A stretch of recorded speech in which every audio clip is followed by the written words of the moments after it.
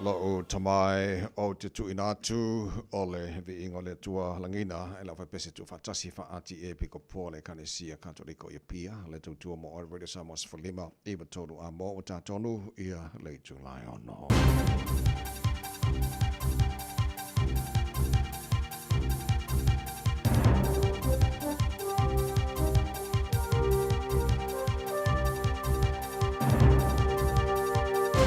Good morning. In this update, New Zealand could be out of recession by lunchtime. Stats NZ is releasing its latest GDP update this morning.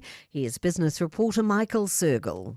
If the economists are right, the economy grew between 0.3 and 0.5% in the 3 months to December. That would be a turnaround from a combined contraction of about 2.1% in the previous 6 months. It would mark the official end to a recession during which New Zealand's economic performance was at its weakest outside of COVID since 1991. Westfield malls are issuing all security guards in Australia and New Zealand body cams nearly a year after a deadly mass stabbing in Sydney. Joel Couchy killed 6 people in Westfield Bondi Junction in April before being shot dead by police. Jordan Dunn reports. Westfield owner Scentre Group introduced security measures after the attack, including stab-proof vests. A spokesperson says it is now rolling out body-worn cameras to 37 Westfield locations in Australia and 5 in New Zealand. They say security officers can turn on the cameras when they have concerns for their welfare or safety. A fire investigator is due to attend the scene of a house fire south of Levin, which closed State Highway 1. Fire and Emergency New Zealand says it responded with 10 fire trucks to Oho, with the fire starting just after 6 last night. They say the blaze was in 2 bedrooms of the property, which sits on State Highway 1 in the town. Summer may be on the way out, but Aucklanders are still being asked to watch their water use.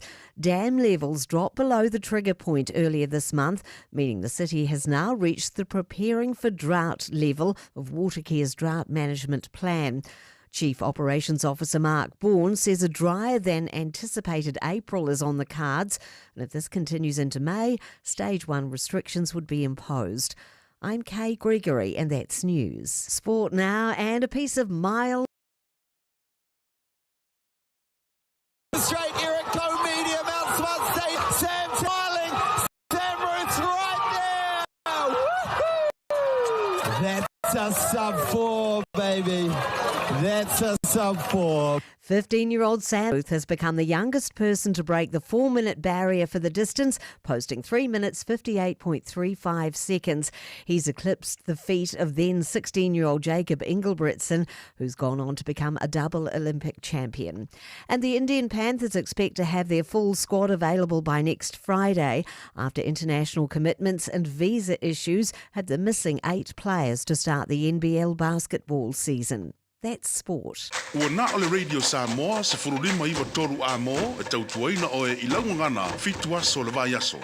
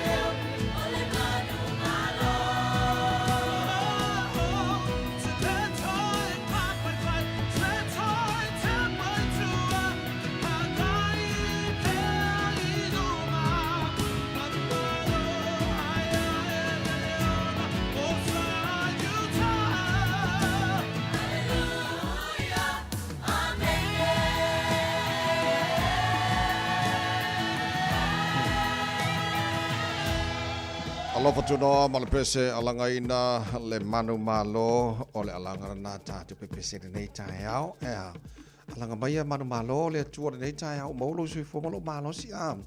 Awangi I ko ilalo mai sesi wha more ngi kai am ka whiwhi si ka ko la mangu malo I le atua nei tae au fōua. Alofa mai le atua. Ia, ma wale manu malo he ala nei aso fōua tātou. Au lia, ia. Alo fa talo fatu nei tae au foto tele tātou pa anga o fa whelo mai. Nei tae au fōu lunga tātou Facebook ma YouTube ma rodi sa mo nei vanga sa tau fa le leia. Nei tae au. Ia le wo mo whaika ko loko. Nge ke ua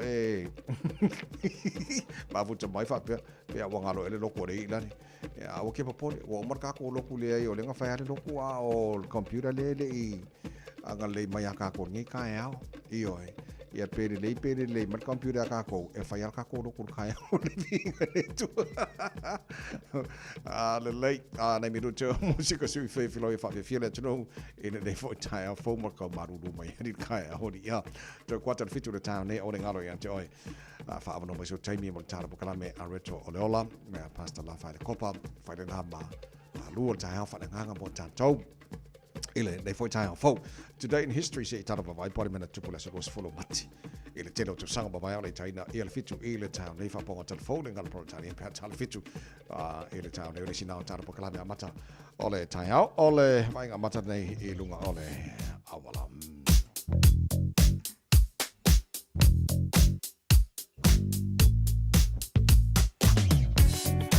Ia, ole wawa iatu manto fo'i ole waka kotahi e lātou te whaia lanu fo'i nei e tau mai ai ia I lātou ole oe wawa ai ale whawhanua ma lunga le traffic ia le tūlanga ole awala alanu mea mata mailo nuinga lai mo kua I seki pālengi ia alangu sama ia wa maton kau pisi fo'i lele o lai kele le traffic ia lai flow wa ia alangu mori mai lango winga lau wa pisi a lai flow fo ia ai a mumuro wa muka poloka whaare o lanu na o lo whaasenga mai le waka kotahi ia e loe fo le tūlanga ele traffic so ki kilo aku lan na paura vanga le mumu mai wala vanga hele vau ku meo ma whenua pai malanga mai le mai sifo na pawana le vanga lo te wavato le mumu mai nei temana ta o isi vanga oma ia o le sama le State Highway 1 e le va o Mount Wellington ma Ellerslie Penrose e pauna le vaenga so va ai con mala vale langa mala vale le vaenga le fai polo karkaya a ele o la se ki mala vale ma saro le ko kering ising fai la ko poking o malanga ngi kaya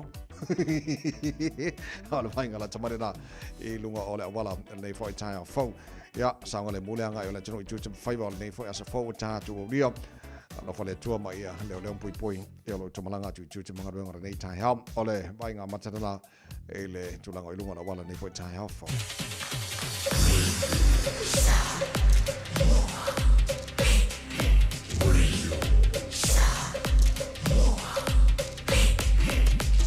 Tasi limoi votu amo Ua mawhai ona au ina atu le tala o le tau I aso taitasi ona o le langolango mai a le Pacific Finance Limited. Telefoni o Valselau fitu whawha lua fitu. Se formal fitu lawa tia le tulai ono o le vainga amatala nei I le tala o le tau pio I le kalaro kau ai ngingifu mai ma le screen lei o luma lelei se o baba ko le screen le wa angifu mai le lo kamakau ngo kango kule le ngabani kalsi ai ya o ya le se ki mala kamale I le ngabani okay le lei o le fa mai se formal toro lo ele malu lu ne banga o le tai hao winga fa ma wino tau mo ne stofi mo tatou I au kilani o le fa solo no langi le lei le tau le aso a toa ye nei taimi awa ai o le amatele lavan a langi le lei tau mo tatou I le soyange Maria Marsavini mai saute lua so mar faur mo lunga na o ye ia le bela le emo tatou I le so se fuma lima lona ma wala lo ta pe audio o le fa mai la ma tau le aso sur ma tango fira la tele va hengo au kilani lua so lima o mo lunga na o le bela mo tatou le so atai au se fuma lima lona ma wala lo ta sto na pe audio la fa so langi de lei el temi awa ai ai manga ya la sko ngai langi de lei ya nga pawal me ka maru du le tai ao saungi le o ko o lunga malai fai le of mafanga I ma yang sesi lo sul malai ai le mai lo sul fai ngar wenga le aso sa ia le fa fonga le mai o to le e o le loku ia le langi le mai mangai fo nga so san fo mo la ko le o le loku ai mangai sun ma le life up natu e tatou e lo fa mai le tuam ka ko o le loku langi le so fu so lu so lu o le pia so mo ia o fa mabonga o mai la vai tau tu le mai e le nei time o le tai out tula ka masani o fa nga so lo po kala me ma lo le tai out Talo va vai tula i le tau telo si vai nga lu sila fa pena fo le tau Samoa mani si vai nga o le kilope talo le tau Radio Samoa au natu so san mai ale Pacific Finance. Ua loa le tautua le Pacific Finance in no ngā tupe mo so se wha moe moe. Maliu, whai puiponga, aso whanau, sa whai whai ngā malolonga, ba so se wha lawe. Apa laine lo le pacificfinance.co.nz. Pea bala au le oval sa lau fitu whawha, lua fitu. E talo sanga sauna no ngā tupe i le bao le 5 se lau tala, ma le lua se furu hawhi tala. E lua minute whai lau talo sanga online, www.pacificfinance.co.nz. Ai tasi le tu lai whatali e se tali. E iai, ai inga whabitoa. Pala au lo le Pacific Finance Limited. Ile oval se lau fitu whawha, lua fitu. Oval se lau fitu whawha, lua fitu. Se formale malo challenge July ono Golden Ali se mai tala fa fi fianga radio Samoa nei tai au le tino ngai chu manga ruenga o tai au fo malo fa malo se ka ko fa fikira wala fa malo se mai maria fa nei aso pe se le mo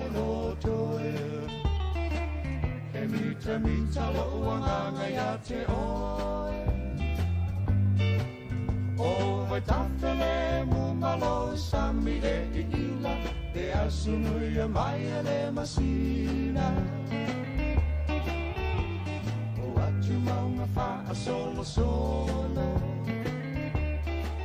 E la foi o na polo e vai tu roto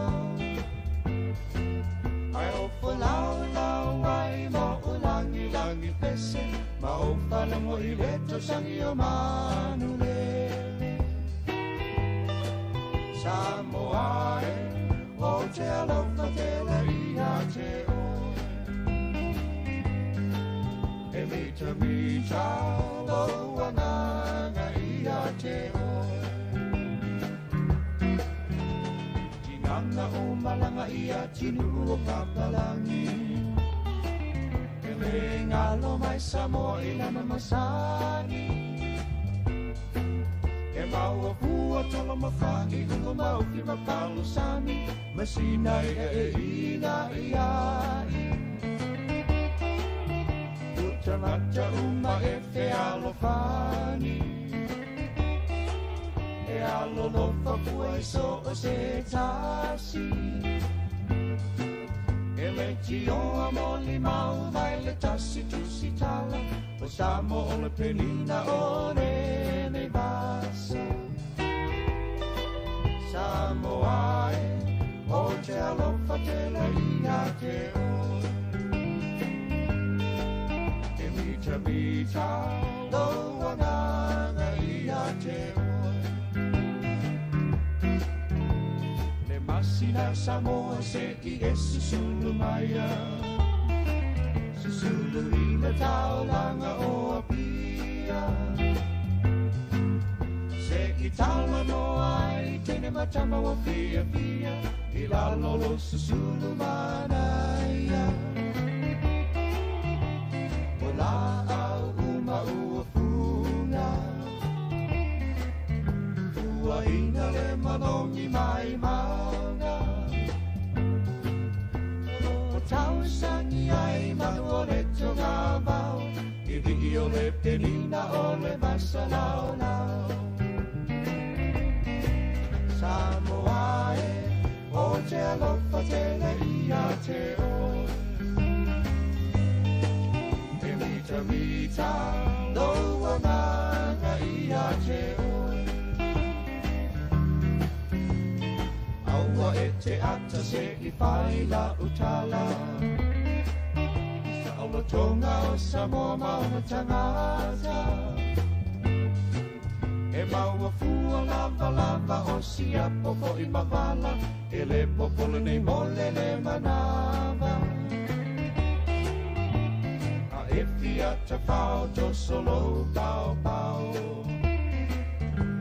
E oise se la mai se nuku mamau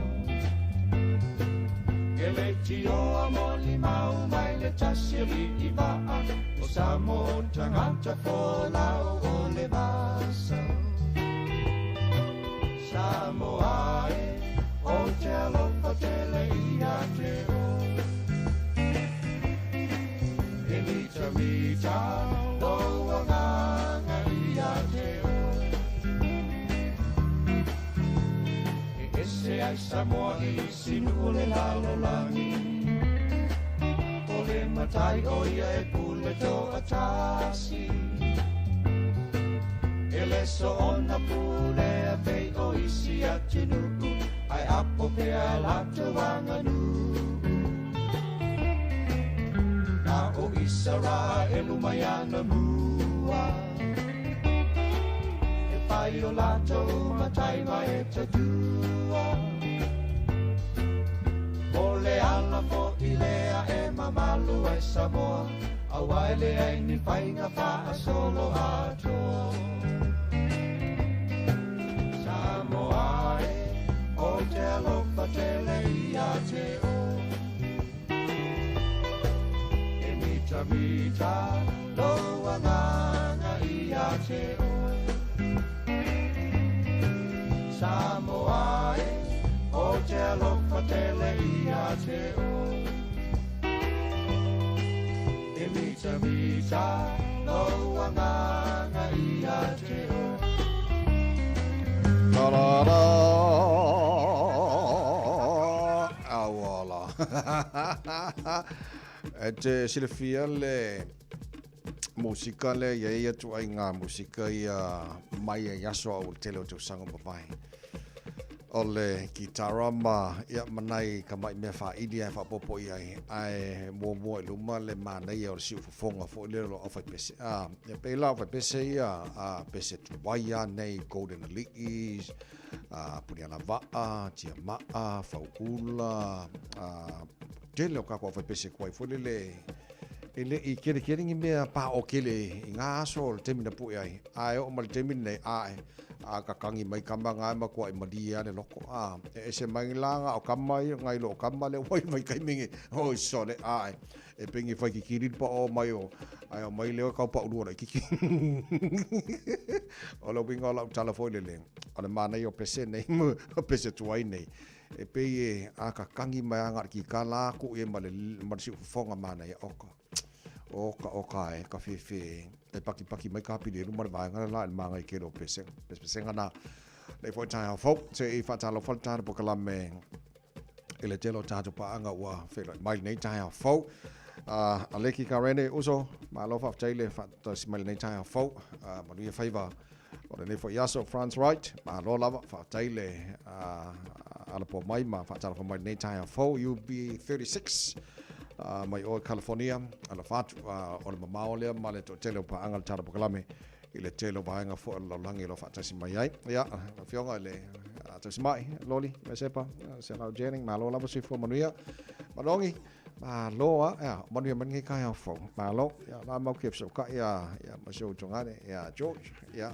kele o so fo ia la ma wi mai fo I o lo ko yo skadi o George o sa mo ris kai mi yo o skadi ris kai mi ka ma lo e mo ko kiel malanga ia ma lo ala fatu sis nei tai fo ma also Ferrani na lo la mo so fo le nei tai how o te tau tai wa tel fa mala so mai le nei tai fo Papakura oi sorry ia sorry ele ma ke da ku respiko le ko o ia Alaska le fa talo fo mai maku le lei tino puni ma lo si fo manuia pele niso so vale Australia Brisbane o kakalo faya Australia ma lo la vara la po ma Australia Caroline Tuala lo isi Fredson pele nise ma lo la si fo manuia nei tai fo ia marko kele oka ai wa pisi alu war kani ngaru mako kele kan ko ai ngargi kai fo ma lo fa tsi mai nei tai fo ma lo fa tai ia vi ele lo fa le tuo il te tunga lo mo tilo tu si fu ma ma to malosi iso swainga lo langi lo tu la lampa pa ai ia vi fo ile tu ni awala fa penge wa ka ko so ka ia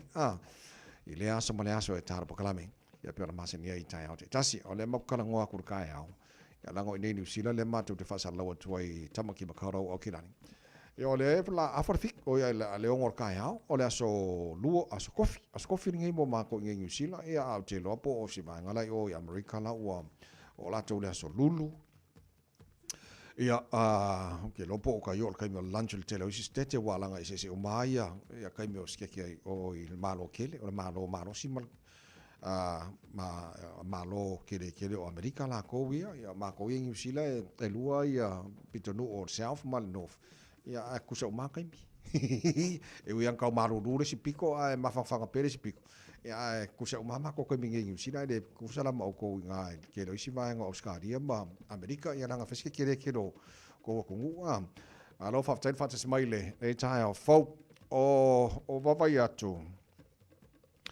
wa matona langa whina lo o te tai o Ekalesia i le lafonga o tangata nei o David Seymour a o tautu whatasia nisi e langolango i na le act mo whainga panota local boards election o le whapunga lana i a la foina whamata e palota mai Yesu i tangata leo la alatou i le act ia ma le latou tau whainga lo i nei o se whaupunga o te loa o whaisi tu ngā tele i le whinangalo tangata Kirishano o le mele i loa e David Seymour o David Seymour mo le whaafo mai le tunu i whaafo o i o le tasi o Minster o le te tai ia po le lila o le Act Party leo o lo i tono le coalition government o lo i nei o le National New Zealand First ma le Act o ia la le silea sui pale mio New Zealand le so mai walanga o le whainga o le 3 term le nei al coalition government pale mia Christopher Luxon o le te tai o le National o le term o mua tasi ma le afa tausanga o le tausanga lea e pale mia ia vavasa mana e Winston Peters o le te tai o le New Zealand First a le term lo na lua lau ke lo la le koe mau ia ai watu sui minister po le I mean o le parmia sui parmia ia David Seymour o ia foi le minister o lango ia o onga ese foi hisi portfolio so lo ia tawa bina o lana fa matalanga o le facility would Jesus vote for act o le tali la tele o te tai o Ekalesia e fordinga mai e awane i ngingi whakasia mea whaporkiki ma le malu sili ese o le tua i oe masaro le mele le isi le fia David Seymour whaia ona tiu te whaporkiki i angata ia i tono al palemene ma le malo New Zealand a longa mala malama malon sili fia whaporkiki la iai a awane i o le malo le tua langa SS e le finau le tangata ma le finangalo le tua e le o se atua fo i pe wha ula fo i le Jesus ia so le lawa tari lan te leo te tai o Ekalesia iai e le leia David Seymour na mana malama e finangalo le tua ina ia manuia tangata uma o lo te tai i tangata porkiki tono so se maloa o lana winga New Zealand sa moam so se vaenga laulangi o le finangalo le tua ia manuia tangata uma ma kukusa uma makaka porkiki ia o tari na nisi wa te leo kewa wako kere la tau safsinia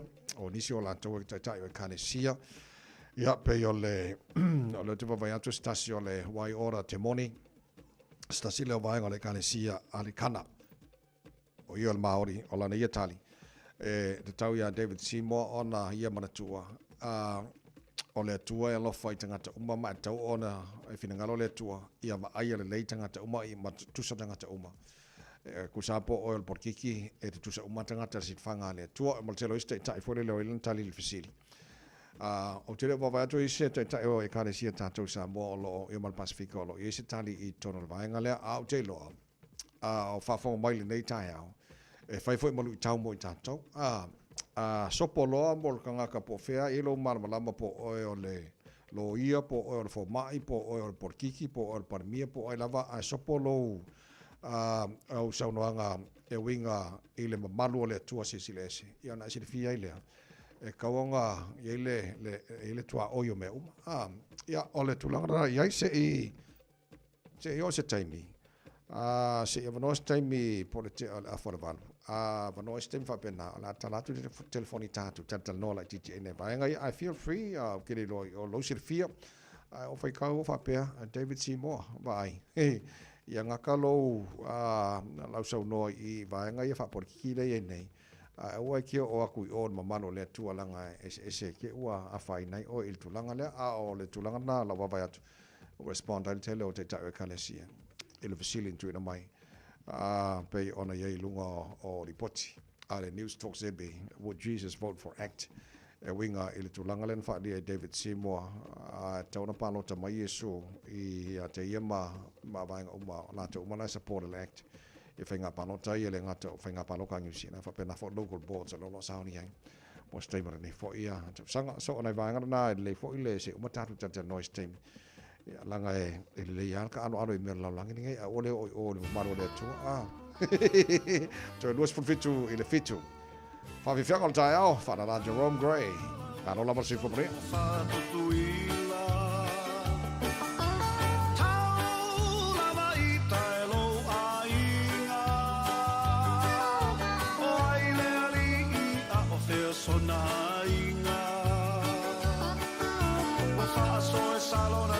Fofonga italinga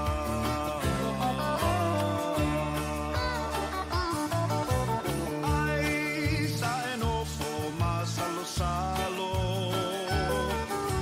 lelo fansi au line ingalo le rosa e tuta si pango pango tate to e fata si se aso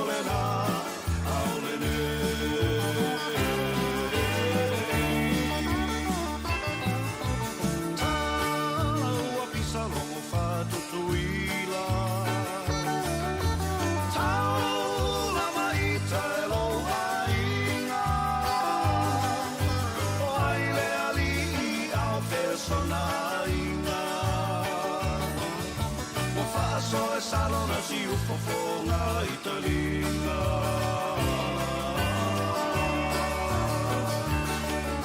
e fai fuori ole nei sole massai una manu malelei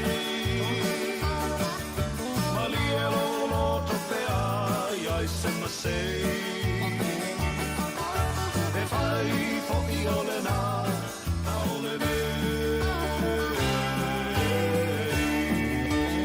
Talofa Samoa o Jerome Gray lenei pe o ti e lau ta vale po e fa fonga mai i lo maota ia tu pele ni lo lau le tio le 5 a mo Radio Samoa numero tasi in New Zealand. Huge news about Little Chicken. Popeye's all breast chicken nuggets are finally here. Nuggets the way they used to be. 100% chicken breast, 12-hour marinated and covered in their signature shattered crunch. Try Popeye's world famous nuggets today. Love that chicken from Popeyes. Hey, au ona ia vea oe pei o isi tangata e manatu mā i le wha iti ngā. Ele na o le inu o le vaiti polo na seki ai lea. A le vave tonga fitia le wha iti ngā. E ono o le tūlanga e maua i le fever rheumatica, ma e le ai lava se tasi. E mana o e o se pele le nā tūlanga. A ea, ave loa na o alo, e whaile siaki le fō mai whale ainga, o le tausi mai le aonga, po le whale talavai, e vave, whaingo o fie, ma le mea sili o na tāua, e le toto ngia, e mawhai foia na whaile tui o le paisilin, e ki lia atoa ai, saula ia Samoa, i le nei vai tau o le tau mawhanawhana, ia tau sia le leina i o tātou alo ma whanau, whaile siaki, ma whai loa le tongu fitinga, mo nisi whamatalanga, sa iliana i lunga le social media, Stop Sore Throats, pe asiasi i lunga le upenga ta whailangi, stopsorethroats.nz. Le Tai Pinga, lua o tolu Lincoln Road Henderson, e nao le tasi le vai aso le a mawai nisi o oloa i se tau mawa lalo. Ani iwa sede i le kilo, Silver Beat, fast fulu iwa sede i le fusi, mango vai Peru e iwa sfulu iwa sede ma le tele o isi oloa. Aso sfulu fitu amati, anga i le aso lua sfulu tolu amati, le Tai Pinga i Henderson. Talofa Samoa, o Ateshna Ryan, o le Licensed Immigration Advisor mo le Auckland South Immigration Consultants. E visosoani mo so se tu ai ngā visa e malanga mai New Zealand po Australia. Telefoni mai nei loa i le o valu o tasi o no valu whawhitulua. Po le olua tasi o no valu fitulua tolu o. So Luas Fultasi Minuto lo talo le tu la fitu le porklabe mano le tai ala radio Samoa Spolima e wa tolu a mo a mai fa fianga man 5 stars. Lo se tanto ripoti manu wana wala ona se so ai lo le mal tanto porklabe a reto o la pasta la fa na copa o tanto manu tai fa na ngara na ona ne foi as tofi. Ola uo moni ele ngalo oe ile nganga ia patasi pea pa oe ile ne yolanga e mana tua ai oe Io fallinga ata la mata via a mio tausa avia Ola taba putana ua o le loina lava le mapua anga ua lai ole nei mala se mea a pai ngata Olo nei fia fia ai ui ina liua Peo le vai o sina Pali mai a funga o so manatu Per te lo famoni ia te au E fai mo fie o na pa a buku Pe a fai ua e musu Pali mai a funga o so manatu Per te lo famoni ia te au E fai mo fie o na pa a buku Me a fai ua e musu Vetu e o le langi Bingota o le sabi Se i tau maia se tasi O fea e ala o mani O oe o la upele ea Ola umana mea e toa tasi Le nei ua mou atu E au noa pasetani Sauia o e laudia O lea sa o filifilia E moni ai le uputusia Popula le ngata ai pasia E ui ina o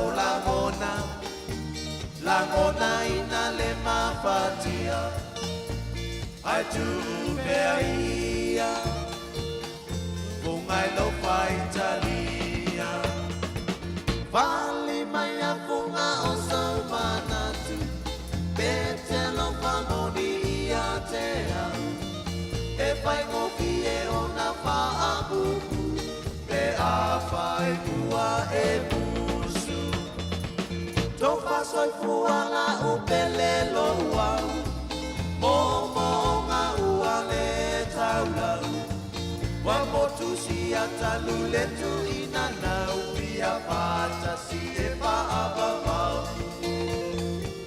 Tofa soi fuala upele lo uau Momo nga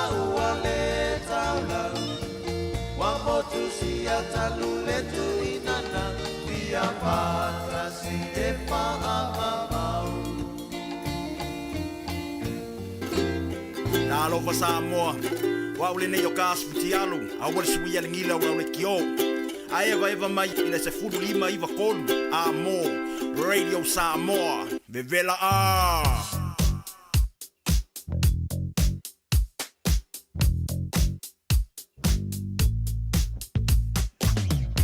Paingala tamainu wala wala nei teimi o le tai au fau e mantua lanu ia na o tara noa tua i nei tai au lanu mea mata lanu samsama langu mori langu mumu ia se wapa iatu a olo na lanu mumu na winga wa makang poloka fo i lea le tai au tatola malanga le malai male le luas furu a ia o lea lau mumu mai lanu winga o faisi poloka na nei teimi le tai au tatola malanga mai si sifo wapa iatu mumu mai i le maa Westgate anga i Royal Road whapenafo Lincoln Road feo lolo le maa o Tiara Tuma Rose Bank Toi poloka mai mumu ia leanga ia 2.7 lia, Morningside, Western Springs. Wata tolo malanga mai sifanga le taulanga i Aukilani. E lunga State Highway 1, city bound nei taima tai au. Olo te baba ia tu mumu mai le ba Drurin Papakura. Sama-sama le ba Papakura ngai Takanini, whapenafo i Takanini Marurewa i Marukau. Lai sama-sama mai Lavalonwinga. Lai pisi alau manga ia, lai flow al nei teima le tai au. So al tulanga na ele traffic nei banga le tai au. Ele se whala walawe tu na mai leo. Le nei banga le tai au. Abtabale, matala. Baya saunga le muleanga i tute mga ruenga. Ole nei fo i tai au fau. Ole baya tu nama le tala la tamai. I lunga ole wala nei fo i tai au fau. Li tau tuamo oe Radio Samas Falima. Iwa toru amo. I na ua toe se fulu lima. Minuto lo toa ta leo le tula fitu. O si mai la whaafonga. O le pokalame. Areto. Ole ola. Bread of life sent down from glory. Many things you were on earth, a holy king, a carpenter. But you are the living word, say it now. Come on.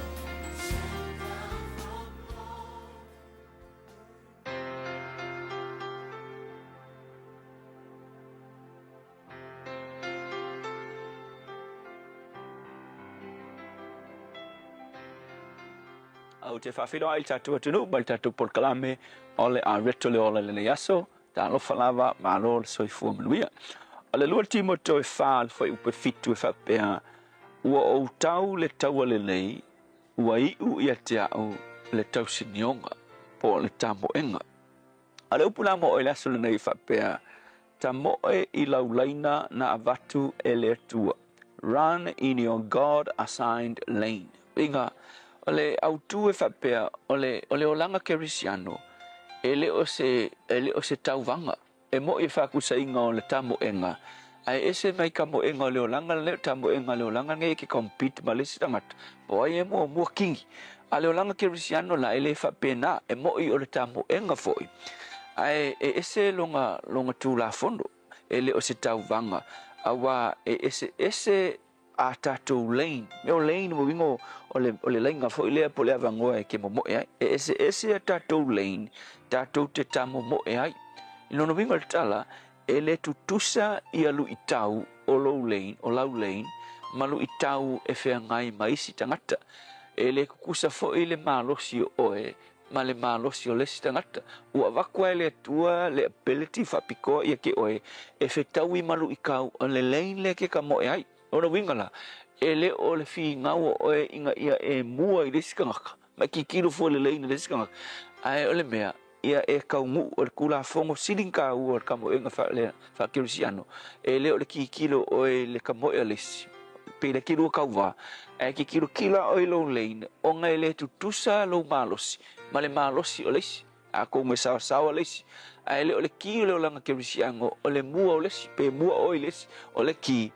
O lo focus I lo lane ma e nga fatia o nga e ka mo I lo lane ilu ikau I ke whea ngai mo e wai e se alu ikau o e se au o ilu ikau o le kila po o le mea sininga ka o le tamo e nga whaaleangang e le o le mua ai o lo walu ai lo lane se I o lava I nga e o I le unga o le tamoʻega o le leiga ua vaku e le atua vai fai lal kalapau fai mai kalapau ua ou tau le taua lelei faakusa i le kaua leisi faakusagaga o le kamoʻega faakerisiano a o leisi la faatusaga fai mai ua i'u lelei ia ke a'u i lau tausinioga o le oga fai mai ua i'u lelei ia lelei nega o momo'e ai o ke le'i tauvā i gisi kagaka paniga o momo'e a'u i lau lein e tusa ma le mea ga vala'auiga ia ua le atua ga ou kauiga a'u lava kaua o lu'i tau ga ausau i luga o la'u leina ua uma go'u kauiga uma mea ga ua ou tauno'u i lei'uga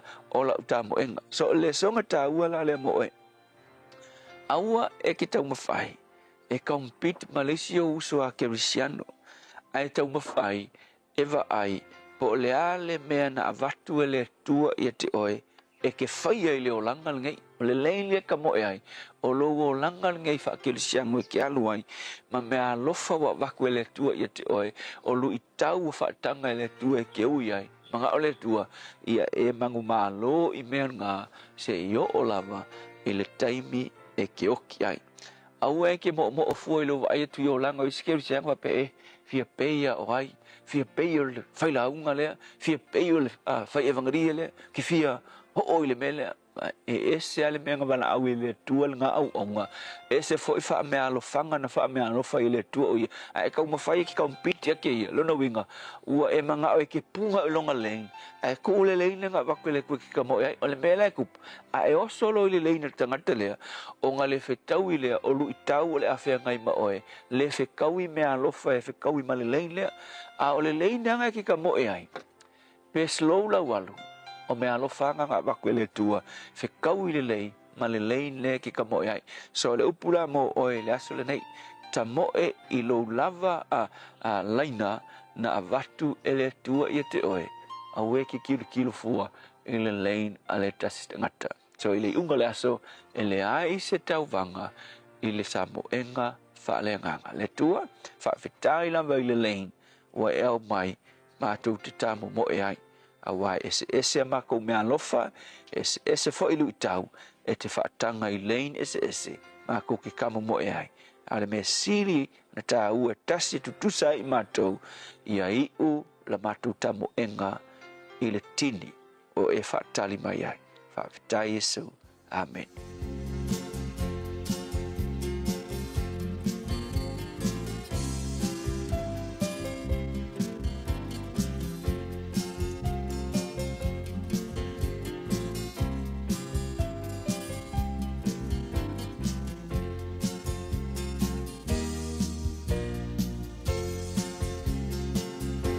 Te longo longo atu te alama Lele tala lele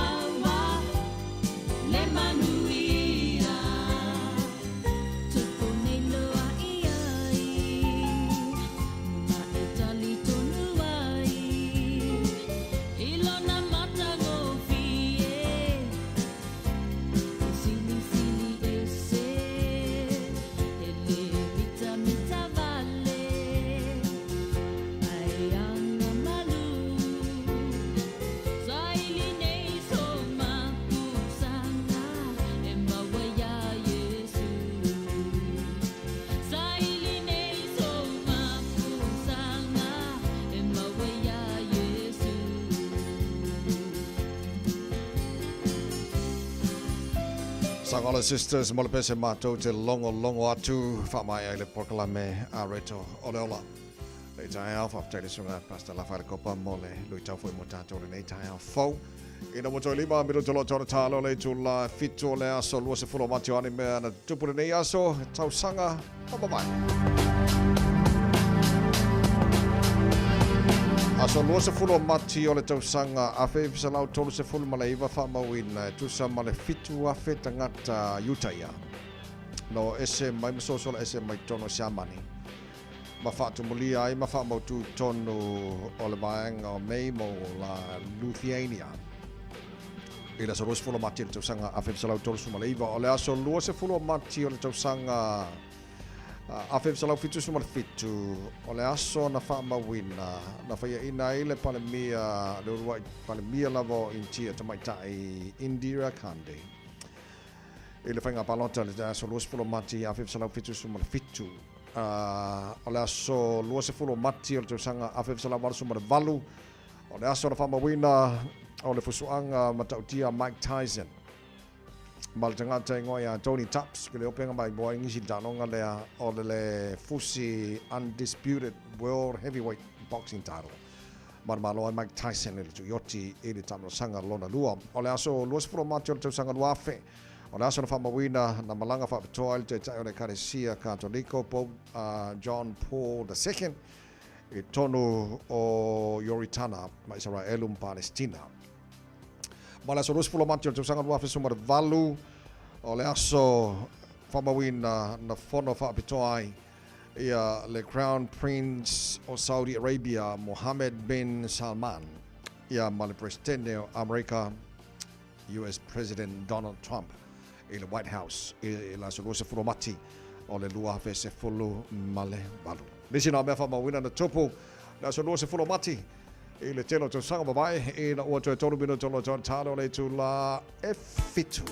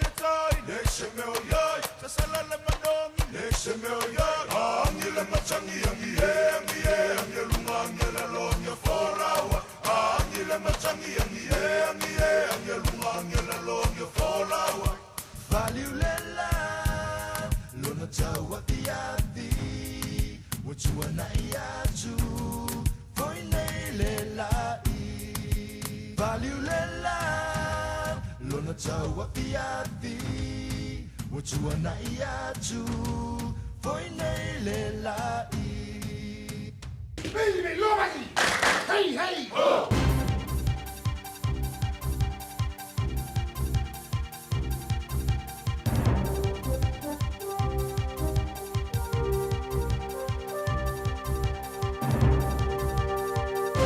In this update, direct flights connecting New Zealand and India could be in place by 2028. Air New Zealand Chief Executive Greg Foran's in Mumbai, along with Prime Minister Chris Luxon. As well as looking at a direct flight, Air New Zealand and Air India have signed a new code-sharing arrangement to simplify travel between India, Singapore, Australia and New Zealand. New Zealand Herald political reporter Adam Pearce, who's there, says the main issue is around aircraft availability. There's plenty on order, and New Zealand has a number that they're expecting to come online around about 2028. The Malaysian Cabinet has approved a fresh search for the wreckage of Malaysian Airlines flight MH370 more than a decade after the aircraft vanished. The search will cover a 15,000 square kilometre area in the southern Indian Ocean under a no-find, no-fee agreement with the exploration firm Ocean Infinity. US President Donald Trump and Volodymyr Zelensky have spoken on the phone for about an hour. The Ukrainian president says a vow by Russian counterpart Vladimir Putin not to attack energy infrastructure was very much at odds with reality. CNN's Alex Marquand says Trump's saying his call went well, but Russia hasn't agreed to stop fighting entirely like he and Zelensky had proposed. This is much, much smaller than the U.S. wanted. They are trying to sell this as a win, but they are acknowledging that there's a lot of work to be done. It's thought the economy's grown, but not by a huge amount. Stats NZ will this morning release GDP figures for the final quarter of last year. And the Ministry of Education's offering support to a Christchurch school after a student attacked two teachers with a pair of scissors. Emergency services were called to Aranui's Haiata Community Campus yesterday afternoon. The two teachers concerned received medical attention but weren't hospitalised. That's news. In sport, 15-year-old Sam Ruth has become the youngest person to break the 4-minute mile barrier. He posted 3 minutes 58.35 seconds while supported by pacemaker and winner Sam Tanner at Mount Smart Stadium. The Indian Panthers expect to have their full squad available by next week after international commitments and visa issues had them missing 8 players to start the NBA basketball season. 4 are expected to arrive from India this morning. The remainder are in the national camp at Bahrain, but should arrive for their home game next Friday against Tauranga. And the injury-hit Illawarra Hawks have secured an 80-71 road win over Melbourne United to send the best of 5 NBL Championship Series to a decider at 2-2. That's sport. Ua na ole Radio Samoa se furulima iwa toru a mo e tautuaina o e ilaungangana fitua so le vai aso.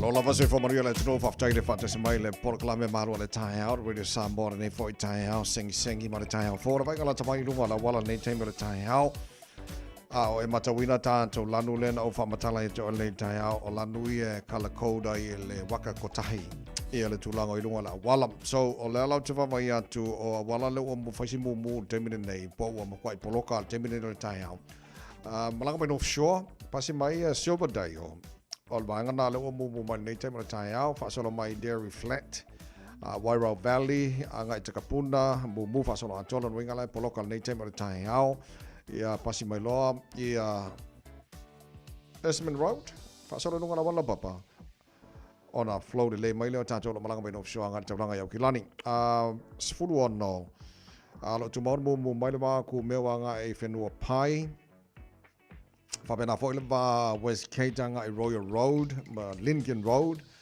Pasi Maya, Terra 2, Flow de Leia, Fukakweka Poloka, Tato Malanga by Sifo. Angai Tai Point Chevelia, Fabena Fo Morningside, Western Springs, Ilangai Naltaulanga e Aukilani. So Kikilo State Avoid Lucifolo, allowed to Vayatu Lemu, Maileva, Dominion Road on ramp at Mahius Barra, Albanga Polokana, Nevang on a Tai out.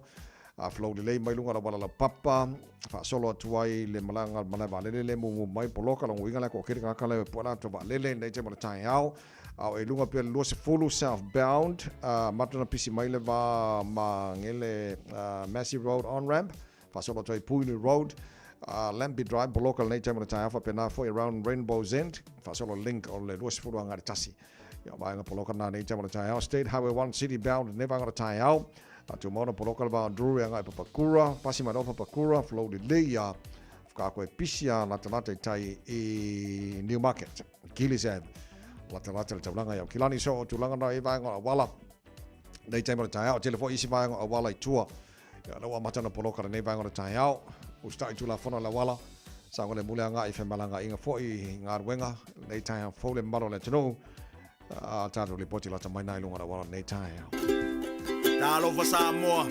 Wa ule ne yo kasu tialu. A wale suia ngila wa ule kio. A eva mai ina se fudu lima iva kolu. Amo. Radio Samoa. Vevela a.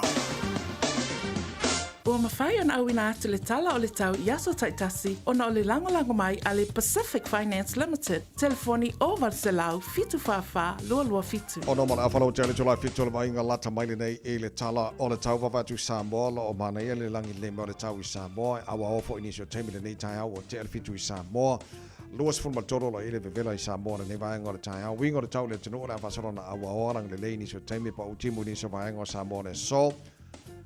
Todos futasi todos furulua degrees Celsius morunga de vela le e Samoa le neas tofi luas fulima ilona mawalalo fatalo fatoi maltara proclame pa anga o malava ale maru ta halo fa fo mai Samoa malo la verso fu maruia o ringa lo taru tala mai Samoa pe anta ia le tula balu i le tau nei se mai le talo tau New Zealand nei i le tulanga i le motu i saute fatala fatu e paangal tara proclame so savanga no motu saute Alexandra mana i sulu mana i le lamo o tau fai fusi vevela lo su lima le maurunga vevela le ea i le so blenem mana e foi langi de lei awa oni so taimi ange mari ma savidi mai saute sa sae lo su tasi maurunga ma fana fana fa mawina mo le yaso lang le lei grey mouth lang le lei in mengako fasona awa opo timo i kai kora lang le Nelson o maru lang le Queenstown lang le lu su farma lu le vela ti maru lang le tau Wanaka lang le tau Dunedin fa sono lang le for tau mo to le so lu su maru ma fa fana mala ai fu ngala au le ai kerisa kara stete ma lo la borsi fu maruia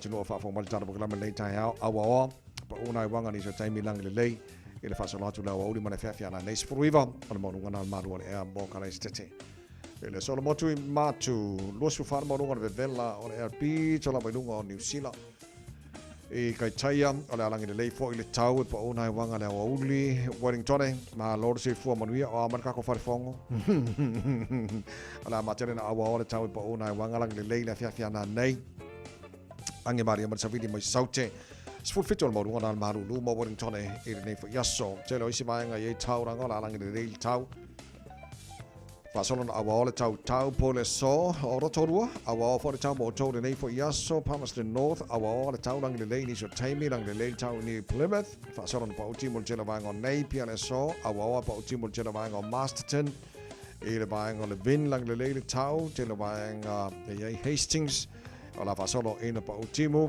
pa ofo ti mo jela vang on Gisborne kiri no Hamilton malo fai fa le merka ko si fin ngai weekend lang le lei tau Tela vanga o Hamilton le so awa ni so taimi los fulima o le maunga nai o ile vela le ea mo kiri lo ile so tama ki makau o kilani no fanga fa salonga radio Samoa futolu o ile malu lu le vanga le tai le le pong sa mai fa fo e ka fe fa fo ia ka fe ia ai pe mai lo mari si vanga la ele le pe o so ki lo ko respi ko a so ka de lo se pola le mo kupu ngi se ko inga masingi fa pe le a foi Pakari maso ki kilo kres pikona. Le tama ki makaro futolo lo yai pong safa fo le suru mai le la. We gonna tau le so na fa solo langi le awa ni so taimi do su farma no ngor vela fa mawina. Ya mo aukilani e nei fo yaso manga ye langi le o tai au. Fa si vela le elo su lima lona mawulunga. Fa solo fo na langi le sto na ilang le so sa. Lang le so fu so lu so lulu. Ora na va yaso o luma na yato. Awenda Ora pai kala tamare nā le talo le tau, le nei teimi o le tai ao, le tau tōmo o le Radio Samoa Swarima, iwa tolu wā. Ua loa le tautua le Pacific Finance in no ngā tupe mo so se wha moe moe, ma liu, whai puiponga, aso whanau, sa whai whai ngā balolonga, ma so se wha lawe. Apa laine lo le Pacific Finance, no code.nz, pe wala au le oval se lau fitu whawha, lua fitu, e talo sanga sauna no ngā tupe i le bao le 5 se lau tala, ma le lua se furu hawhe tala. E lua minute whai lau talo sanga online, www.pacificfinance.co.nz. Ai tasi le tulai whaatali e se tali. E iai, ai inga whapitoa. Pala au lo le Pacific Finance Limited. Ile ovar se lau fitu whawha, lua fitu. Ovar se lau fitu whawha, lua fitu. Radio Samoa Swarima, iwa tolu amo, mana tau tuare nei mai ngana tai ao, ina ua se fulu mana tasi minute, ua tia nei le tulai fitu, mana tō manuia mai ore nei tai ao, whia lavo e whaatasi mai hai.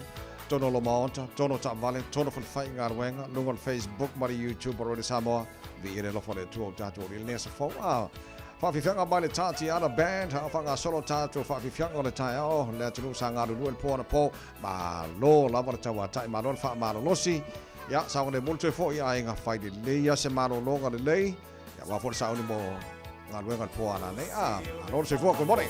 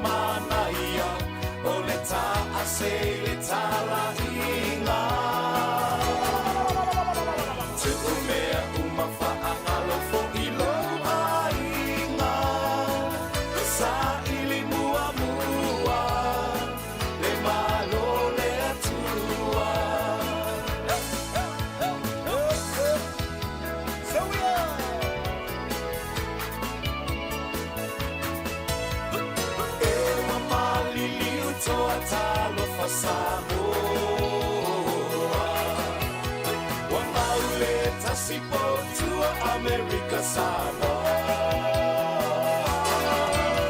Le finanga loyo le atua ele maseu. Talo whakora mana li le asadua tauto alua.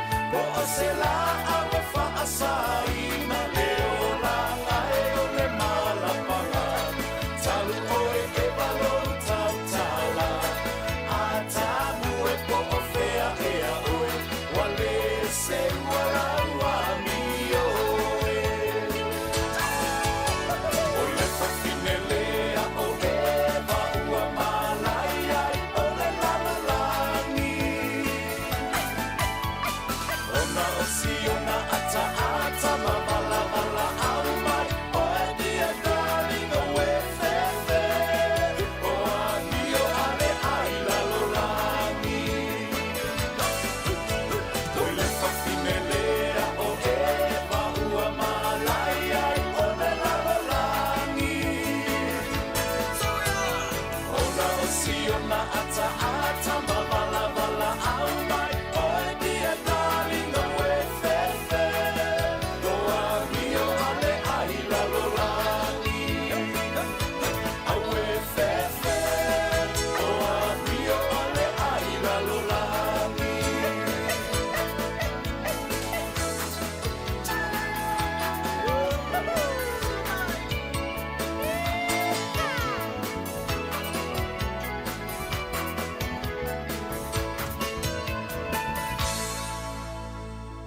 Alofa lava, I'm Annie Puletiwatoa, and you're with Radio Samoa 1593 AM. Just think a minute.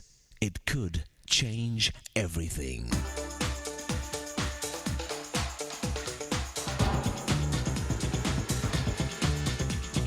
Think a minute. A rich and famous couple gave their baby girl the name Sunday. Her father explained why. He said, when you don't have someone in your life, Sunday is the loneliest day. But now that I have a family, Sundays become my happiest day. Sadly, even many people who have a spouse and children are still terribly lonely. Some are like married singles. They share a house with their spouse, yet they live separate lives, since they've slowly drifted apart and away from the close, caring relationship they first had. Plus, countless children feel like they're home alone, with no real security of love and attention or affection from their parents. Today in cities, people are crowded closer together physically, yet they're pushed further apart emotionally, with no close, meaningful relationships. Millions live lonely lives, while they're surrounded by people everywhere.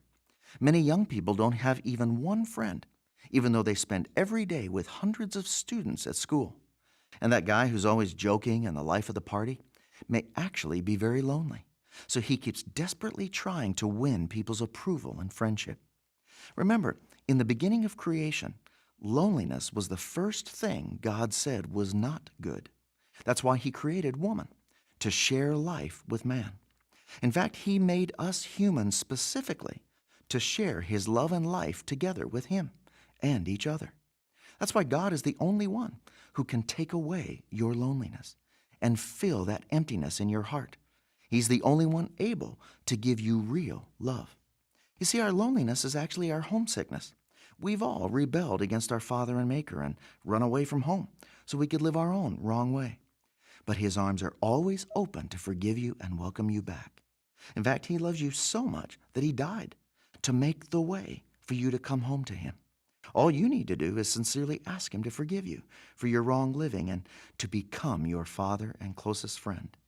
Jesus knows exactly what you're feeling and going through every moment of the day. So if you turn to him, he will guide and help you every step of the way. Won't you take that first, most important step back to him today? Just think a minute. If you'd like a free CD of our top 40 programs, write to us on the internet at www.thinkaminute.com and catch us tomorrow at this same time when we stop and think a minute.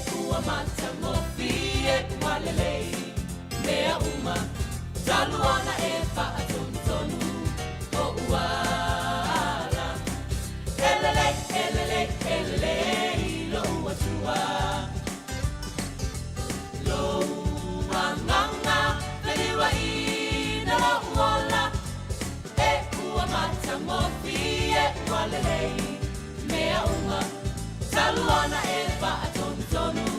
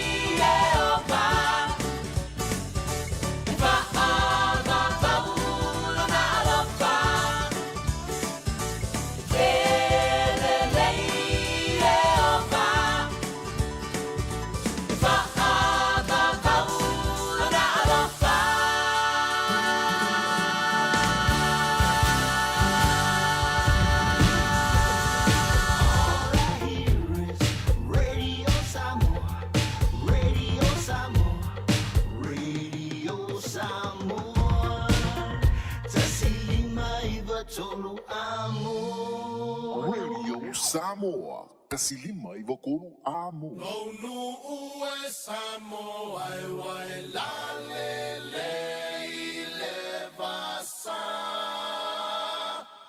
La le oe inu ole vasa.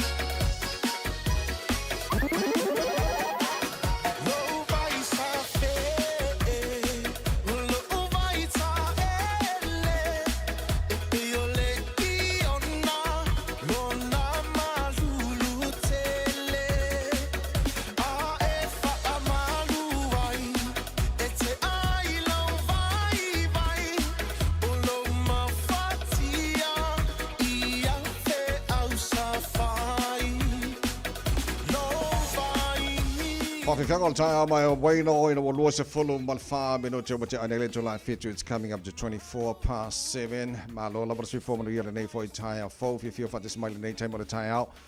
Honorable Minister Tama Potaka, Minister for Conservation, Associate Minister for Housing, Social Housing, Minister for Māori Ground, Relations Te Arapiti, Minister for Māori Development and Minister for Whānau Ora. Honourable Minister Tama Potaka, thank you for your time. Kia ora, morena, haere mai, talofa lava, malosi for good morning. Talofa lava, malo elele, kia orana, and a big kia ora from Kirikiriroa, home of the Chiefs. Ah, come on, Honourable Minister. No, we're not going to talk about the Chiefs and the Blues. It's just the game. It's just the game. It's just the game. Did you have time to watch the game? I didn't go down. I actually watched a bit of it on TV. Right. I had quite a busy day that day and looking after the whānau and the wahine and tamariki that were home that day, the rangatahi. Yeah. But really proud of all the wahine and the tāne that are playing in our super competition. Yeah. And, really been really impressed with a number of players. But the young fella from St. Kentigern's, Xavier Taylor, he played a really good game. Shot top class. Yeah, he played really well. He missed that kick that we shouldn't have won that game, but yeah. Well, you would have made that kick, but I don't know if I would have. Yeah. Okay. Once again, thank you for your time, Honourable Minister, for this morning. Hey, a couple of things that I was supposed to ask you. We didn't have a time, but looks like you were leading the government delegations to Waitangi early February. How special was that to you, Honourable Minister? Well, it's a great privilege to be part of the government and to be a minister in Christopher Luxon's cabinet, but it was very important for the Crown to go kanohi ki te kanohi, face to face, rai ki te rai, forehead to forehead, and ihu ki te ihu, nose to nose, with the tangata whenua at Waitangi, but also the whole motu, or the whole country that attends. And for me, as I've said earlier, Te Tio Waitangi or the Treaty of Waitangi is fundamental for our past, present and future in this country. Yeah. Okay, one of the things that happened on that particular day was the special welcoming of the new Queen of Māori. How special was that moment? Well, there's a whole week of activities, but Queen Ngāwai Honui Te Po, who of course has links through to Tai Tokerau, but is based in Waikato, attending for the first time as the Queenie is very important, not only for Waikato Tainui, but also the entire motu. Of course, the Crown was not involved in that particular pohi, but we acknowledge the Queen Ngāwai Honui Te Po and the important whakapapa and mana links between Te Tai Tokerau and Waikato. Was the David D. Seymour well looked after during Waitangi?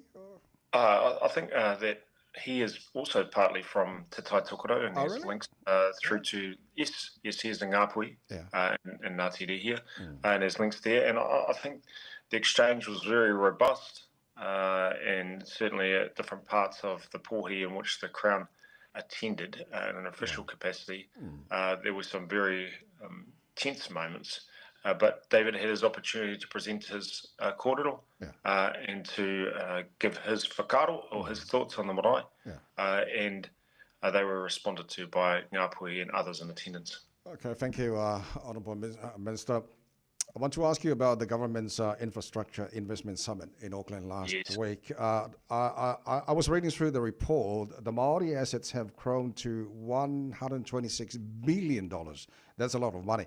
What does that mean to the Māori businesses, and how does it help with the economic growth of New Zealand? Well, the first thing is that the Prime Minister invited and coordinated through Minister Bishop, Minister for Infrastructure, the investment summit. There were investors that are responsible for nearly $6 trillion of investment funds that attended the summit, and the key message was New Zealand's open for business, and we want to build the infrastructure that will lift the wealth, health and well-being of all New Zealanders. The second kaupapa observe is that the Prime Minister was very clear that the summit provided a platform for engagement between those international investors looking after all those funds, the government and public space, iwi, and private space. So investors got to engage with the government, engage with iwi, and also engage with other private investors. The presence of iwi and Māori leadership, in my view, really enhanced the summit, but also showcased the aspiration of iwi and Māori organisations on an intergenerational basis to actually participate in growing infrastructure and helping to support the health, wealth and well-being of not just Māori, but all New Zealanders. And it actually reminds me, e te tuakana, my older brother. I was about to say Te Korowa, but you're my older brother, not my grandfather. Is the infrastructure deficit is huge in New Zealand, but it's actually quite large over in some of our Pacific Island states as well. Ports and airports and electricity and water, all those things need to be invested in throughout the Pacific. So it's not just New Zealand, but the Pacific as well. And maybe there's room for iwi and Māori also to engage with some of our Pacific nations and figure out, are there things that we can do on the islands as well? Okay, Honourable Tama, earlier this year, one of the government's plan is to invest 1,500 more homes starting July this year. Now, my question to you is, do you think this will help solving the problem with the house crisis that we have at the moment? That's a little bit to help solve the problem, but it's not everything. We've got kāinga order builds. We've got the 1,500 homes that are being supported through community housing providers, and then we've got Māori housing. But the key thing for us is actually to make sure we've got the regulatory framework to enable all sorts of different types of housing, including private housing, because most homes are built by private developers, not by the state or by iwi developers. Okay, before I let you go, end of the year end of the financial year is only a week and a few days away. What is on the top of your agenda for the next 12 months? Well, we need to get the economy back on track. That's the number one thing. And the financial year for the government is 30 June. If we don't get the country back on track financially and economically, then we won't have the funds and the pūtea to look after our hospitals, education, law and order, defence and other things. So getting the interest rates down and inflation down has been a really good step in the right direction. But we've got to do the right things to see confidence lift in business and organisations so they can go and do what they need to do. The government has a role. It's not everything to everybody. Our role is to make sure that the economic settings and other things are in the right place, and then you can have businesses grow, communities grow, and ultimately the whānau, the people, the tangata, looked after. Okay, Honourable Minister Tama Potaka Whawhetai Te Lava, thank you so much for your time. So do you think the Chiefs will go all the way? Champion of 2025? Or? It's early in the season. Let's see how it goes. Yes. And you can always get surprises. Once again, Whawhetai Te Lava, thank you, sir. Cheers. Okay. Ole Minister Tama Potaka Male Tarananga Rei Tai Alto Tuamo on Radio Samoa Falima Eva Tolu Amo. In ua luas fulvalu I le valu taro whamia as whanau nei fōi tai au fō.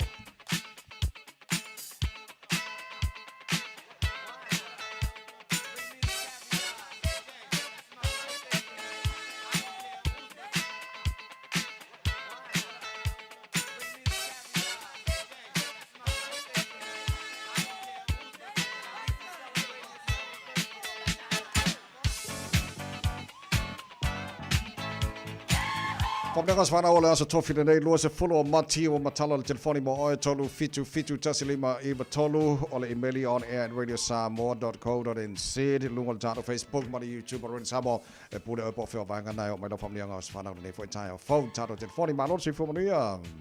Alofa, lau sunga kawai. Mara se fo. Ia ngō vili a ku whamule mole o le asa whanga o si o Grand Tora ngei. Ia, lele. Ia ngei a koe longa sifuru mali o ngō kausanga. A sulu sifuru. Ia Cheyenne, ia tu mau pelo whakukua ia Maria, kakalo koanga kakalo, a walo kupua ngei o langa kako ke mafuka ai. Ia lo whaanga ia waku I lo Auntie Diane mo le kofa ia ngawau, ia mana kamo Diane la jik. O lo uncle o kauli Edie James, ia ma heiso, ia ma baby Messi. Ia ne ngaka I leo lo whaanga mai luka maa, o Afonso Fuyava, Priscilla Fuyava, o kuangange ia Sebastian Cheyenne, o Sebastian Saracen Espring. Ia ele whangaka ile whamongianga mai lo nena, afe maafe o motu Fuyava.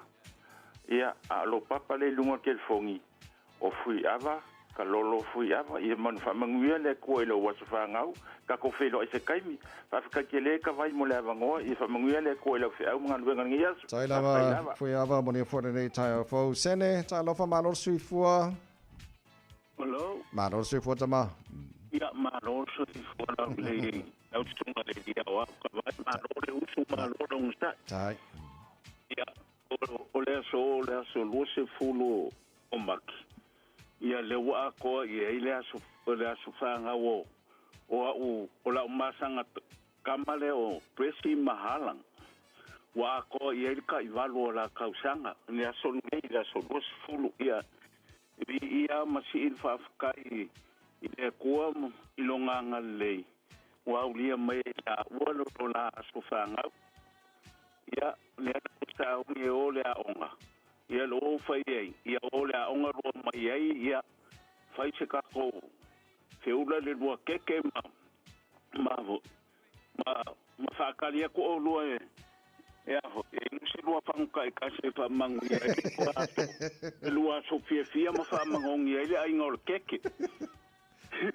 Ia o alo whaanganga e waku i o anti ia le emo, o Pepe, I Machuli. Ia mai se foi o kase na o Darius ma Oakley.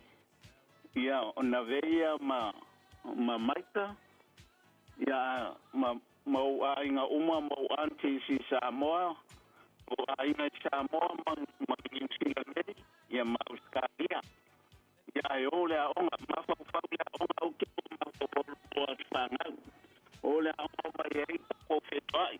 Feula ia makasange ma fau pe fa ki ku ale le ma ngai kau ia singa papa ki wa fa mangu ia le wa fanga ia lo fanga la ku ma ku ia me ka ma papa ia Me se lava I ma o lo papa malo mama.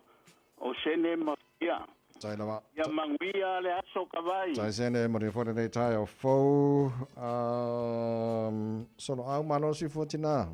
Ia malo so fo la sunga le au tawai. Ia o whamanianga le aswhana woritina ia saina nai. Ia o le aso ne watu ia le fitu sifuru on tau sanga ia sae au e whalongo mai matu te alufa atu mwhamanui atu lo waso whanau. Whaptai le alufa maleanga leo le liwe au dia mai le tele o nei tau sanga. Whaptai ngā duenga leo lo e whai a pei tunu lo wainga e mai se ngā duenga le atua. Alufa le ali im whafololo soifua. Ma wai pēr maftanga mapanawhana ma te maale ainga e mai se au whanau. Ia o le lofaanga na e watu ia solo au mal whanau nei Henderson. Ia alofa atu tawai manuia to taimo lau tiu te nei tai au tō whaia soifua. Tai lava solo au mani e fo le nei tai a fo. Nisi o tara whamnianga mai le I meli se o vavai atu. O le aso whanau whamnianga le ono si futu sanga o se umana mea e to tasi. No malolo tau tai o le vao. Whaaftai le tua maleanga le lei o le tua. Whaaftai le lofa maleanga le lei o le tātua tua.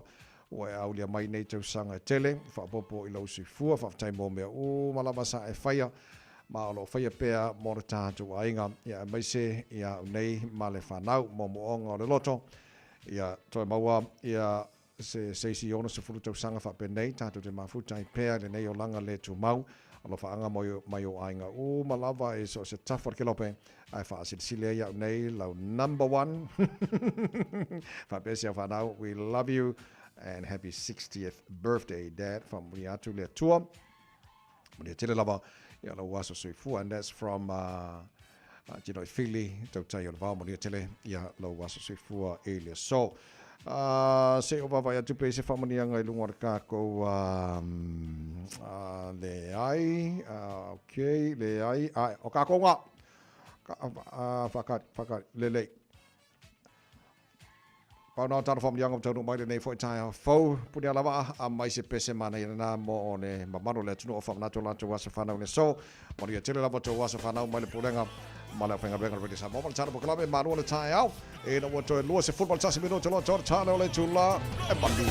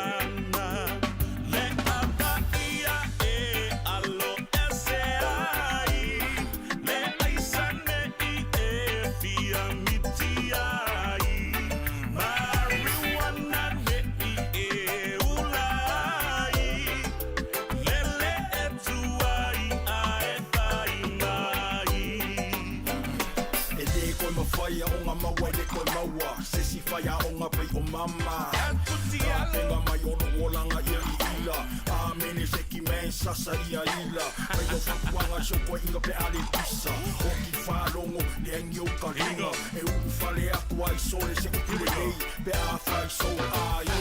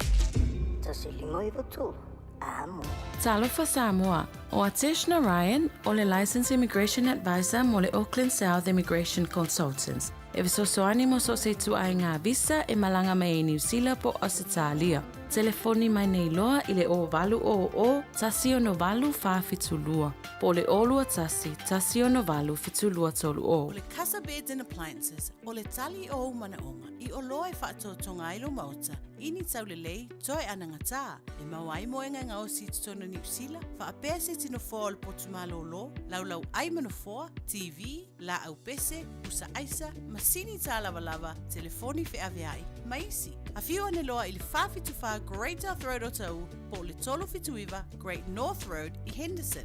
Le Casa Beds and Appliances, telefoni ovalu se lau, lua, 5 ovalu se lau, lua, 5 Talofa Samoa, i mawhai na fisosoani atu Dr. Chen pe a whai te a fiele mai suka, tōta mawalunga, le maua se whanau, mai sela, whatu ngao, ti ngā le ua po tuli, whaalusi le tino puta, ka nesa, ma le tino mangeso.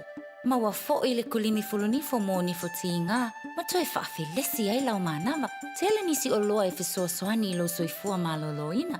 A whio ane loa e ai Dr. Chen, i le tuatusi lua ono Great South Road o Rahuhu. Telefoni lua tolu fitu, extension numero lua. Talofa Samoa se o atinu pele. Ua tatala ina nei la mātou whale o loa o le leata i lai Super Reds i le Onovalu, Michaels Avenue, Ellerslie. Molo fifonga tau mawha, ua maua nei le mātou talo fiti i le iwa tala aiwa i le kilo, talo Samoa i le valu tala aiwa i le kilo. A whio mai loa i le Onovalu, Michaels Avenue, Ellerslie. Po le telefoni mai i le olua fitu, lua 5 valu fitu.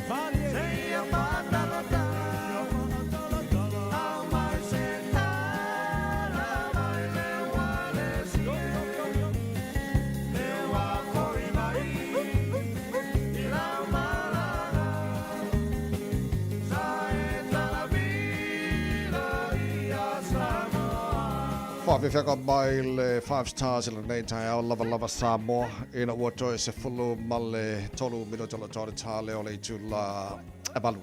O tatu tala mai Samoa pia tala balu I le tai au nei whiwhia nei tai mo le tai au whata se mai I le sui te tai o le Labour Party o i foi o le Ministry of Social Development spokesperson for Labour, Carmel Sepuloni, ma loe le lei ta lofa lava.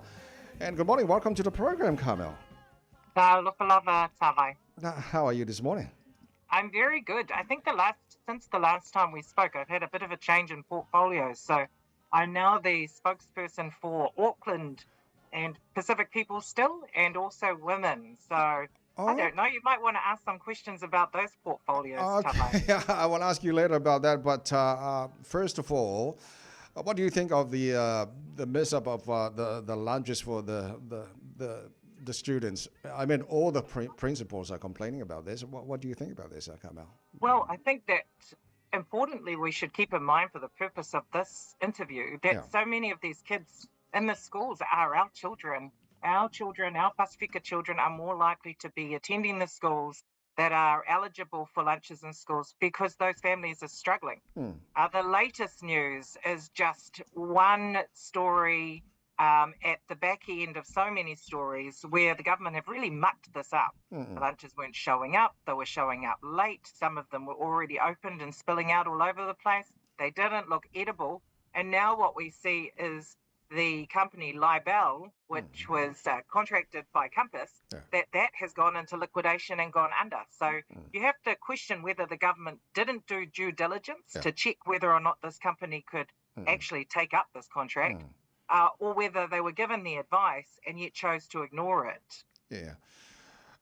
If you are in the government, what is a better system to do? Make sure that we deliver healthy lunches for the students and be there on time? What do you think Labour can do? Well, the system we had before Tavai was working. Not only were our kids getting hot, nutritious meals every day of the week and they were showing up on time, but also we created hundreds of jobs because they were locally made. Communities and schools had control over who they contracted to do it. We weren't employing a big Australian multinational to bring in the lunches. In fact, with the changes, we've lost about 2,000 jobs across the country because the government chose to move away from locally doing the lunches to employing an Australian multinational to deliver them. Okay, Carmel Sepuloni, let me ask you, earlier this week, there was a report that the job seekers benefit going up more than 20,000 people. Well, you used to be Ministry of Social Development. What do you think about this? This is not looking good for our people, especially Pacific Island people. No, it's not looking good. And whenever there are job losses, whenever the economy is not doing well, whenever we go into recession, it is Māori, Pacific, young people, disabled, that are the ones that are mostly affected by the economic downfall or economic conditions. And so we've got a government who said they're going to reduce the numbers of people on benefit by 50,000, but instead we've seen it go up by over 30,000. What's going on? We know that we've lost a whole lot of jobs, Tavai, because of their lack of investment in infrastructure. We've lost jobs in building and construction because the houses, the hospitals, the school upgrades aren't getting done. Infrastructure projects were cancelled. We've seen hiring freezes in our health system. So the jobs are not there for people like our graduate nurses. And we've seen manufacturing jobs lost. So disproportionately, that will be our Pasifika people that lose jobs. So on one hand, you've got the government saying they're focused on growing the economy, that they're going to be hard on those who are on benefit and push them into work. But on the other, they have been at the helm and are responsible for so many of these job losses and so many of these people having to go onto welfare because they have lost their jobs and can't find employment. One other thing I was supposed to ask you, Carmel, just a few weeks ago, the official cash rates keep coming down, but the cost of living is still going up. There's no balance on that. I mean, it does affect all our Samoan and our Pacific Island people, low-income family. What can you say about this, Carmel? So the government have touted it as a win that the interest rates are coming down. Okay, sure, that does make a big difference for many households. But what they haven't talked about as much is that inflation on this thing called non-tradables keeps going up. Yeah. So we see it. Our power bills have kept going up. Our rates are going up. Our rents are going up. And still, when people go to the supermarket, they're having to watch really carefully what they put in the shopping trolley because the cost of groceries has certainly not gone down. So people are really struggling to make ends meet. And I think that in so many ways, the government are out of touch with that reality. I just need to go into the Kelston supermarket and I can see people being very careful about what they put in their trolley and almost looking nervous when they go to pay for it at the checkout. That's how Auckland is. That's how our Pasifika community in New Zealand is feeling right now. Okay, Carmel Cipollone, let me ask you, I'm sure you've got the result of the Taxpayer Union Cura poll earlier the month or last month. Good news for Labour, the support is going up, and also for Chris Hipkins, the most preferred Prime Minister. What did you do in the last 12 months? What did Labour do in the last 12 months that turns the people to support the Labour Party? Well, we did what any new opposition should do after losing an election, which is to get out there and listen. You have to demonstrate a level of humility because effectively the country chose another political party to govern. And so we did that for a year. We went out, we listened to people, we asked them where they thought we went wrong. We asked them what they wanted to see us do going into the next election. And at the same time, I think over the course of the last year, we've shown real unity. When you're in opposition, and I know this, Tāwai, because I've been there before, an opposition can fall apart very quickly. You can have MPs turning on each other. You can have disunity. You can have a range of things going on that shows that you're actually not in a position to govern. But over the last year and a half, despite everything, we've been a unified force. I think that New Zealanders are seeing us unified, working in solidarity with each other, ready to govern. And in contrast, what they're seeing is this three-headed beast of a government, so ACT, National and New Zealand First, in absolute shambles in so many ways and struggling to even agree on the basics. Okay, finally, Carmel, so what can Labour do, because I think it's 18 months away from the next election, what will you do just to make sure that support will be, from the people, will be in favour of the Labour Party? We've got to keep working hard. Yeah. We are going to have big expectations on us to come up with our policy earlier than what we usually would, and Chris Hipkins has indicated we will put our policy manifesto out earlier than what we probably would otherwise. We need to look like we're ready to govern, and I think that we're well on our way to being able to demonstrate to New Zealanders that we are. And finally, we have to be engaged. New Zealanders want a government that's in touch with their realities, that understands what they're going through. And so we need to be able to demonstrate that, not just with words, but with actions. Okay, Carmel Cipollone, whawhetai lava malo lelei, and malo opito, thank you so much for your time. Is there any other thing you want to talk about before I let you go? Well, I think that's it. Whawhetai lava to you, Tāwai, for your time, and to the audience for tuning in. I'm looking forward to regularly updating on whatever issues our Samoan community wants to hear about from me. Whawhetai tele lava, Carmel, whawhetai tele lava. You have a great day. You too. Okay, whawhetai. O le sui te tai o le Labour Party, Carmel Cipollone, himbale tanonga re nei whai tai au whauri tau tō mora wiri Samoa Sfalima, Eva tolu a moi, no oto e tolu minuto lo tōre tālo le tū la malu. Tāro tala mai Samoa pia tala malu le tai o nei.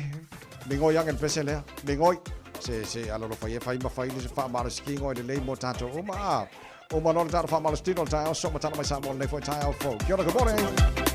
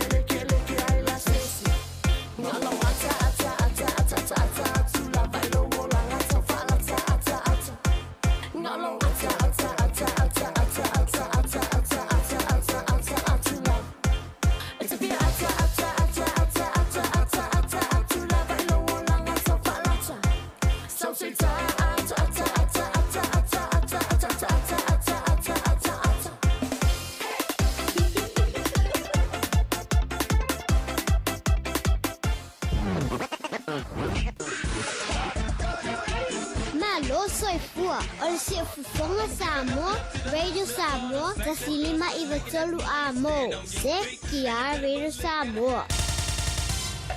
Usi mai alau whaafafonga. Telefon mai Samoa ia sa taitasi. Ua au mai amo oe ona o le langolango mai a le talofa voucher. O te whiwhia fo e whātalofa lo tātou o tunu ule nei sa fau.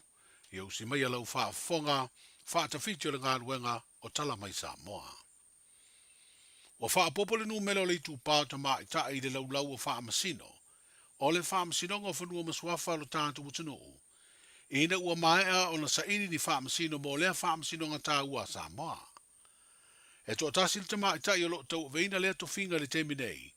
Ina ua malo lo li taia nisi o te mai ta i sa avea ma whaamasino o lea whaamasino ngā. O lea ua whaamauni a mai e le ofisa siri o le pūlenga o le mtanga luenga o whaamasino ngā. Ma le whaafoino ngā luenga tau whaamasino ngā. Le sunga papali i John Taima le langi a Fele. E tō a whaamasino ua whiriwhiria. E au fiai ta mai ta i to lua. O le fio ngā pese tātama le langi malo ua maua a foa a rasi tio. O le fio ngā ia fono ti Michelin Tawaa. O le fio ngā ia leunga mata me le ise a whale tolu lo fipo. Me le fio ngā te lea u unga matale kamu tāpua i tā veu potongi. O le fio ngā ia te lea ma leunga mata o ni tamali i a whiriwhiria nei a vea ma whaamasino. O lo au auna matautua le mtanga luenga o whaamasinonga. Ma le whaafoino ngā luenga tau de whaamasinonga. Aina tautua fo i nisi o matanga luenga le malo. Le fionga le tamai tai whaamasino i a fono ti Michelin Tawaa. Sanga rue o i e le tere o tausanga. I le company va lele a Samoa le Polynesia. E peo na suia neilo na ingoa i le Samoa Airways. Sa whapea fo na ngalue le official komisina Mawalunga. O le malo Australia i pia. Ai o le tamai tai whaamasino. Le fionga pese tātama le langi malo ua maua. A foa a rasi tio. Tere tausanga sanga rue matautuai lo tātou malo. E peo na sa ave ai ma ofisa sili. O le whaalap tongo ele a Samoa. Po le Samoa Land Corporation. O le aso se furufito le masino fou a Perila. O le awha tautoa ai wha masino fou ua whiriwhiria. Wa whaalau ilo alo ia nei le fesoa swani le malo. E tau ala mai le komisio tangata whaingaluenga le malo po le PSC. O le a fesoa swani ai e te tongi, ni awa noa sikola sipi mo whanau le tunuu, e awa o ina to mai tau whaatoanga, i to tonu o le la Lauru Universitea le Pasifika i la fua, le USB Samoa campus. O le vai o sona ina whailo a i awa noa sikola sipi e lua sefutasi, leo le a wha manu e ina ai whanau e se furulua, o lo sa iria le whailonga o le bachelor, i to mai tau whaatoanga. To o lima whanau le vasenga whaavai le foundation, mai le motu o upolu, ai to tolu whanau le vasenga lavalea, mai lo tātou motu i savai. Ma le tangata e to tasi o lo sa iria le whailonga tipiloma, i to mai tau whaatoanga, le postgraduate diploma in agriculture. O le teitei whono le komisia tangata whaingaruenga le malo, le fionga nonu le maunga sale mua wa ai, na sau noi le sau ninga na whaalawi loa, ma tau awa ia vanoa sikola sipi i whanau o whaamanu e nai, ma ia whailo ai le sila mamao le malo ia si tia, le tomai o whanau o le atunu i le ati nai o whaatoanga, o le iwi tu o le tamau ainga o Samoa.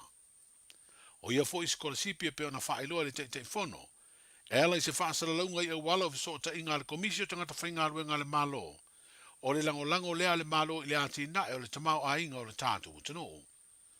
O le whaatonu le la Lauru Universitea le Pasifika i Samoa, le fionga to i le ava Dr. Fanafi ai ono le tangaloa, na ia whaafetai o le tātu malo ma le komisi, i le lango atu i le una i o le ola awa o ina o whanau o le atunu i le tomaitau whaatoanga, ma ia whautua ina ai whanau ua maua ia avanoa skolasipi, ina ia finau matawivi, ina ia e manuia o lato whaiva. Wa mamori ai fo i ma whaamanianga le komisi tangata whaingaruenga le malo, i whanau ina ia manuia fo i lo lato tau mawhai, i le neitau sanga. O le porkalame ua whai whaatasi le malo saina ma Samoa e anga i tonu, i le si tio le ati na e o whaatoanga, le aita ua o le Samoa China Agriculture Technical Aid Program, po le SCATAP, ua tele lo na sao i le whaasoa mai ai o Fesoa Swani, e le ngata o loa tau whaatoanga, ai wa au mai ei matangata mai seina i eito mai le whaonga ino au wala ese, e whaadele ai le ola o la au tau whaatoanga. O lea foina tufa Fesoa Swani mai lea porkalame le vai o sonei, ma ua whaamanu e ina ai nisi o le au whai whaatoanga le tunuu, whapea ma le mtanga luenga o whaatoanga ma whainga whaiva. Whaaftai tele lama i le malo saina, e whai ma fufonga tau moli o le malo Samoa, ma le matanga luenga o whaatoanga ma whainga whaiva, tu sa ai o nei fo ai taua. E ala i mea whainga luenga, a toa ma le lasi o mea ua taua o ina, ele nei asa. Whaaftai tele mo le lango, o lo whaawa o ina pea, e ala iati na esese ma meto tia fau, ua whasoa mai, wale si tia o to mai ma ngavaa o le mamalu o le au whaifatu anga, ma le matanga aruenga, ina ia si tia ai, leta maua inga o le tato watuno, e ala iati na e o whatua. E tu mau pea le avea o ati na e o whatuanga, ma iwi tu malosi o le tamawa inga o Samoa. Leo lo ola wha lango iai a inga uma watu pe maua, ma le tausia o le ola manuia o tangata taito tasi. O tanto umori mawina nei fo ai taua ma le au ngā. O le asanga wha mausali ai le au ngā, mo le ati na e o wha tuanga, o le mamalu o le au wha tuanga, societe ai maise o paanga tu maoti. E talitonu o le afe soa ni tele nei mea whainga luenga, i le sitia o fua o whatoanga maati nae. Se vaenga le saunuanga mai le fionga i le minsta o whatoanga ma whainga whaiva, le fionga ni uawa eti malolo, i le tau au ina le soa swani le malo seina, mo le ati nae o whatoanga i lo tātu utinu. E to tolu ni tamatani o le tātu utinu o sauni e tau vai se tasi o tā longa lawi loa i le lorangi, o le whaalitino po le bodybuilding, o whamoe moe whaia lea le ai o sini Australia, i le whaaiunga o le masina nei o mati. O se tauvanga o le a-awa I fo'i masui mai atunu o le Pasifika e pe o Tonga, Tahiti, Amerika Samoa, o le Atukuki, Solomona, Ausitalia, ma New Zealand. Wa whailoi se pepo whaamtalanga, o le autua le tauvanga mo tama whanau o le tātu mutunuu, o le a-awai. O le sa ini leo ni awa noa e se atuai le isi la asanga mawalunga o le tauvanga le nei, e pei o le mawhai leo na tau sini o, I tauvanga whaali tino le lalangi. A whai e manuia le tauvanga I Australia, ma manu malo I le mawaina leo le brocard, o na sauwhanga lea e uru whale atu I tauvanga whaali tino e tau sini o ai tangata, o tunu o le lalangi e se mai le Pasifika. O I la tau o le amalanga mo lea tauvanga, o le sunga ia John Le Moa, Penitito hani pale e se wao fue, ma Matthew Wong Sun. O le rio Penitito sa manu malo, I le tauvanga o le Mr. Samoa, I le tausanga na te nei lua o lua wha. Aena ia maua le pine auro, I le tauvanga wha alitino wha wao malo I le vaenga laiti po le Junior Division, I le tausanga e lua hafis fulmariva. O Matthew sa manu malo I le Mr. Samoa Classic, I le tausanga e lua o lua wha pe fo ina manu malo, I le Mr. Samoa Classic Physique, o le tausanga e lua o lua wha. Na manu malo fo I le Mr. Samoa Physique, o le tausanga, e lua o lua tasi, ma le lua o lua wha. Ma o le teimi mua mua le nei, o le auru whale atuai o ia I se tauvanga wha alitino, wha vau malo. O le astoris furu o mati le tauvanga e whai e sini I Ausitalia. E amanuia le nei aso I fuafuanga mga aruenga, soifua. Talofa, we're the Casitas. Talofa, this is Pat Lamb. Talofa lava o a o Lapi Mariner, mau pela o litio. I le Radio Samoa, tasi lima iwa tolu amo.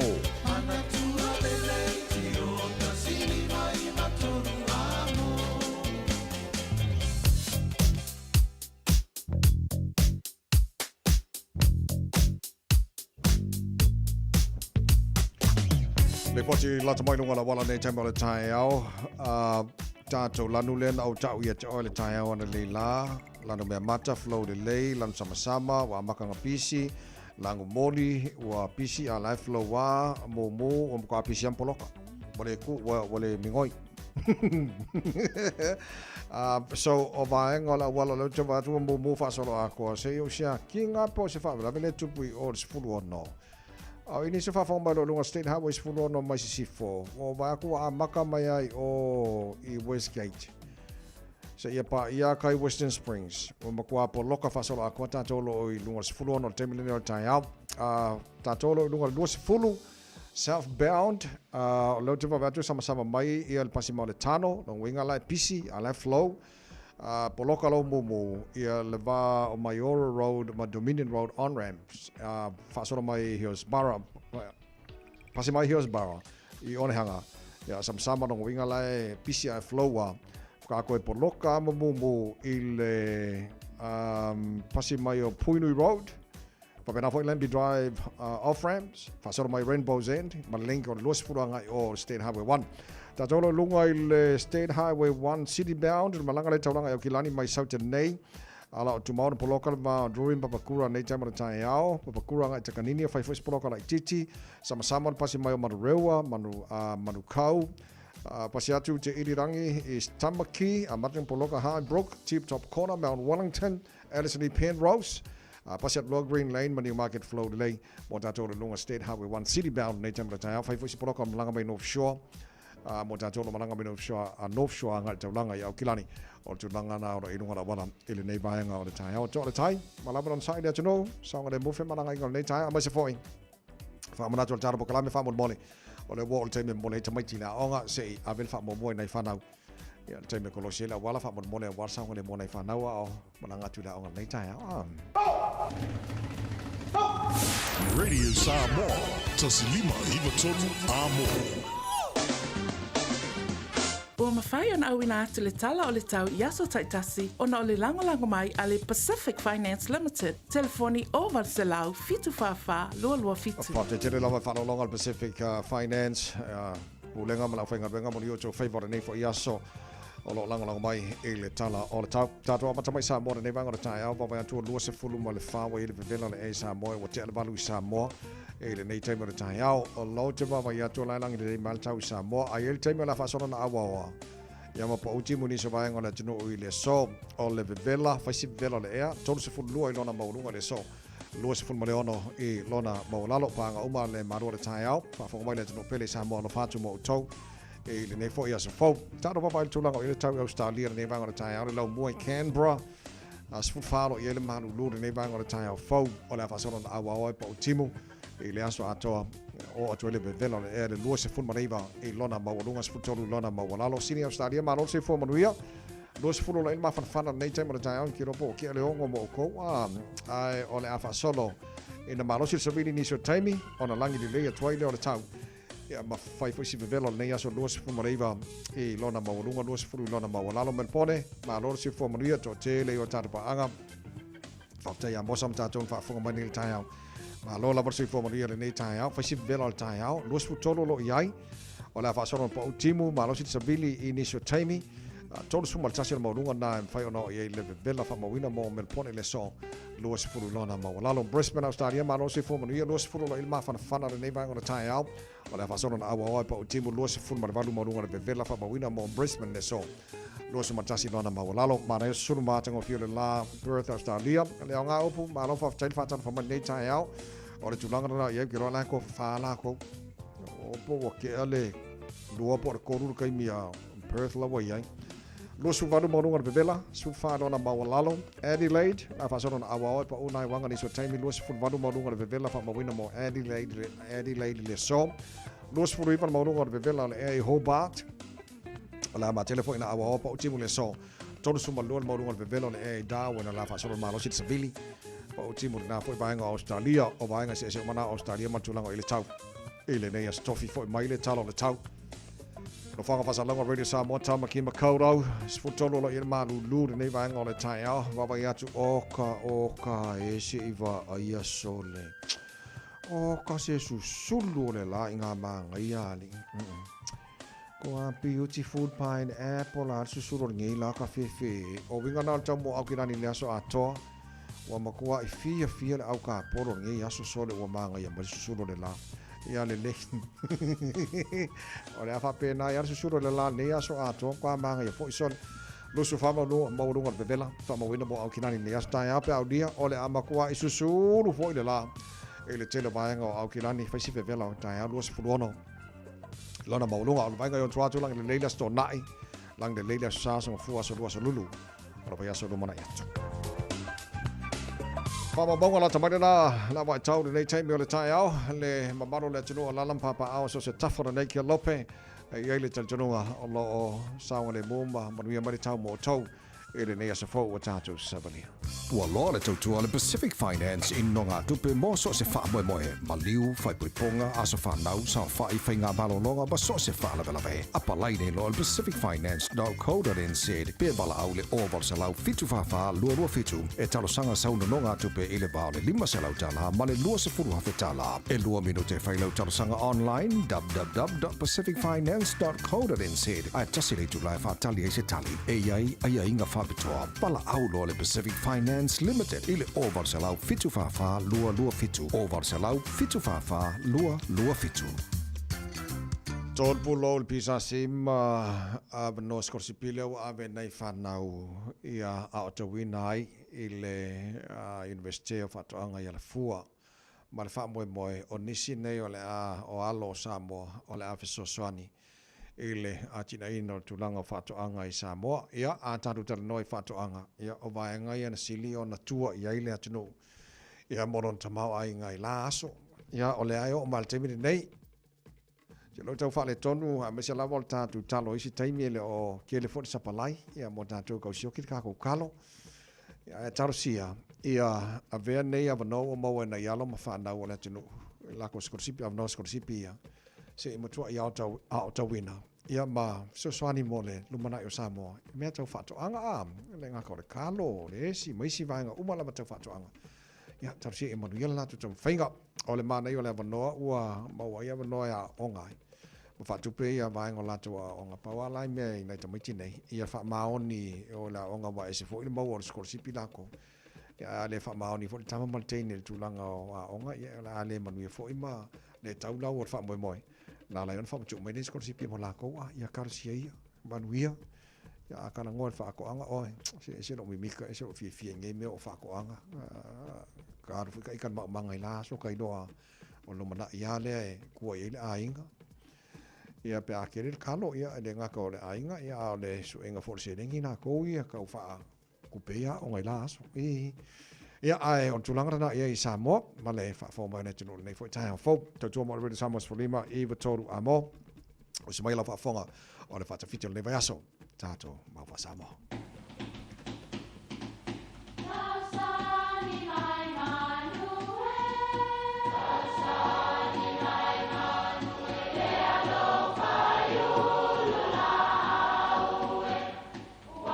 E o whanga manu I ululu o la au, awa e whawhanga I funga o la au. A o le tangata, e whawhanga I upu matala. O le mawhileo o alanga upu mamuanga ngana Samoa maona whaapongai, e a fua I lona si o mianga. O lona lea sao I le whaatufunganga o le iloa whaale aso, mai le tautua se ia o ina pule. O alanga upu mamuanga ngana, ua lanto mamanuina le tō whamanino a Samoa, mana tua fo'i, e tāo fitau muli le atunu. Ua li I matangi. O le upu e mafua mai I fōlaunga I le vasa, sa matualu tia ma whela fō ina e peau taluai, sa ma losi tele le matangi. Peitai na muri ane ua toa mamalu. O le winga o le upu ua li I matangi. Ua lau tasi ma ua malu. O le awha pea o na mapu e pale ma le folau. Le tau mawhainga e whaatau matangi ina ne I le lea ma mao le folau. Mai le ala vaa o lo tau mawhai e tau sia. O le vainga lea e masani ei tau tai. A o ina luta le tai. E le toa ma e le nofo le lei. Whaasanga tonu le vaa. Ia tofu matoe ea. Ma whaantalitali se ia o ina li le matangi. O na tau tonu leo le ala vaa. Ina ne te I ua mamau ese le fōlaunga ma le mea o wha moe iai. Ua li matangi. Ua toa le mafutanga. Ua tua nai le vevesi. A ua whea ngai nei ma le malu. Ia manuia lau whaasausaunga.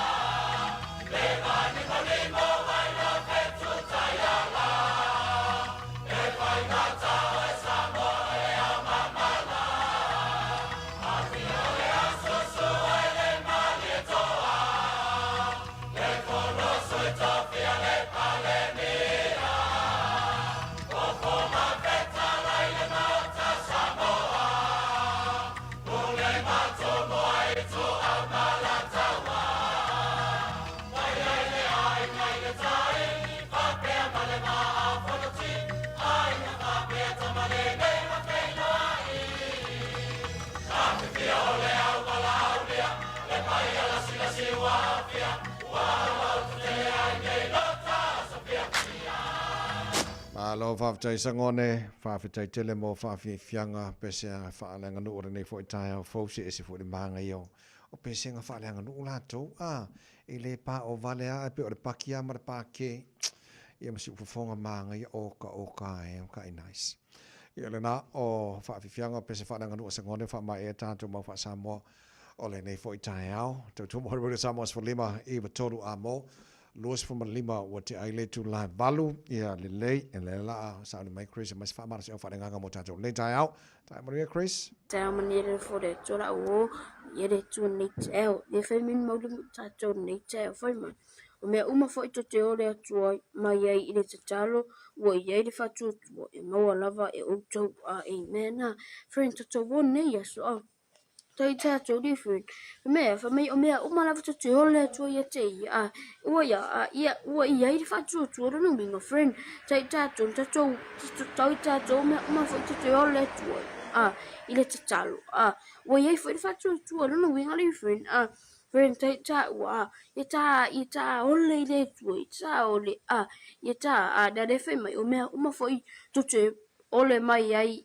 ile te talo wo ia ile fa tu friend tai ta tu ne yes tai ta tu ita tu wa so wolle tu ile tu ile te talo wo ia ile le fa tu tau foi te tu fa tu fo ia friend mai da Pemeda, o mea umala te te ole tua I ua iei le fatua tua, I te talo ua iei le fatua tua, fa mea, e maua e lava lea e utoua, nono winga, e maua I tātou lea, le tau I pēa tātou ole atu I te ia, I le te talo, ua iei le fatua tua, ali friend, I think I different to one day so onga ta wo mo tato sai tato to one let we let to talo wo ye di fatu e ma wo tato a different friend to ma one tato ma na mo tato nature family tele to moto please a friend near so far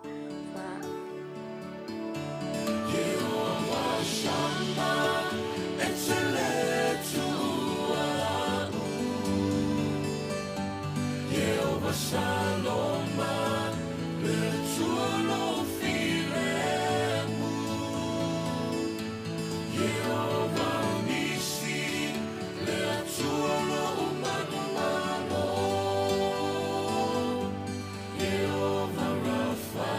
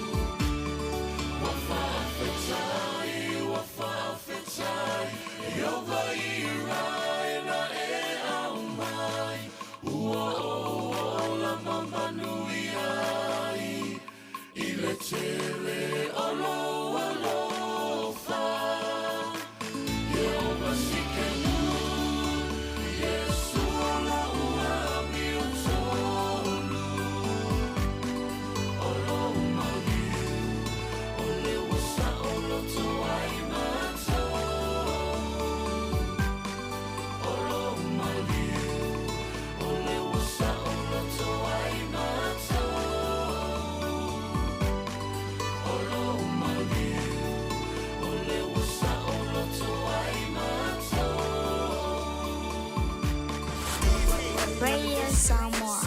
Taslima Ivatolu. Amo. Talofa o Salmasinga fale lua Team Toilolo o le loia Samoa. Fapitoa la o nanga I mta uputau immigration pepa malanga tangata overstayers so stoinga visa. Kapena foi le taxation por tu la fono tau la fonga. M5 foi on o tau avena mta upu fal tu la fono I Samoa. Famal mole vidi mail numera o iva lua nono o tasi lua lua. O iva lua nono o tasi lua lua. Faftai. O le ago nanga le sebe mawai o loa nanga tae peo TV, speaker JBL, telefoni Samsung, moenga Sleepwell, City no 4, pusa aisa ma o loa ngā I leo mukuka. Maua foi o lotu aisa, vai tau mawha maisi. Tutongi I nei New Zealand e pike lo ai ngai Samoa. Whapsota I mai le Facebook po le Instagram a le Sapa Pia Samoa, pe emaili mai I le buy@sab.ws. Sab, lau fale o loa numero tasi I Samoa. Talofa Samoa, o Atishna Ryan, o le Licensed Immigration Advisor mo le Auckland South Immigration Consultants. E visosoani mo so se tu ai ngā visa e malanga mai New Zealand po Australia. Telefoni mai nei loa I le o valu o tasi o no valu wha fitulua. Po le olua tasi o no valu fitulua tolu o. Le Tai Pinga, lua o tolu Lincoln Road Henderson. E nao le tasi le vai aso le a mawai nisi o loa I se tau mawa lalo. Ani iwa sede I le kilo. Silver Beat, fast fulu iwa sede I le fusi. Mango mai Peru e iwa sfulu iwa sede ma le tele o isi o loa. Aso sfulu fitu amati, anga I le aso lua sfulu tolu amati. Le Tai Pinga I Henderson. Malo whaftele tuno malau whafonga le nei taimi o le tai ao. Manato solonga le lei le tai ao. Le lofa malanga le lei o le tana matai le langi nei matua sa pisi fo le tai ao. Ta pena ta maiti e se le kou le lei. O lo taimi o lo malosi o au tupe mea umalawa te whaalu.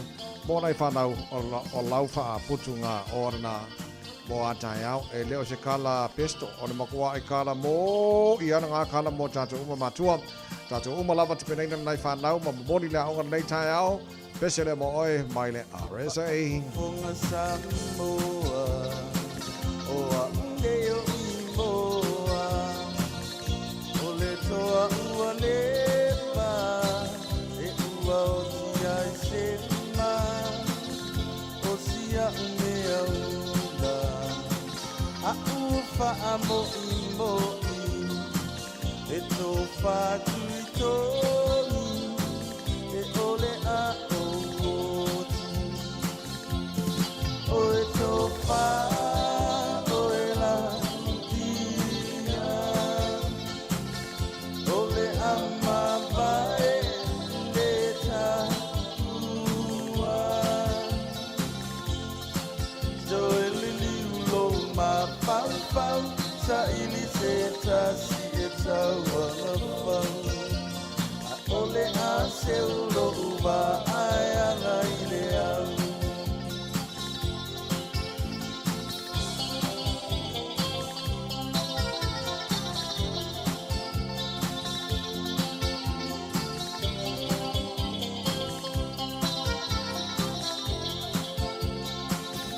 Ainga ile tai male uru moenga e malingi loi mata e tangi olo uanganga ile tu malo ambe ile palapala ma amanga lo ita o se tangata ile anga Oe tofa, oe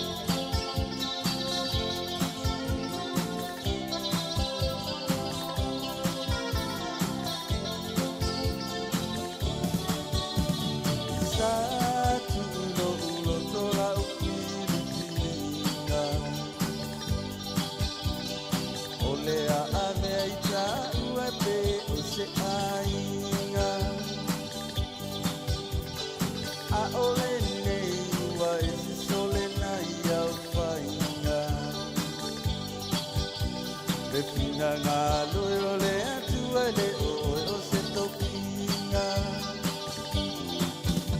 se me alava a fainga ta o le faiava e moe le poronga o le loto ala i le tinga io o i le vare a pulo le sua vai vai so vaiva ai ale ai e ua laula o le mativa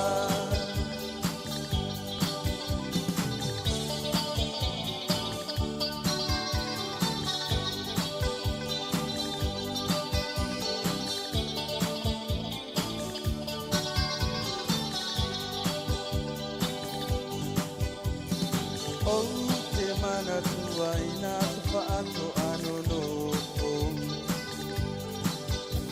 ka o anu e tarusu e oni fa imani popo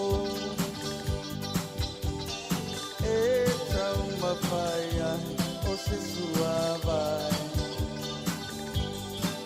e talo aiolo umusu ilo tamafuna ne ifia ai se me alava a fainga ta o le faiava e moe le polonga o le loto ala i le tinga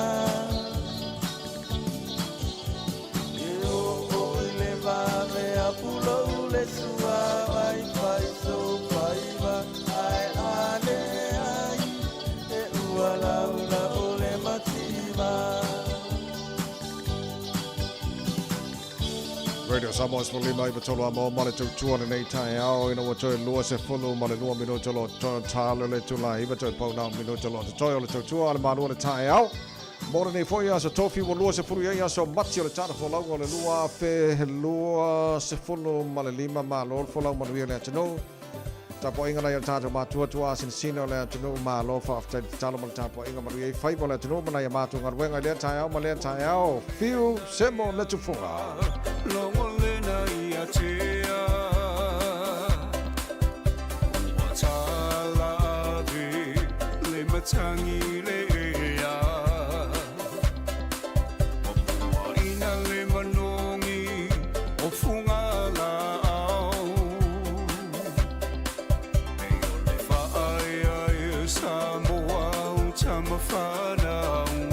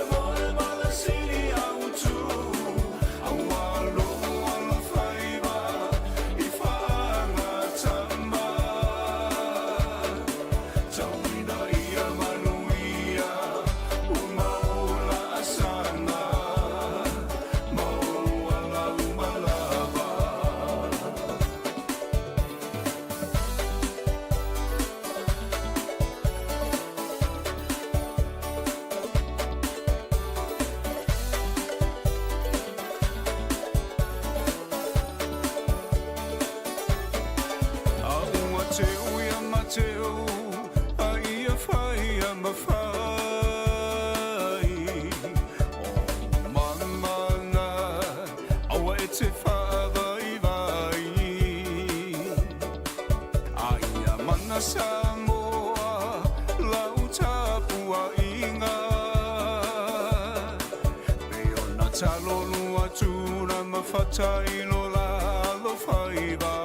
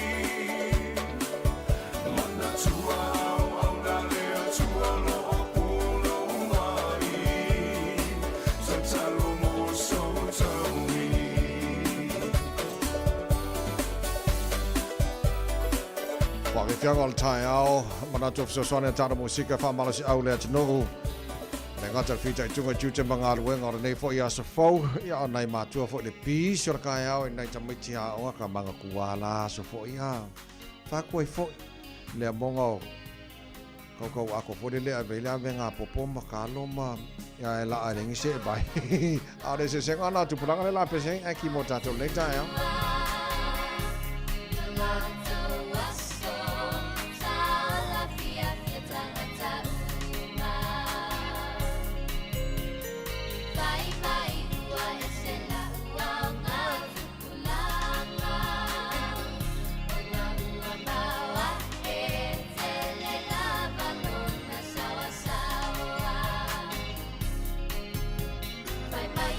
Solana sa Bamalia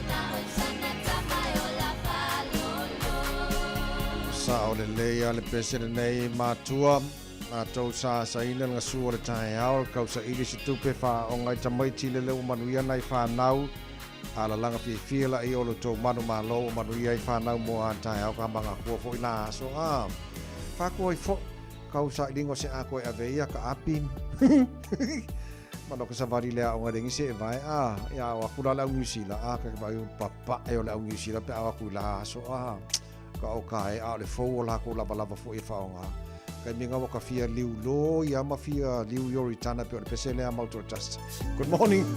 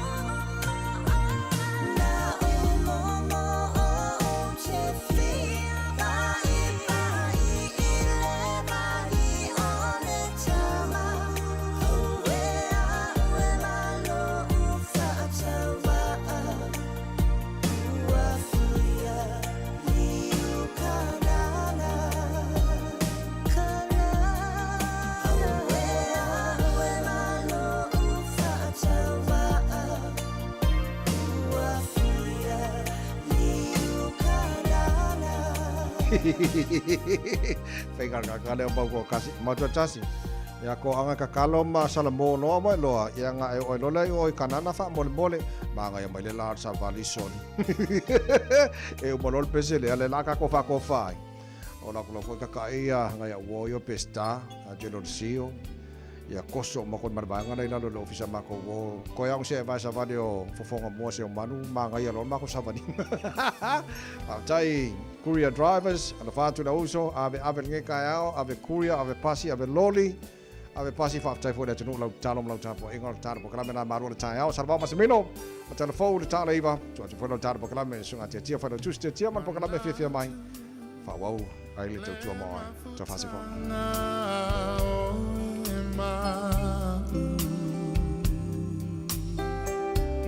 O emana tua maita o tu mauita ilo fatu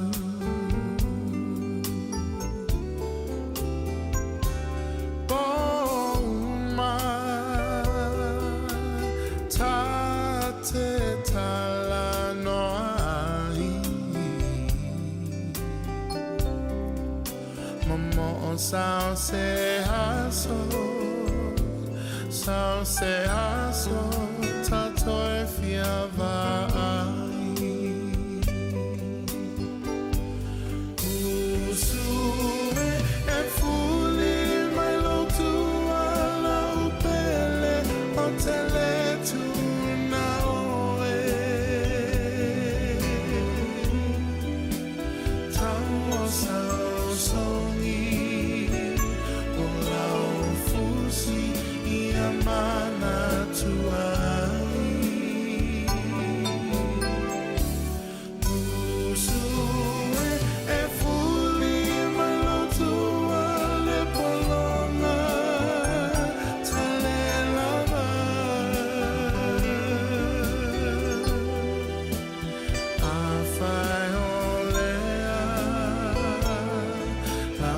upele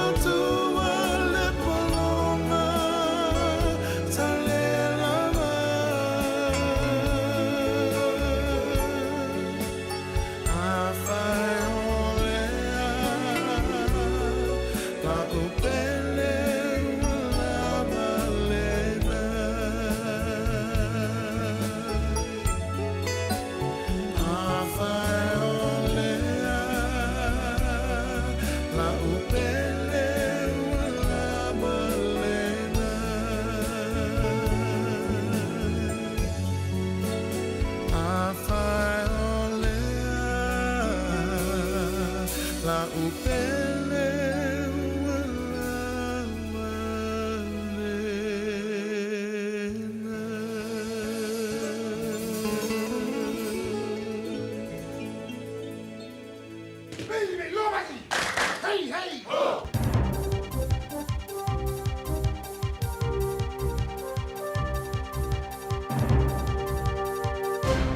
O te whaatalo whātu i le nei po i tae au mā lole fo lau, alo mai o tala la Radio Samoa.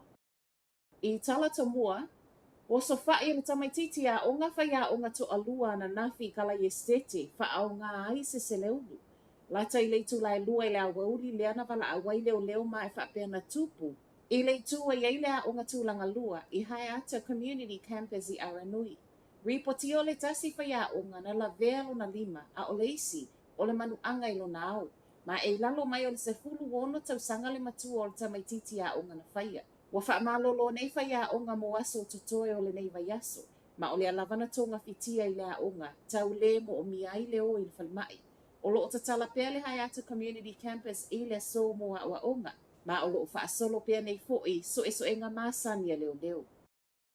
Te lau 50 miliona le ofo le TAB watu inatu i le malo i tau wofo ai mo sona lai sene whai eisa casino online, peitai, o leo wale ai mai le minister. O leo lo tatala le avanoa mo tau wofonga ne e whaamatu umai ai lai sene ma whai eona whai casino online mo leo waitaini. O se avanoa watu si ai ma le TAB le minister le Internal Affairs Brooke Van Wouden i a whai se suinga i le tūla fono. Ina ia whaatanga i la toi to tono le maketi le neo casino e whaia online. O le TAB o sei tū tino pūlea i lalo tū la fono le pāle nene. Ma o loo whaatū la fono ina fo i mea ma whaiona i a whaia. Ma o loo sawai e le ma whaiona whaia se online casino. I se tali le ministaia Van Wouden, e le ai ma le tala, e le tatauna tae atuai ma le malo i to tonu o ta alonga whai tupe nei. Whaatupula ia le ngā oita avale, ai wasau ai fo i malitālau lea wa iei whai ngā fōu o lātou wha o ngā ina. Ma awel kamupani ini siwa le eia ma ai, le lata i le fitu se lau tālu sanga. Tālu mai le amatanga o le neitau sanga i wheso o ta i mata avale ngā oi to tonu lava ia na o au kilani. O nisi o neita avale wha apeo lea lava sa loka i le taimi na ngā oi ai. Ma o le fōlinga mai na wha o ngā i whai ngā teko no losi wha anei o na pō. O au kilani o loko mawalunga i lava le whainu umero o ta avale ngā oi i tutono New Zealand, so ai Canterbury ma Waikato. O le tu ainga ta avale o loko tele i na ngā oi i tutono le atunuu, o le Toyota Aqua, Toyota Corolla, ma le Nissan Tida. O le ai body cameras mo si kulati uma le Westfield, o shopping centers nei a le Westfield e le ngata i New Zealand nei ai whaape au se tāmia. Whaamauninga le nei mai le Center Group lea e ana ina le fast food ma le lua Westfield Malls, tolus food ma le fitu i au se tālia, ma le lima i New Zealand nei. Ma o se swinga ua whaia mo le saunga le mu. Ai ele i sau body cameras o le tausanga te aluaina wha au popo ai e pūlenga o fu maisi e iei vest e malu pui pui ai se kulati. O leo mata e maua mai mea po e ata nei, o le awha au ngā lea e le pūlenga moso e suenga i le ngata i tutonu o lona lava loto i whale, ai whaapea isi pūlenga i tua e pei o le ofisa o leo leo. Whaai watu i tala mai au se tālia.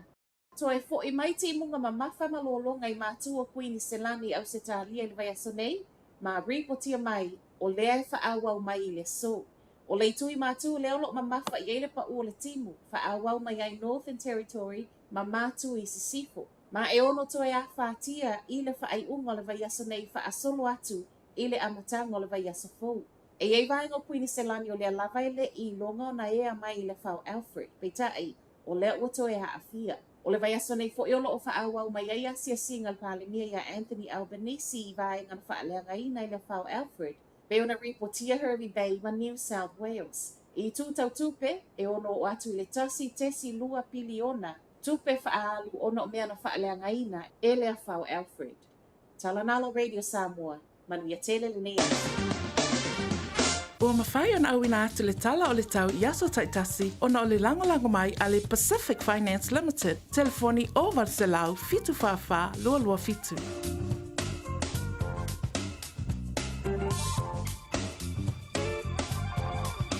ua loa le tautua le Pacific Finance in no ngā tupe mo so se wha moe moe. Maliu, whai puiponga, aso whanau, sa whai whai ngā malolonga, ba so se wha lawe. Apa laine lo le pacificfinance.co.nz pe bala au le oval se lau fitu whawha lua fitu e talosanga sauna no ngā tupe i le bao le 5 se lau tala ma le lua se furu hawhe tala. E lua minute whai lau talosanga online www.pacificfinance.co.nz ai tasi le tu lai whatali e se tali. E iai inga whabitoa bala au lo le Pacific Finance Limited i le oval se lau fitu whawha lua fitu. Oval se lau fitu whawha lua fitu. Talo fa Samoa. Wa ule nei o kasputi alu. A wale sui ale ngila ula ule kio. A eva mai ina se fudu lima iwa kolu. A mo. Radio Samoa. Bevela a. Ua na ole Radio Samoa se furu lima iwa toru a mo. E tautuaina oe ilangu ngana fitu aso le vai aso. Faitauina le upo le poto no le tautua matavela linga Fusi and Sons Funeral Services i Mangele ma Samoa. I taimi o mawhatianga ma whaanoanoanga ona o le maliu. Mana tua linga Fusi and Sons malana au nanga o le a whaamama avenga atu mo oe ma le a inga. Wala au i le telefoni lua fitu lima tolu o fitu.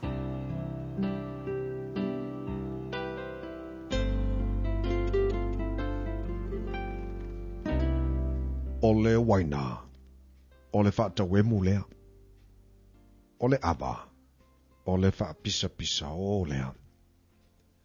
O i lato uma o e wha se se inai, e le popoto i lato. O le matauti o le tupu e tusa lea ma le tangi o le leona tanoa. O le wha ono ia te ia, e anga sala o ia te ia lava. E whai mavi inga o le tangata ina ua nofo sao o ia e le whamisa. A o vale uma, la tau te whatupu te leina. E le suatia le ele pai e, ona o le tausanga malili. E a isi o ia i le tausanga e sele aisaito, a e le maua. O le atamai i le loto o le tangata, o le mailo loto lea. A o le tangata whautauta, na te utu fia mai ai. O le totelo tangata te tasio i la tau maalanga ina lona anga lelei. A oise na te los tangata wha maoni. E sa vali ma le tonu le wa meo tonu, e manuia lana whanau pe ama vai hatu o ia. O le tupu o lo no fo iri no fo wha masino, na te wha ata ape ina meleanga umai o no fofonga. O i e se wha pea wa o wha mamai ina lo loto, wa te a uma uangsala. O maa ese fua e maefa ese e whaatau inosia ia me lua e leri. E mawhai ona i loa le tama ila nā mio, pe awa sao ona lei maritonu ala na me whai. O talinga e whaalongo ai mamata e wa ai, o leri na whaia ia me lua. Awa e te nau le moi, ina ne whaamativa ina ai oi, ia e matala e te maa ona ai le me ai. O fai mai le whaatau e leanga. Waru eso ia, ona mita ai lea. O iei auro ma penina tele, a o lau ngutua iei le poto, o le ipu tā ua lea. Ia e talia le ofu o le ua fai mamoni o le tangata ese. Ma ia talia lana mea e tuu whaatau, ona o le tangata ese. E sua malia le tangata le areto na maua i le pepelo. Ai mulimuri ane, wa tumulo na nguturi ili. E whaatu mawina ma faufaunga le whiriwhilinga, o le whiriwhiri le leifoi ia whai ei taua. Ua whaali upu whaalilo le ua whealua i ma ame ai, o lea, aua nei whaawua ia i ma le ua whaamanga pea ona lau ngutu. O le ua whetu uilon ta māmalon tina, e tina ia lana la mepa i pō liuri lava. O le oloa ua maua whaatalise le amatanga, e le manuia le ngata anga. Awa te whaapea ane au te tau iatu le leanga, ia e whaataritali i le lei, ona whaola ina lea o oe eia. E ino sia le lei ma se fuai, o fua whaatautau whai mamango i le lei ia. Mai le lei le me ui atua il tangata, oi el tangata na te loa lona lavala. O le mai lei o le tangata pe a tautala ta alise le me whaasa, a umafo i ana tautonga, ona su e lea eia. E whaata ape ina e wanga sala le tupu poto. E au mai fo e ele mea fa ta bale yo la to lunga. O le mafau o le tangata o le la mepa le li lea, o loo su e mea uma i to tonu o le loto. O le alofa ma le wha maoni la te leo leo ina le tupu, e wha tu mawina lo nofo ali i le lofa. O le matang o fio tau le lea, o lo la tau malosi lea, o le mamalu fo i toi ina, o le urusina lea. O wha lava o le manua, e wha mamai na i le leanga, e wha pia fo i ta, i to tonu o le loto. Ua awina atu le upu o le poto i le nei aso o no le langolango mai a linga Fusi and Sons Funeral Services. Ua mawhai o na tu whātasia o au nanga tāla whea ngai i ni tau ngofia tele. E fso soni atu ai, a o whea ngai oe ma le popole ma le whememea. E mori whātasia atu ai ma wha mai senga, ma wha mawhana whananga mai a linga Fusi and Sons mo a inga uma o Samoa ua whea le maliu ma le oti. Malau mai loa ia lingalinga Philip Fusi lingalinga, to ia whaapo lingalinga, to ngia si ulavea, pesusu mai i le luas fulwalu Canning Crescent i Mangele.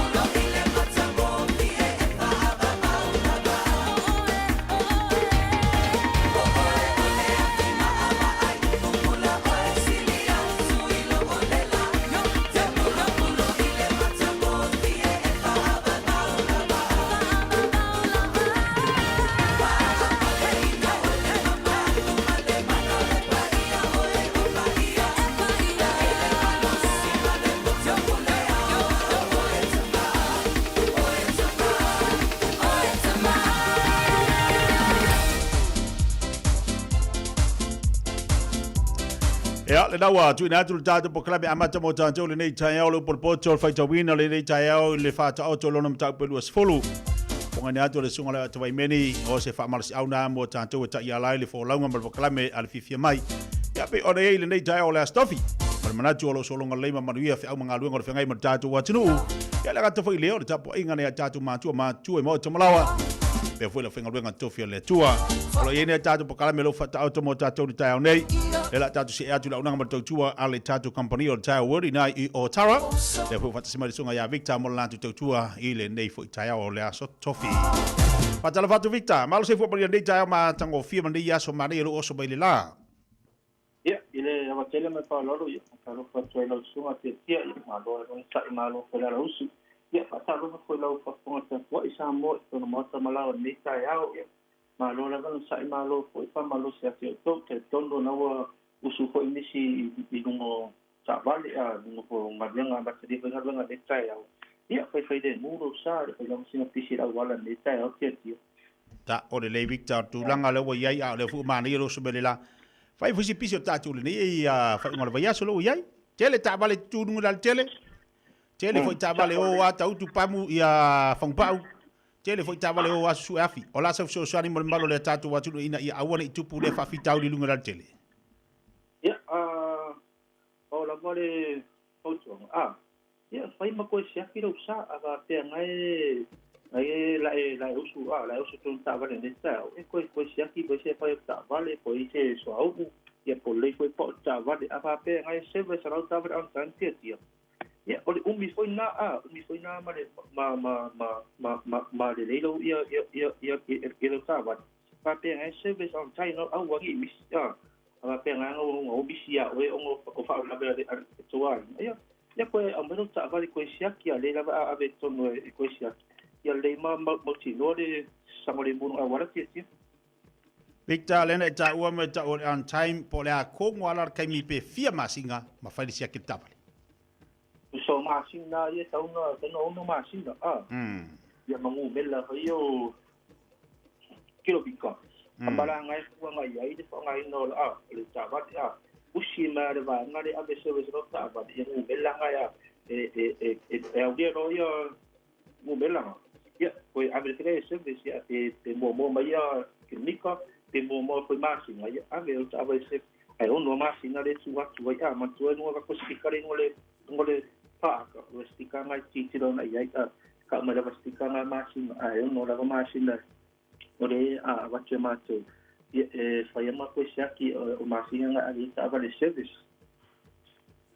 le mana ya ni sivanga lo to chobla danga ton fai mo fa fonga ta tu watu nei tai o le sunga Victor ya pa tai o tato pa te sini mantua nei de su seni de o nei pa pe utro sa ya mato o le batasi wa tala de matasi o le piso o le tala va to seni ya kanga scan no Apple Car Tax o le appoint mata fole apa pe ngai so after pay e fonga for after pay e utro tava ia matou o le ka fon kesi o le LPG ai pento vi fero fon kesi lua so fitu tala e tutongia apa pe ngawa ranga fon kesi e penga swap so fon kesi fo ma ia matou le tona tato fon kesi ia o so afa mai se fo tan numero e tu fo ting ko so ma sa via ia tanga va ai fo te mata to se i te man maro si data utro tava i tato pamu o le tato parisidio o le mato tu si le tasiri mato stama ki go ya pok mera fu service ya ola wa special service a fe disi sa usa ya go inisi toro musu modunga le tato pali dis o le snoko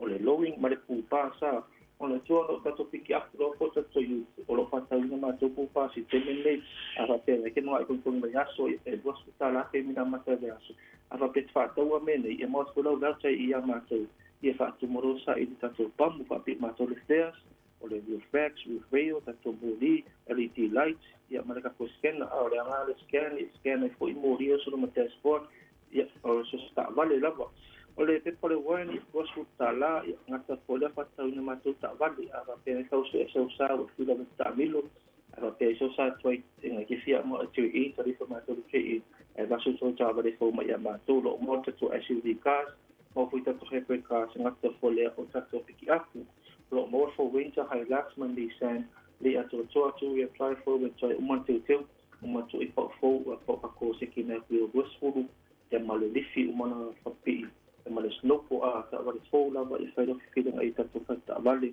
paulawa me te suma mo oe le sene i apara tolu masinga pensteme para iso sa ma i mato whaita wale e mo whaira tina tupe ma i amatou o le American Telefoni o iwa alu fitu wha to lua o iwa alu fitu wha to lua o merana tato wharesimia o le tato wharepau tato si tasi fitu surupe te o tawa wako ko se ke mea kua amaka mai se su lima se pa ile lo suru ma lo suru anga ilunga o tata wala po e whai whinga tue ina o se ke mea kua tuwai a whatenga e wa se ke mea kua mo kai a e whinga tue ina ton e whaatau so se ke mea kua fo ma ina matua whare i ina matua wharepau lo ele to tenen ka ko se ke mea kua o le dua suru nis a le whaluita te special temen nei re ko kedi a whatenga e kau so se ke mea kua dua suru ya peke eso ka avare po so piki apu po so renta po so relax po so nesta 50-50 ko pono ka avare o fia ko windows sule fa ma so pe to special terminate o mora ka ko se ki me ma o mo ko do a po do ka tu no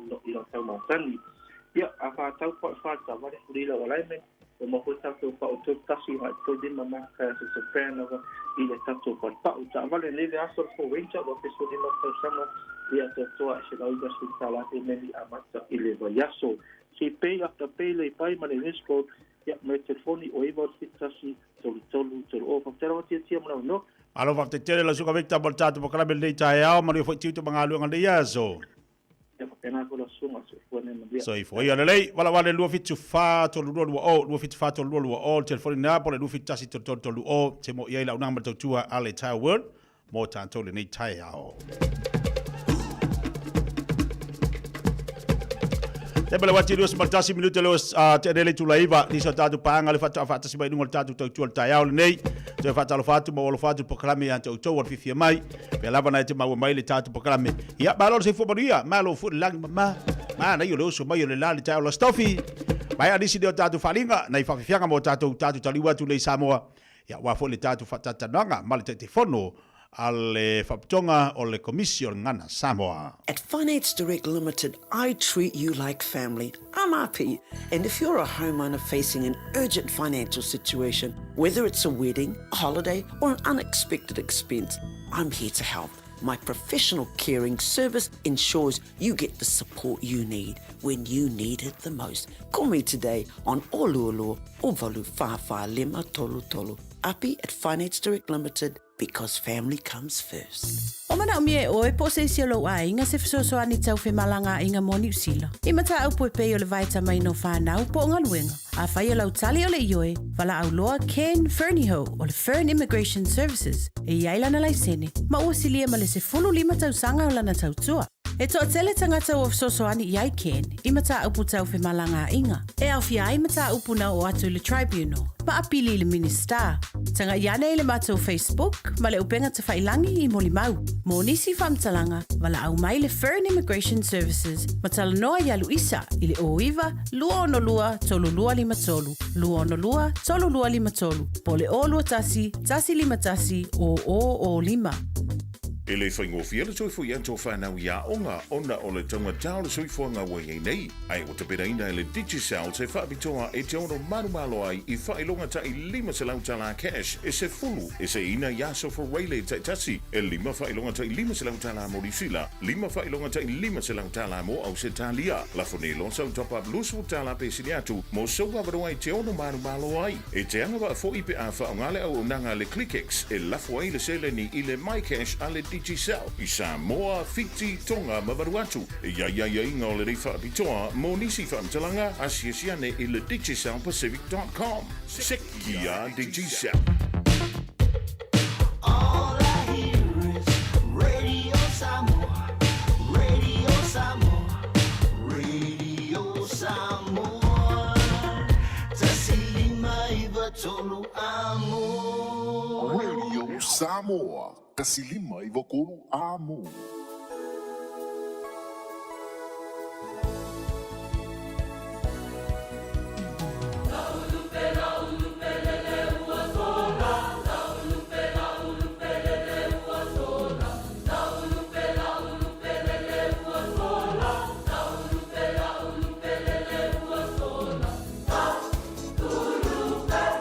Oh,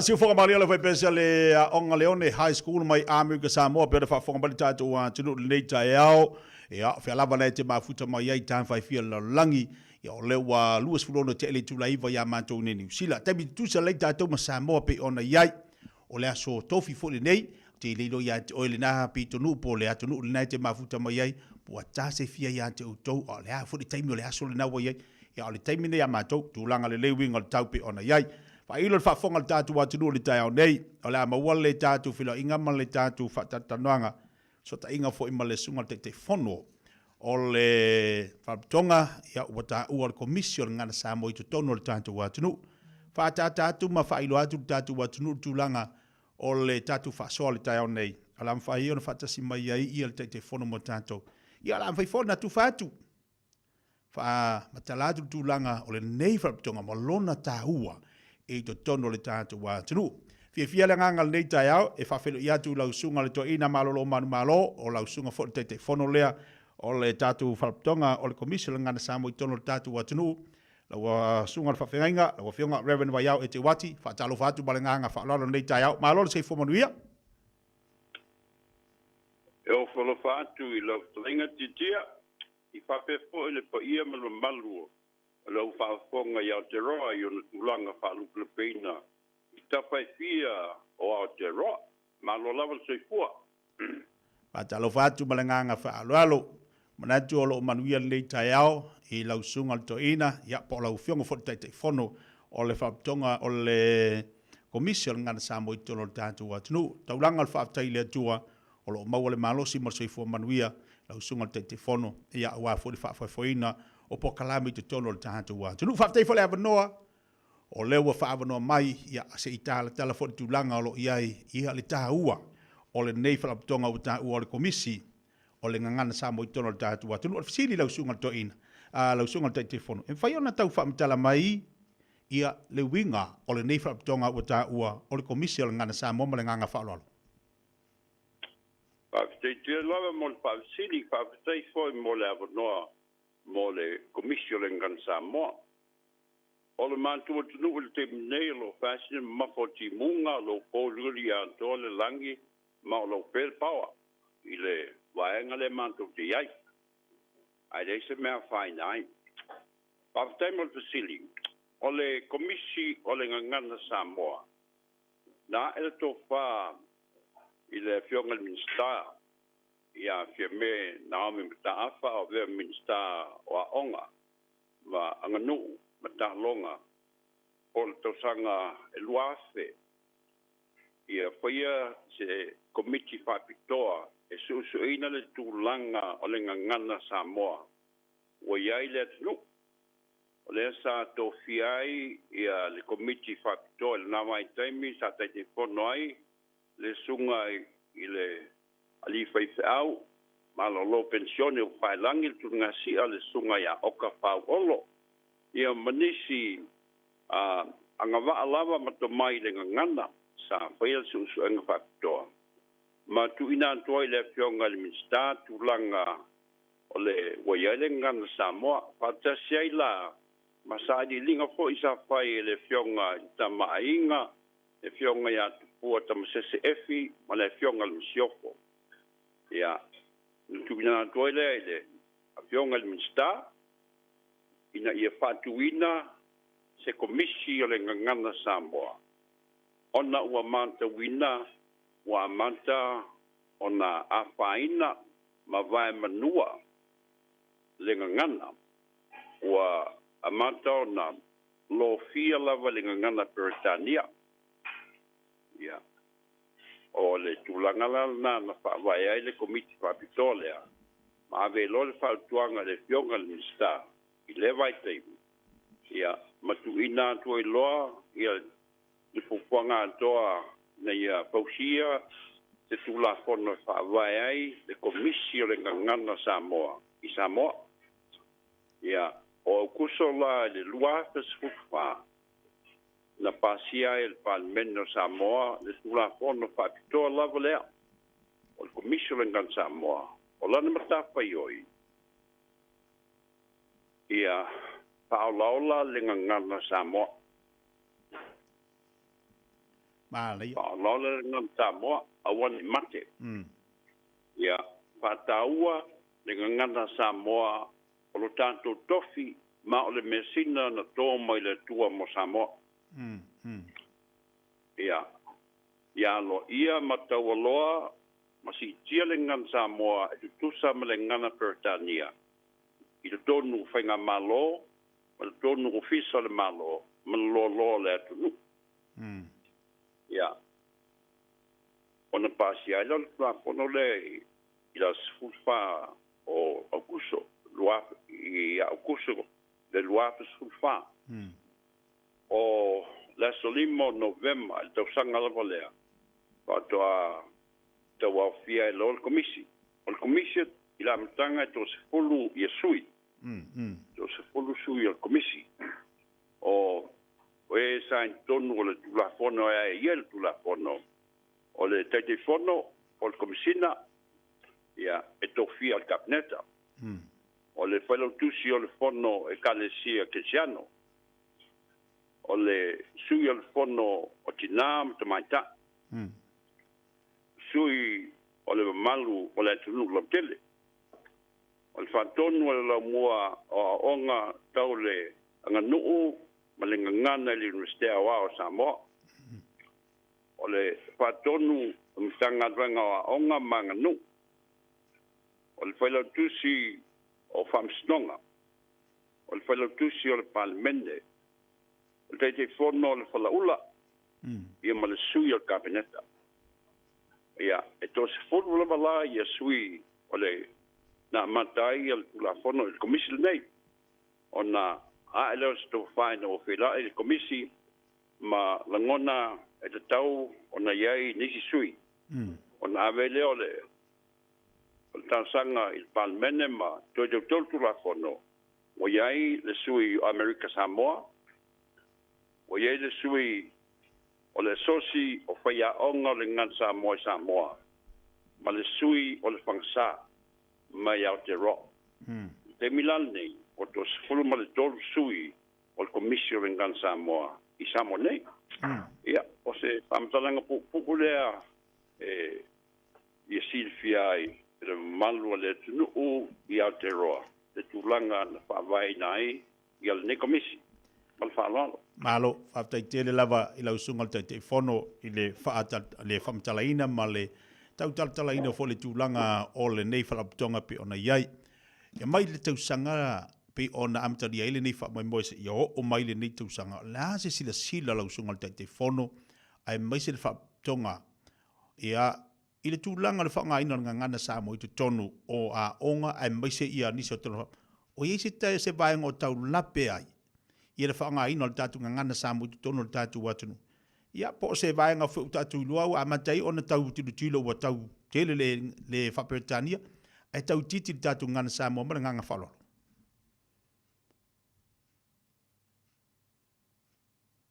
Tala iai tia. O le tasila mafuanga au tū lava na e aile tō whae le fionga le mitsta ia me.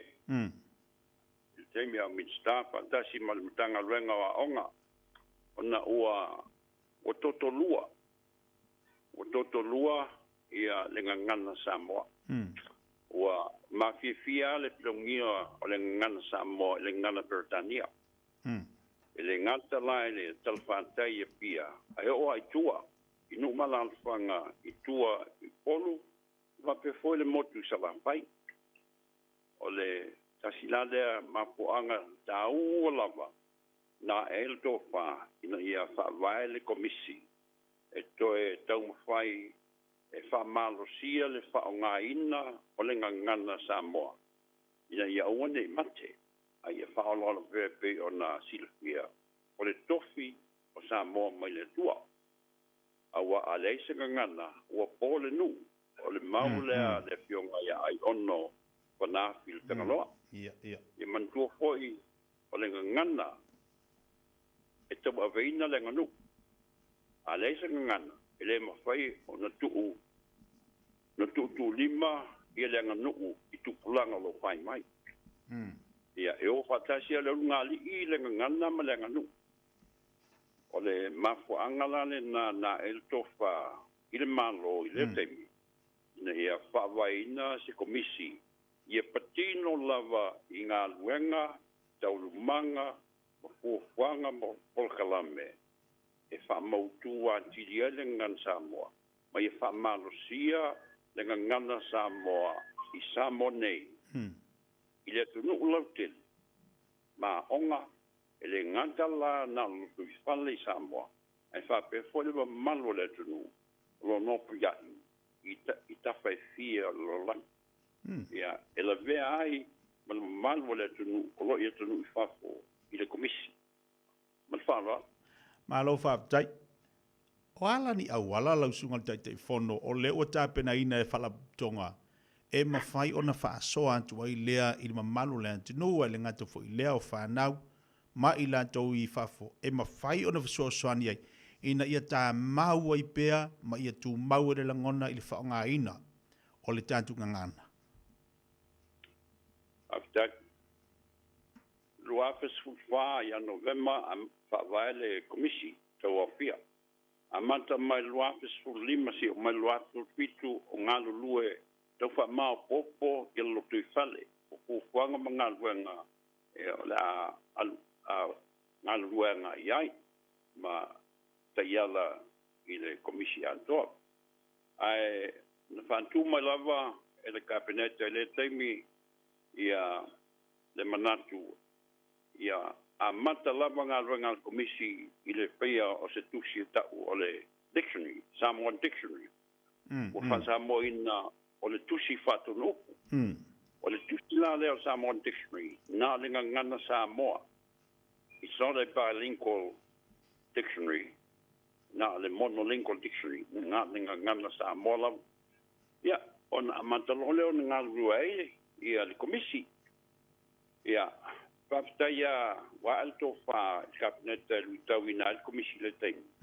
Wa mai le tons folu o tupu ma tamali i o whai launga ma whai polu o te urutei o le nuu le ufuelo loa. Tons folu mon tupu o whai langi tūnasi. Se manu e le maua e tātou o soifua maula i alto mai i e ta māma tua a. Se manu e mau loa ai i ele malpalpala. Ia, ai matiti vai tātou. Ia, o le whaatutei e lawa wa e le to whaina maloma pa maa popo no le tusi. Le la ua whaalawu lo le tusi le tausangan te nei ia i ulai. Ma o mon whaalawu lo nei polu ia mtuila. O le ele whaamo mo le malo po se teimi o le tausangan nei o antu i Aotearoa ai melna e pulan malo i lantu kupang. Al tusi la le tu se luas whamal fitu afe ia uku. Lengan Samoa. Ia, sa wha maa popoina la wal komiti wha pitoa lava. To tosa fulu o gano whai atu. Lau fuelo loa, jolu teia. Ele nganta i tamali i ma whai launga e wape fo i tamaita. E o tupulanga. Sa isu i tupulanga. Ia, professor mai le universite a wao Samoa. Ma whai a onga. Whai whi au. O e kale CSS mta po inga se sa wai malawa. Ia, o ma popola le la o whātau tu se la. O te loa le o te lea tu si o whātau atu i ni se la. Ia, a whamoimoena o maia la nala sanga. O lo ngā lua nei le komisi e whamai e la matanga o le masi po. Ia le kuste de tu si kalama.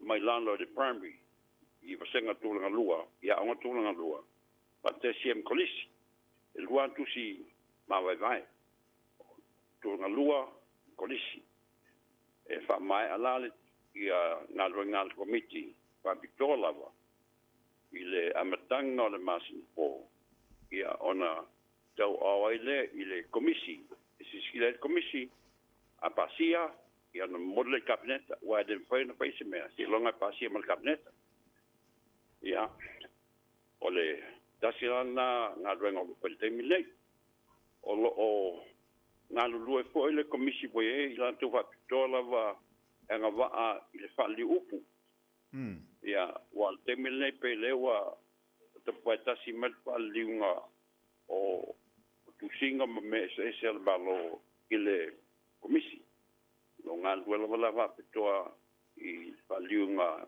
ss ne yela wat sialinga ngana yela wat sialinga ngana I mal mai malo kabineta mal malo pape fo ile mal wala tunu o lo fa o mata po mai tua o ngal fo ile komisi te mile nei patasi mal vaenga o nganu e fa mai le tu sal penga fa pu unga fa penga no malafanga na o ina mai e a sesia onga de val to sanga ta siva on se folu anga to sanga ta siva on se folu ya o sesia onga sa to file tu malo sala tu ngal venga la le sa pai o le au ina mai fa penga pa unga fa penga no malafanga lela wa yai donu so monga ale mtanga adwenga o aonga ilalo le vaenga o nganu ia lo te uloile flinga ya mo noa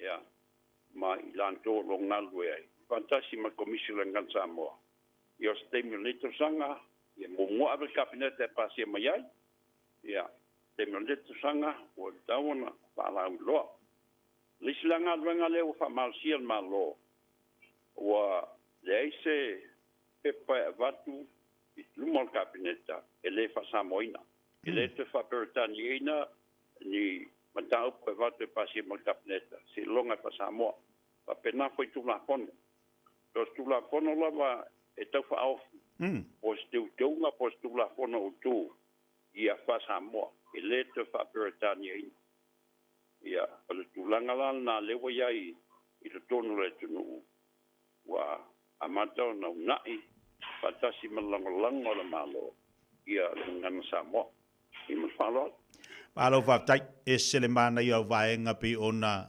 sauno I lausunga te telefono ia ai mai se foto tono le tantu watu ina ia tapu e pe ma fa malo sia ngana mo tanto ma ua lau sauno angal tau nei lausunga te telefono le mita po se vaenga na amatu le malo a o tula I mai ia le tai I le taimile nei avea ma minista wa onga.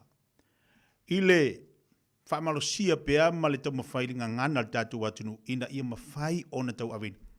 A wha pēne ila o le mata upula o le whatau ina ngana sab. Lau sunga te telefono, o le asau whaafonga ngana le whaonga ina nei tono le palimene. Ai mana o le mata upula na a matu e su e whai e su enga. Ia mo le leo mafuai ona ia le komisi o su ngana samu. Ala se whaafonga lau sunga te telefono e mese ia le kou le mamalo to komiti ile ngana la le ufa ngai na tono parlemeni in fena sa uno ia ifa mol malo fa tele fa sil finta wa tua o le va ni fe ai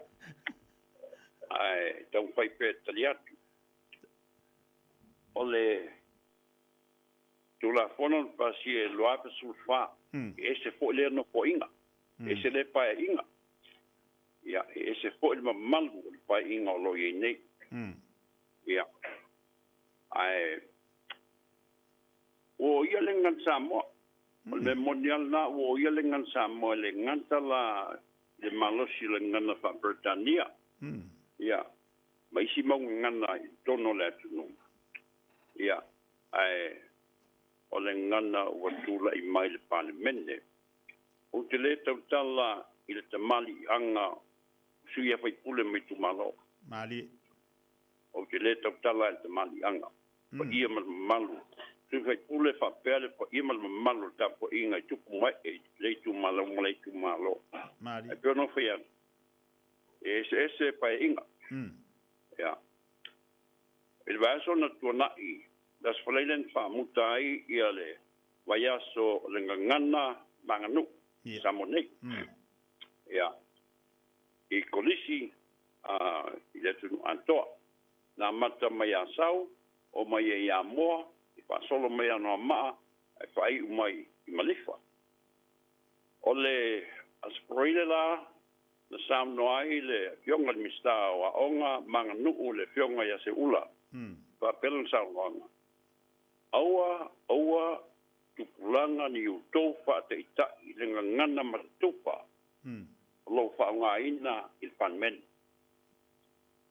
ngana matupa ona o pespesenga sa pai mavi inga sa pai tu kulanga sa pata walengan tasila tu le ala tu falkuanga pa mole ta ita yo le tu no to nalenga o manto muli le ngana o fangaina ya jitia ta polso ya alutia finangalo e taime mamulu alto vai mali alutia finangalo ya mamulu to vai ai mokinoa e to fo ala mena la mea memoria o fani mai tu pulanga o ngata e ole ngan sambo ona ole mele tu lai mai ya leo sa no le pega minsta o ole mana ia le ngan ma wa le ngata I pa solo pe luma le so fuanga ma le olanga to e te lava e te mali I ma foi la una su manu le tu no palmene ia rolanto manu nofo le so tuli mal vanto to ya ai le fa pe la a fa inai la o inna le ngata wa wa manua le ngalwenga ona palongo e tu planga ile ngana le fa ngal palmen ai le avele na ba me da pi le fanta ua le ngana sa moa o lota to tofi mai le tu o le mesina patino sos tanga tamo man tu ho le maule nei samo e tala pea e tala mal ai li lo fa samo e le a to lo fa sino ya ole talietura mal fa lo malo fa te te le lava le to fa ta tala lo sungal te fono tau fa I lo ma tau fa mtalai le ngata fo ilea o naif sili tu inatu mai se ala ngol vai aso te atu nei lena fa mnatu inai le vai aso ngana sa mo malanga nu tilo atu la ile mana yo ta penanga pe ona ia ile fa tonga ai mai se fa tau ina ngana sa mo la ngona le ngangol fa tai ila o to komite ai mai se tu la mai lo sungal te fono ta penanga nei mo le malo tantu watu fa longo foi le ala le se facility inatu se to fa foi ai mai se ia se la ngona to komite I fa sope ona ina I fa nau I le fa longo le lau tele ia I tulanga fo iona yeli tatu parmene a o lewa matango fia le fa sol nei tai au wa tari le tele ofisili fa fonga le tatu watunu I le tula I mai le tatu fraptonga ia awa lava le fa marsia ia ma le tau fai lava ina ia puti le tatu ngangana le anga le tatu tofi lea mai le tua le nganga fa aftai lea lau sunga te fono la fatuia I lau sunga te fono o ani si vaenga fa mai ai le tapo kala nei vaenga le taiau fa fonga le tatu watunu I ta fai fia la langi ai mai se la fenga luenga tofi le tua ia ava no fo e moli moriaini alo fa anga lau sunga te fono ia mo tatu ai nga ai mai se le malo le tunu alo fa fonga mai ma le nganga fa lalo pa te le la fainga te tia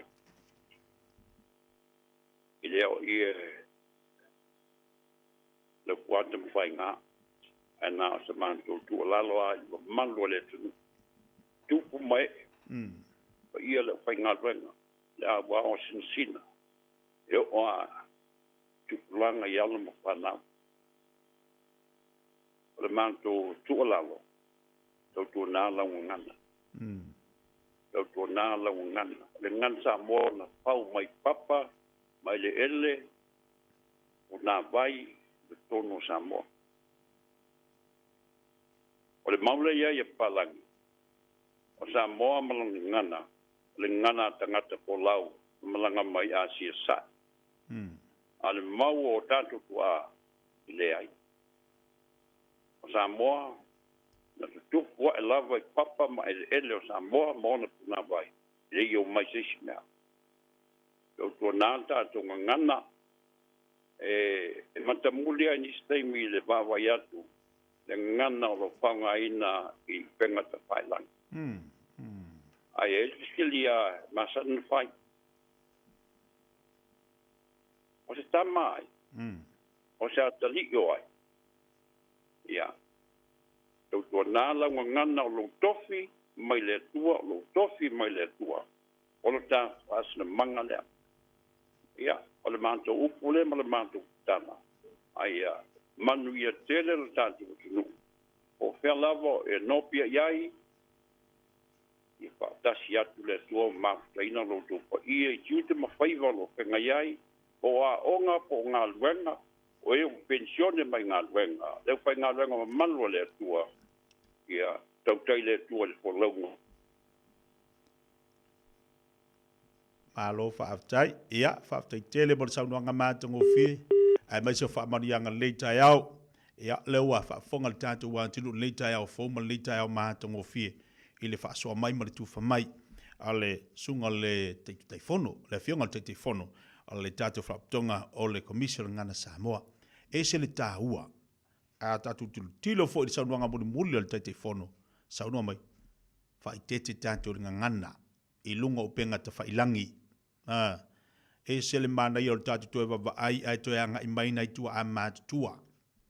Tua a sina, la tau te toe tilo, ma toe wa ai I le tatu ngangana. Le alawa mana I o le manino le tūlanga o lo I ai, ia le nei foi whaptonga o ta ua o le komisio ngana sa mo I tono le tatu watunu. A o lea foi lana whamatala mai, o vaenga umalawa I tu tono le parimene, o le a fa a Samoa. Peo eitu la fono, o vaenga umala iai, tala noa o vaenga I, o le te fono wa lewa tenen ngā lue ia le tama I le ngā lue ngā le tua, o le tō whā ma le ngangana, e o ai fo I le nei tama o le atunu. Lewa se e malno foa a wālawa ia le tae, toe tau tiro tilo ma tue wawa ai le tatu ngangana, ina ia mawhai ona fisosoani tele mo tātou. Le ase tā ua o le nei a whaasoa mo tātou le nei tae au. A le nau atu atu. Nau atu atu i o tafa, mai lau whanau. Awa o ngangana. Mana ia mo tama titi ala tu tala noa tama matua matina matua. Tala fatina, tala fatama. Tala noa ngangana Samoa.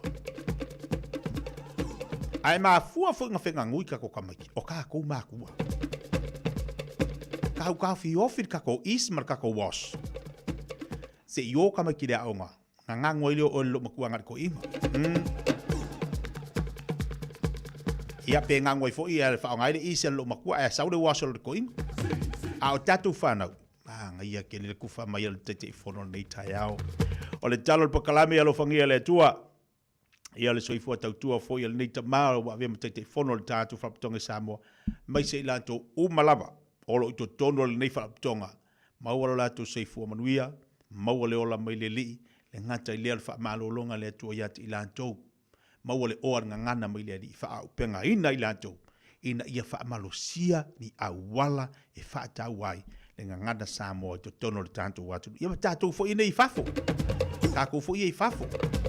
Wa koru masinga kako mai a kako akunga Samoa. Oka. Makwa. Tenga ua laku au wako ake ua laku makwa I le. Ka whalonga kunga. Ilo kingo ilo ko ai ele fa Samoa. A ole fa ko akolu masinga kangu malanga mangi sila. Ole si wakasi le kausanga. Ka falongo ko mai olo mele olo lima. Ngama sangi e ko mo fa penga. Le ai masaule kaukala. Olo lima. Vai dale manga yo. Vai dale manga. Ala kuā, ai sau desi ma le popo fe mai. E se ale vai au I me ai ia. Al mo kau ngenge foi lau vai desi ma le popo nga mamai oe. E se ala vai I me ai ia ba. vai la mo fia palangi la ta kwai foi ma nei ya tatu tali no tatu ngana Samoa ka ko vai ma ngai foi ngai fa soi mo tatu nei vai te mo tatu ia tatu na ngana ngang Samoa ai le la ku Samoa wa ku mu fu iar ku pulanga ke ala ia le ke ala ia fa mai o ke fa ku ke breakfast da ide e ke le fa la sandwich o sandwich apa ya ku kapili-pili o maali di afa me sandwich jadi babili de talo le July follow pa pong bel jatu wan tu fa palo ti so la tu fa tu bangalu ngal de jaya se bai fa viviang lun moeng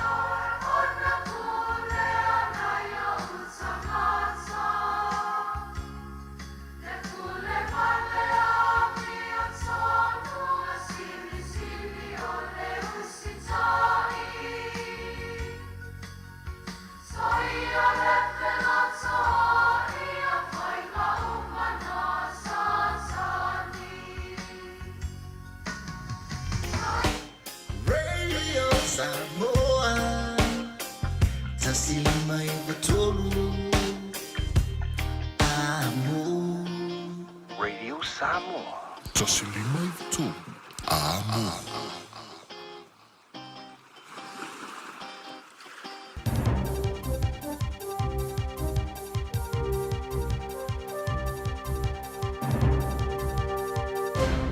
O te whaatalo whātu i le nei po i tae au mā lole fo lau, alo mai o tala la Radio Samoa.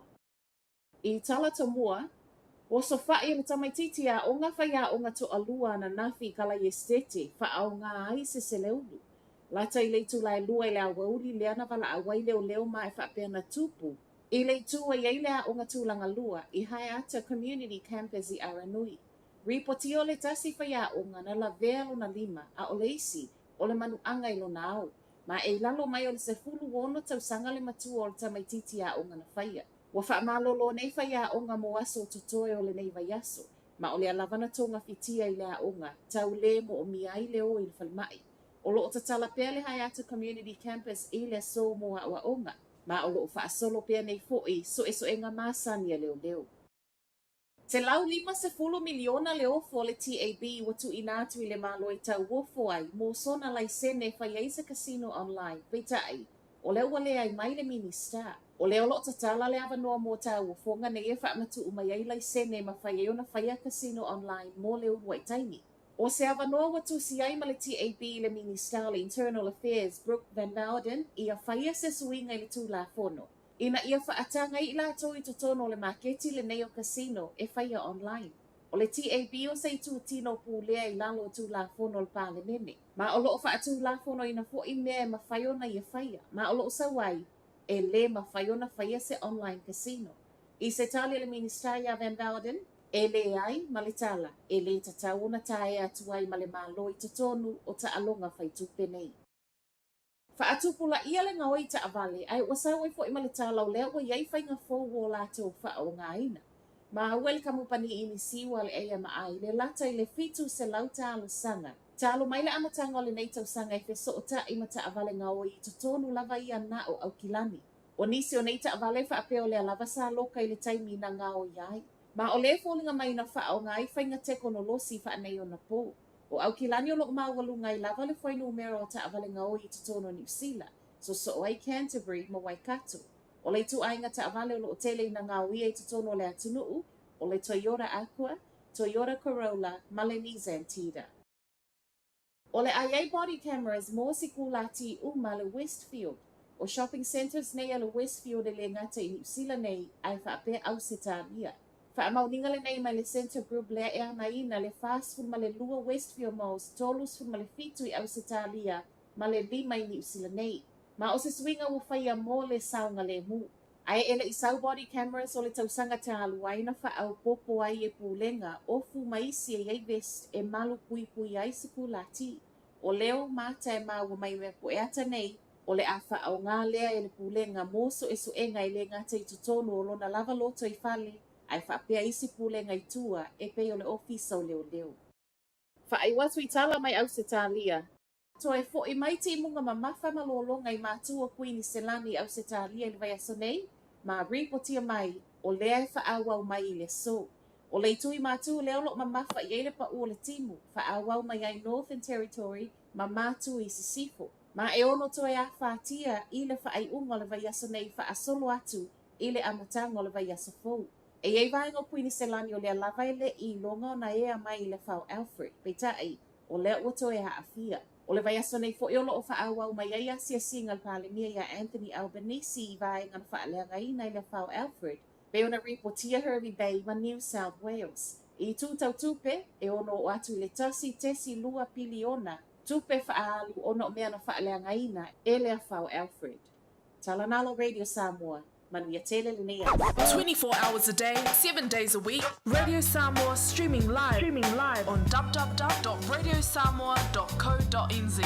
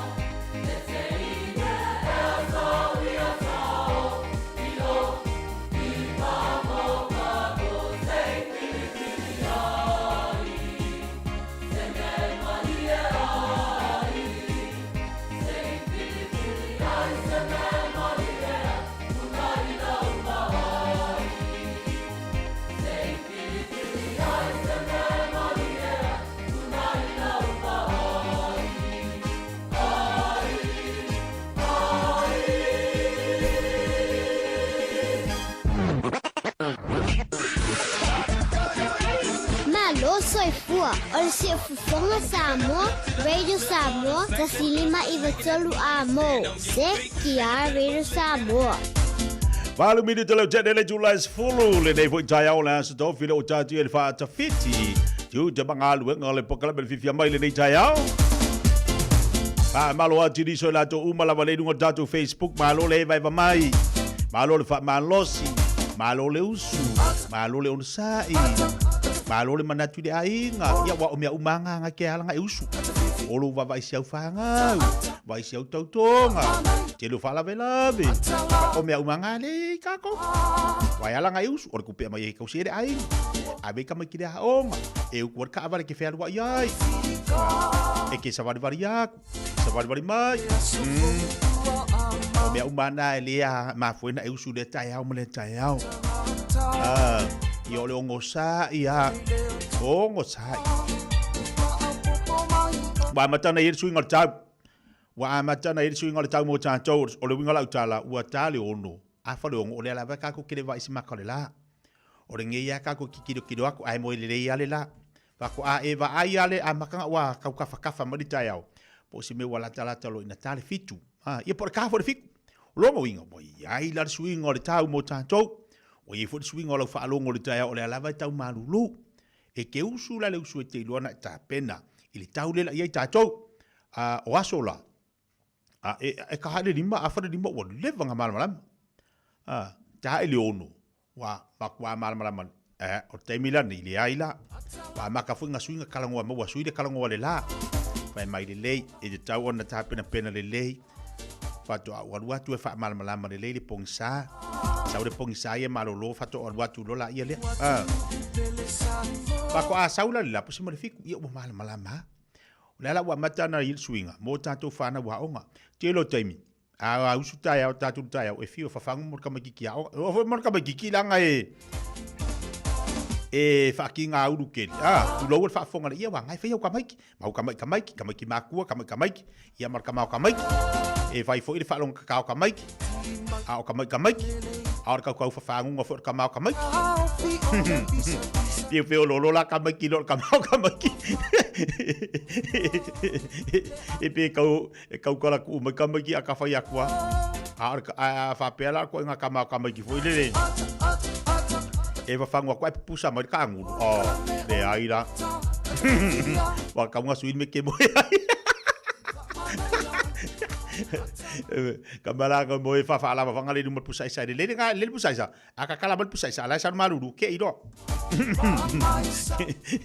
Kamala ngai mo do ke ya lu ngala tala foi de we swing on tau ma tau foi na sui le ala tatu le tai au mo le tai au a me se dei fa na ya onga ma tau foi na sui na tamaiti ya mo foi ki fai make ole tala ole mana ia fa soa ale mato wa fi au ile vai a son tatu nei fa pe mai a o lau whanga u kai mia ese tu le whanga lau whanga ma le whaito to o lau whale peo i ngā ruenga peo ia onga alai te ita au keika whai mai ka ua o lau whamanguia lau whana e alu fo ila tabatiti la alu manuia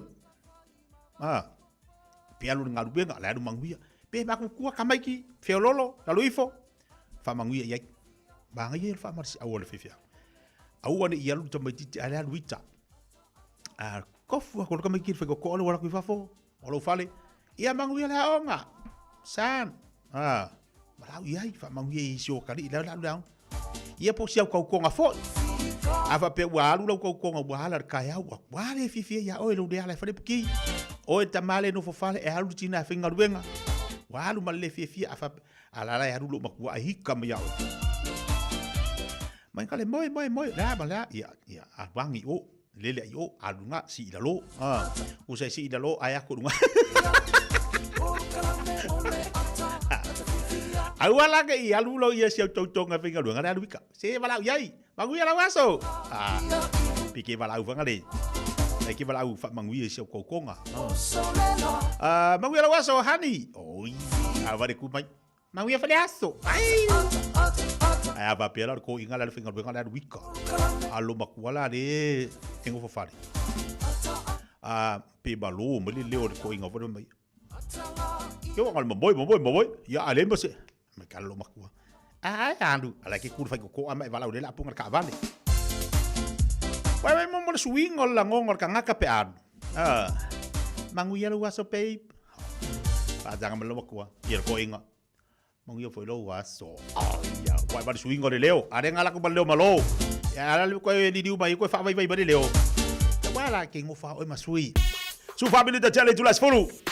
Jadi atu tatu so ta ingam Amerika. Sunga julai papel masih dia jauh. Malu lah berdoa tak balon ngalui. Salah fai au delay. Jom nak udangan cium fokon radio sambo se football libe betul amo.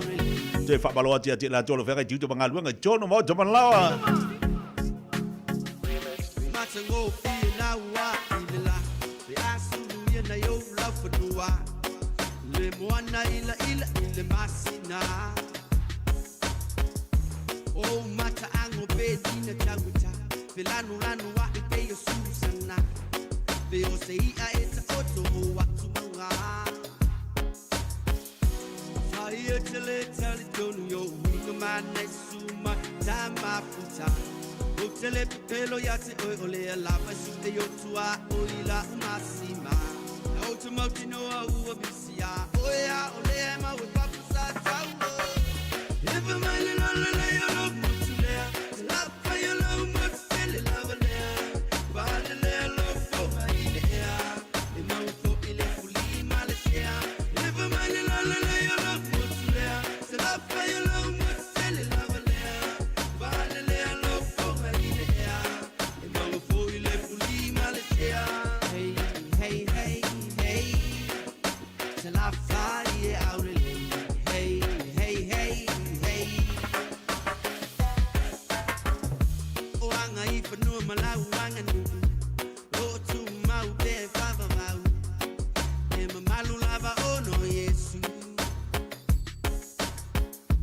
Fa mole mole fai ma vaisu. Le ai si tasi polinga mata. E pele lava oilo fatu.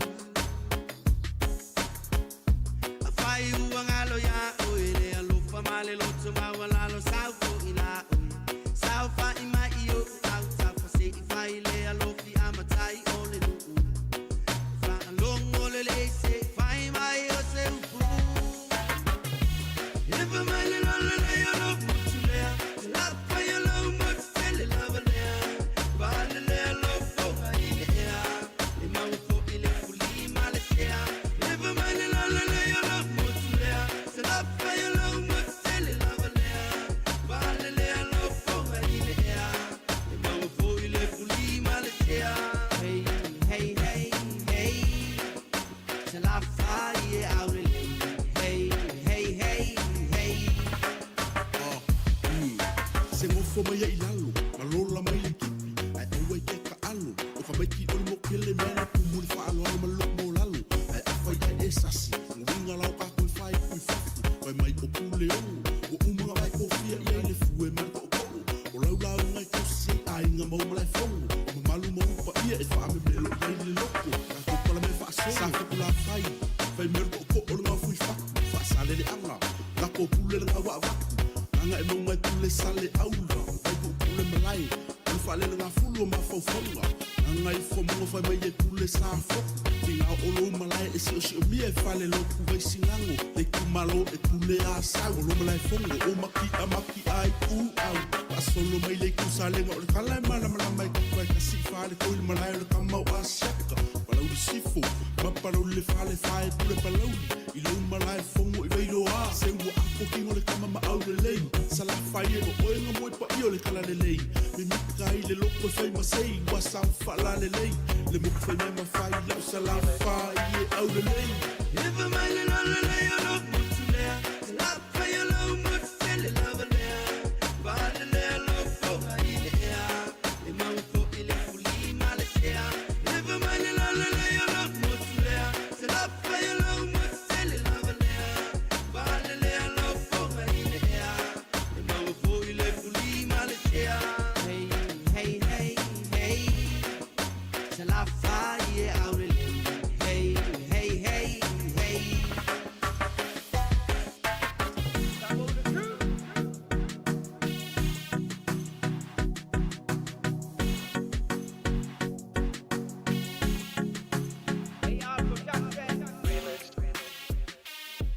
Life doesn't always go as planned. A family tragedy, an unexpected bill, or a sudden expense can leave you feeling overwhelmed. If you're a homeowner and need urgent financial help, Api at Finance Direct Limited is here for you. I understand your situation and provide professional caring solutions to ease your stress. Don't face it alone. Call me today on Oluolu Ovaru Fafa Lima Tolu Tolu. Api at Finance Direct Limited, your trusted partner in tough times. Talofa Samoa, o Ateshna Ryan, o le Licensed Immigration Advisor mo le Auckland South Immigration Consultants. E visosoani mo so se tu ai ngā visa e malanga mai e New Zealand po Australia. Telefoni mai nei loa i le o valu o tasi o no valu wha fitulua. Po le olua tasi o no valu fitulua tolu o. Talofa lava Samoa o foi nei o eni ma le tatou whale tā vale lauiloa o le Car for You. A whai lava ta sa ili sa tā vale, le aise laisene pe maua le laisene a o e whaingaluenga tū mau, ma le leilo suafa. Whaingo fia lava i le Car for You na fisosoani mo oe, maua tatou cashback pe a mana mia le fisosoani. Talofa lava Samoa o a whaile nei o lofa, awa nei ngalo le tatou Facebook page le Car for You, pe te su mai le mato tuatu si tolu se lao Craysouth Road Manrewa, pe whaso tai mai le mato telefoni, over te lau lolo a fitu whaiva o na walu, whawhisili mo and po alofa. So whasei fua. O le agonanga le sabe mawai o lo ananga tae Peo TV, speaker JBL, telefoni Samsung, moenga Sleepwell, City no 4, pusa aisa ma o loea o ngā i leo mukuka. Maua foi o lotu aisa, vai tau mawha maisi. Tutongi i nei New Zealand e piki alo ai ngai Samoa. Whapsotai mai le Facebook po le Instagram ale Sapa Pia Samoa, pe emaili mai i le buy@sab.ws. Sab, lau fale o loa numero tasi i Samoa.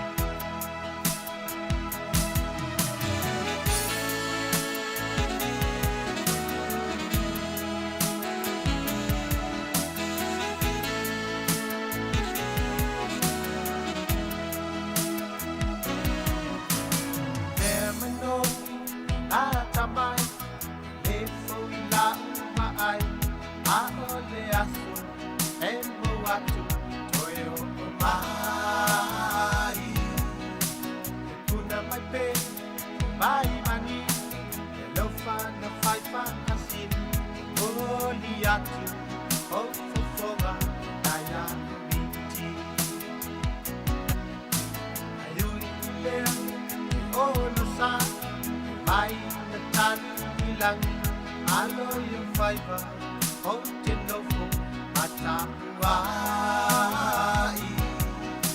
ilan lang matalan suwiayo umatan aole fiber to ilalo masiyasi kele mana atena populonga Sentasi mai la fai Awane fefe fai mai sama natu Ua e fui tua mai a Tatu ui natu ai e alu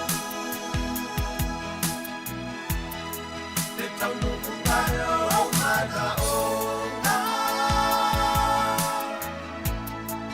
Ule pea oi lau sala tonga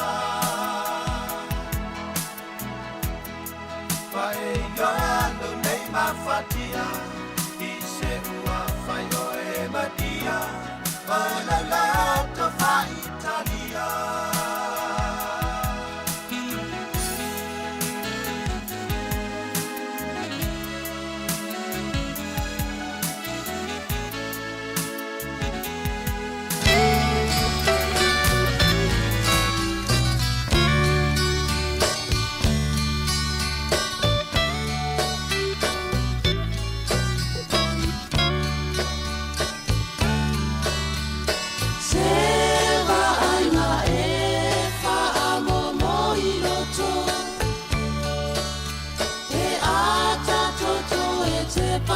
Si fale olo Le taimi lea ole afa ama vai ai aina Ona o se tasi e malanga moni sila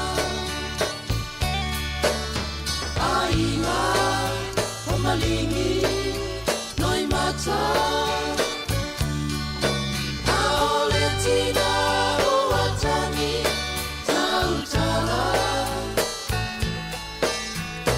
Sole ai longa ata toto te ino ai Ua pei ai o se tangata e maranga le langi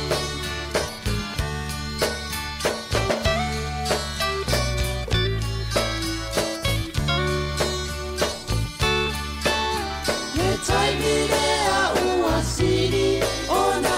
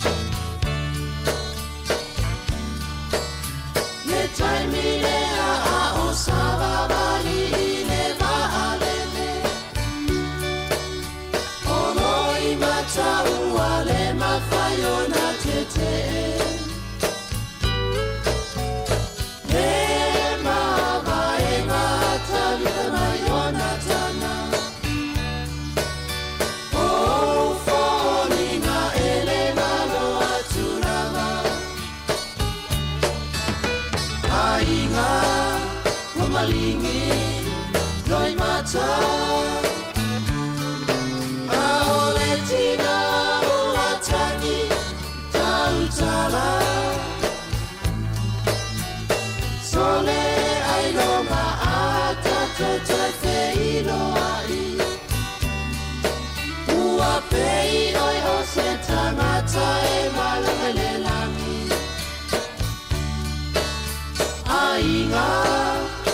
lingi noi mata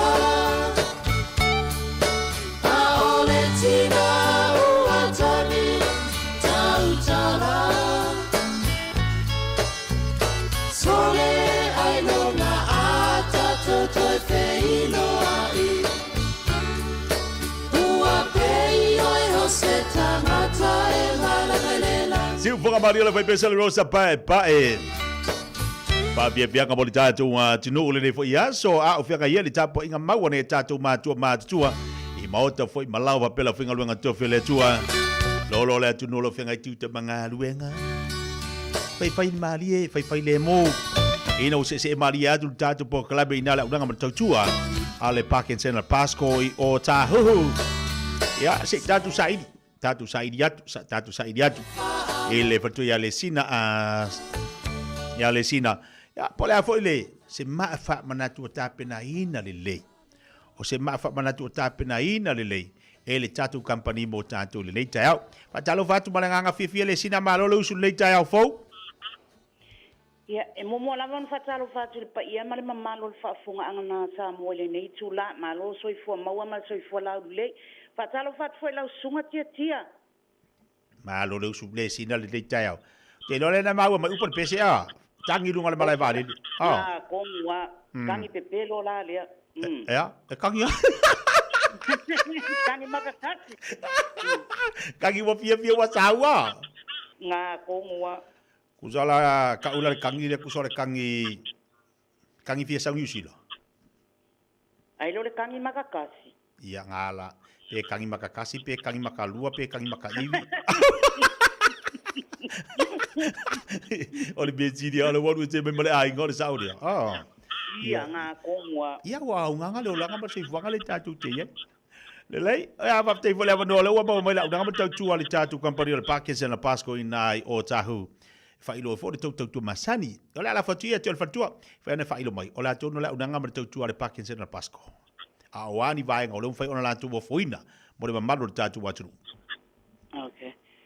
Ia ole mako kampangi por Parkinson and Pasco o siria tu mal sela tau sanga talon fa vaina ma o mato fo kampangi le o siria tu le umi talon fa tu ina New Zealand mai mato te fia so ani a inga Filipe fa to fo ma ai tu sai morola to mana le sina o le ale umi e ma fai ona tapena ina tatu kampangi se ma ai tadi le mana onga le ainga le anga ia e teleng ese le taimi mo a inga e whaatulanga msa e li peta pena se ata matusia se whaasalanga whaato am whai leo na mato a matalanga luenga o se maa whaamanatu mato te mana o mia leo no i le valuva yaso for Auckland unveilings or before collecting headstones mato te mana o mia le 8 weeks notice before shipping cut-off dates when shipping within New Zealand or overseas e mana o mia le whama sina mo le sau nio maa whaamanatu whaapatua ia mama fa manatu lanu ai le yo le unveiling pole aso piki ai le ma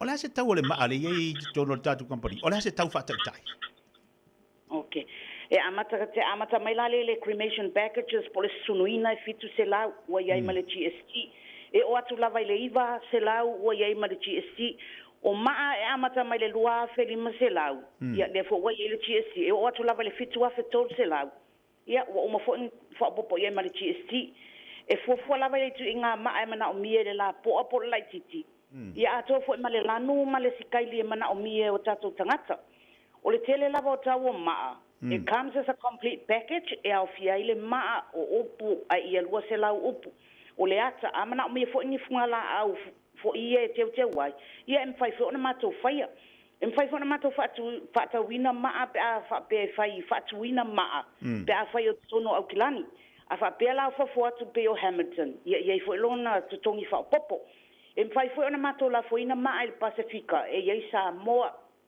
American Samoa Cook Island o Fiji Niue Norfolk Island Tonga ia Matuvalu em fai fo na mato fa ente te unga pe amana o mie se tau fa popo fa te inga po se fale Samoa ia po se kava po fo lele se tau fa popo sina mo le fala te leina la vola to tola udanga mo le mamalo tatu atu e nei tatu ai nga fu e mana na a vine ma la tu mai Samoa po ni si fu atu ya em fa na o yari to tola udanga tatu Parkinson Pasco Ia, e mawhai na mātou la koina maa i le Pasifika, e iai la tunu o ia no o whaamtalaina atu e iai ia American Samoa, Cook Island, Niue, no Foka Island, tonga me tu valu.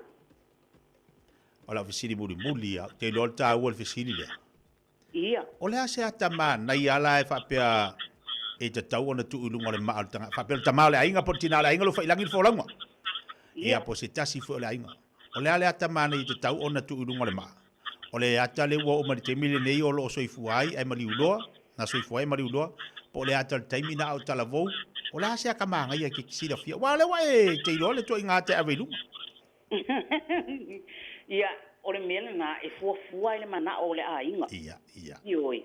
E fuafua le lato mana langa a whapea e o mai kanga ke kokongo e o mai e manga o le maa. Ia e o mai ala ko wa levanga la ko fuafua inga se aka. Kai peila me voile a whapea ko anga ko e inga po lo makua le lo. Ia. Ia e o mai la isi o mai voile le whapea ku ule aka voile le o le o whapea o lewe ku whakasiri mo la kakalu. Ia ma le nosa lio la le whakamiro milo e au kafa. Ia e a whapea la ko e inga e kaa voile le ingo e whalkala. Ma ia la le au mai o le fangu voile po se fangu boka voile le mai e. E ku ia. E whaafua i ruma ai a. Ai va fele la kalo makuale o mi la nga pepa pinko. Ia, e manga ia fo nga, ka ku whakasina ma le kapinko.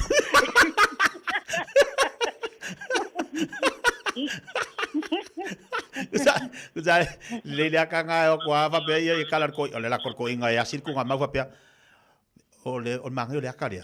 O ke sa bo va o ia ke nga ngoko ima ku pe ma ko.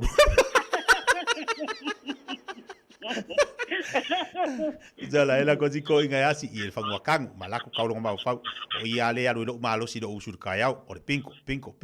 Ia so ia. Pisiri de war maria si do makua manga pinko. Lelei, na ma lo ale alu markanga pinko. Kwa la kwa le la lo le sila langi e kwa fa ia si el pinko. Oh. O ia la ko fu nga o mi pinko. Lelei, le sina amaya ia tu atu siolo ya unanga matau tu tato a company maranga falalo. Ia. E ono mato wa showroom se Aukilani. E kasile i tauranga. Ia olesi onehanga, olesi papatoe, olesi West Auckland e opposite male Waikumeke Cemetery. Ia olesi Albany, tasi North Shore.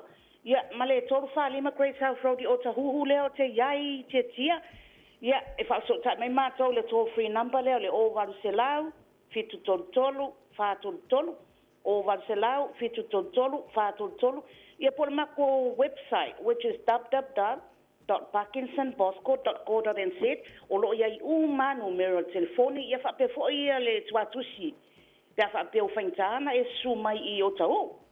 Malo va te tere lava le sino la to danga mal malo tatu wa tunu maria tele tito bangalu ngole so. Ia whaktai tele lava tia whapena foi, alo whātu. Alo whātu foi, sei foi a. Lei, unanga mara tau tua le whatuia le sina siu, pe ona mawhatu pai nai o tahuhu, wala ona lua fitu olu a walwatolu, te mōre lei. Over se lau fitu tolu whātu tolu, te fori wala au fual na, ale tātou Parkinson la Pasco mō tātou. Te se mari mate pele wati leo tau lua se football tolu minuto talo le tula sumatasi. Wale mo tatu so ta inga ma Amerika pe ona yai ia le sunga tulepa. Ia au faisi pisi le sunga tulepa pe ona yai le neva yaso ai tatu sia ia le lo fole tu le vas fo. Te mo le si fa poponga le po klame mo tanto. La tatu la upese le. Hello. Foile sa no fa. Kat on sai mai misi on sai mai. Ai le yor ke mi video ai ka le breaker ko inga video ko lo mo. Tala tatu lina, tai au talonga. Ama ela upese le tala tatu lina. Ai tatu fa soa. Au ia la ta alo fa ngor vayaso. Era nga. Hello. Foile sa no fa mon mole. Hani ea. O fi lo tau ma fai. Sa silia. Pe ana ole fa na mai. Le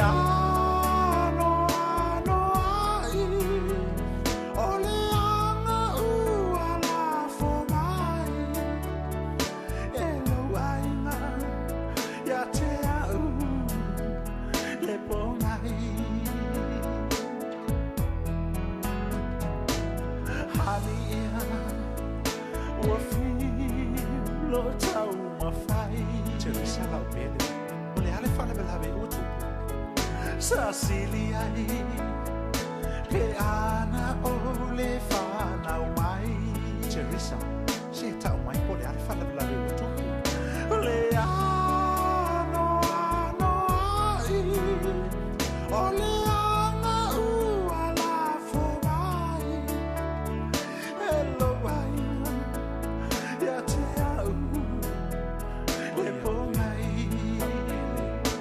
tau mai wai wana o pui se ya te o lo tina wai a sao no a mai Teresa ua whai atu a lo tina ya te oi ua mai ma oe i a te au o lea e a le pongai e ai Teresa e tu sa lava e le solo muli le ulo whai a te oi a welo u fatue ua tui a ua tina e lau aina ai le ai sa sala Teresa na ele o te ofo ia te oi a whaamalo ia te ua o wiloa e whai lau aina le ai Teresa ua lewa na mate te amale whiwhingi le anga le na ua o se se i lo une le ngala malama se awe te whapena o te alofa pea ia te oi lo wha moe moenga sa au ma fau fau i ai ua leaunga ua masa le puvai ua o iloa e whai lo ai ngā Teresa whai atu fwoi wa lewa na pāle wa alfa fine le ngā ua o se se i lo une le mala malama sunga se awe te whapena o te alofa lo wha moe moenga sa au ma fau fau i ai Teresa na pele ua leaunga ua masa o te whiawhiwhi le puwhai la pele le ali ie le ali ie pe ai e a se tofi mo i tā le ali ie le ali ie pe ai se si tofi mo i tā ua o ona le nei ipu ua o wino pea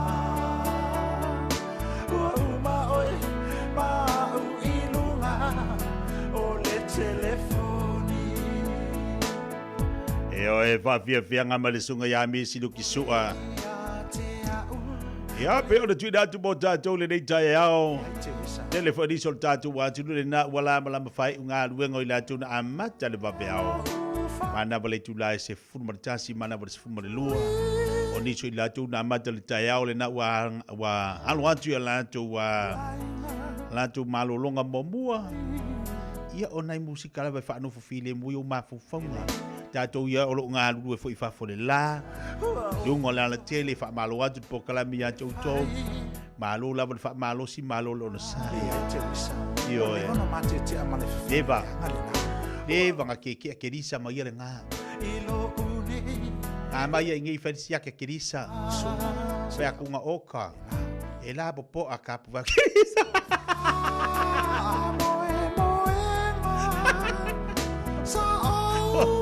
O aru pipi kerisa.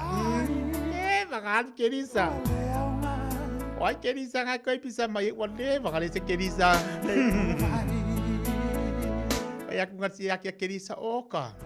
E anga idunga le koko kerisa le anga ilalo. Le watala tato laina. Tolu fit sini mai tolu. Tolu fit sini mai tolu tato telefon la tato wo talonga. Talonga yo te tiro tia. Au pese mai pea ia Kelisa la lia. Talonga verso nei, aso ataiao. Talonga mari le aso ataiao. Moana male Chiefs. O ia man malo le to lua le aso ataiao. Manga ngai o kalonga fa verso son. O le Blues male Crusader, man malo le Blues. O yo ile ile si ko pepo yo ku o le Highlanders male Reds. Talonga na le aso ataiao, ile aso tonai. Aso ataiao, o le aso ataiao ia. O le la pinye le moana ma le Chiefs talonga mana ia le aso ataiao. Warriors ma le Brumbies. Leo talatu tatu leina tolu fitu tasilimo tolu. Tatu wo talonga le taiao. Ia e a Kelisa.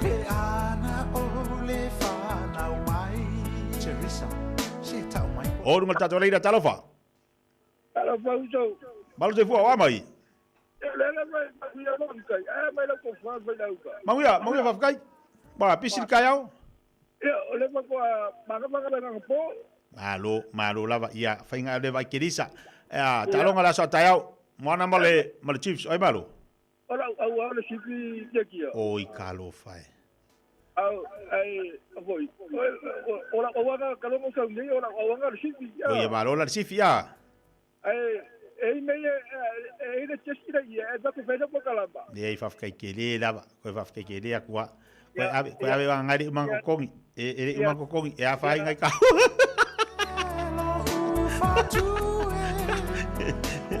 Ko va foi le over kwa Kelisa favor bole. Tato leida tolu fit tasini tolu fit tasini tolu. Teresa la bele. Ole ale fale bela be utu. Sasilia pe ana ole fana mai. Teresa se ta mai ole ale fale bela be utu. Lunga tato leida talofa. Ovo. Malo se fua o amataiao. Mongo la va ko vangero parenga chichio. Segi, tau talonga le so taiao. Moana male Chiefs. Oi malo. Ala pekim malo ka ko. Moana. Ia, segi. Tau talonga le stonai. Highlanders male Reds. Salura ye kamama. Masar. E ale tal. Ia, ale Blues mar Crusader. Crusader. Seki, Maria le taiau so fatu. Ia, tatu o tal vala talofa. Ma taiau. Maria va tai. Ana ia, tau talonga le sa taiau. Mana Pacifica mal Chiefs. Moana. Highlanders mal Reds. Highlanders. Ole Blues mal Crusaders. Blues, ia. Ole beke so ia. Warriors mal Brumbies. Brumbies. Force mal Fiji and Druid. Seki uso Maria lo taiao. Seki, talova. Sei fu lau lei. Tau le Moana mal Pacifica mal Chiefs. Ai malo. Sifi. Highlanders mal Reds. Highlanders. Blues mal Crusaders. Warriors mal Brumbies. Fiti mal Force. Fiki. Seki. Maria lo taiao. Talova. Tatu leina talova. Ia se fo manuia la sunga. O amal taiao. Ia ne ai fa pisi ka o tetia. Seki, se be sili anga o seki o kaya o fa sepki. O marki. Aia. Tau talonga, Chiefs male Moana Pacifica. Mau fa le Moana kikio. Mau ale Moana. Tau tu le Reds male Highlanders. Malo le Reds. Crusader male Blues. Mau foi Crusaders. Mau ale kwa, lea? Mau foi Crusaders. Brumbies male Warriors. Mau le Warriors. Fiti ma Force. Mau foi le Force. Mau foi le Force. Seki manuia lo taiao. Taiao kia. Hello vatu talava. Ja, hallo, sunga. Soi fu lau de lei. Se ba taiao le Chiefs male Moana le so taiao. Moana. Highlanders male Reds. Red. South Crusaders male Blues. Oh, malo Blue. Male Blues. Brumbies male Warriors. Force ma le fiti. O Fiji. Ei. Magula waso. Talofa. Jolo fata. Tu te fila lo tala ufa bol mori se uso. Ba se kawa. Aya. Si fo moria. Tawa tu la chiefs ma le mwana. Oi malu. Mana. Highlanders male Reds. Yeah, Maui Highlanders. Maui Highlanders. Ole Blues male Crusaders. Maui Blues. Mau fa le Blues mangaya. Warriors male Brumbies. Maui Warriors. Maui fa le Warriors. Se e mai lo ya force mafiti. Maui lo matuina. Maui lo marka ko mai fiki. Manuel lo tayao. Manuel fa le asa talova. Iya brother, mwana Pacifica mal Chiefs. Sifi Highlanders mal Reds. Blues mal Crusaders. Warriors mal Brumbies. Fiti ma Force. Iya. Alo vaki ayal nga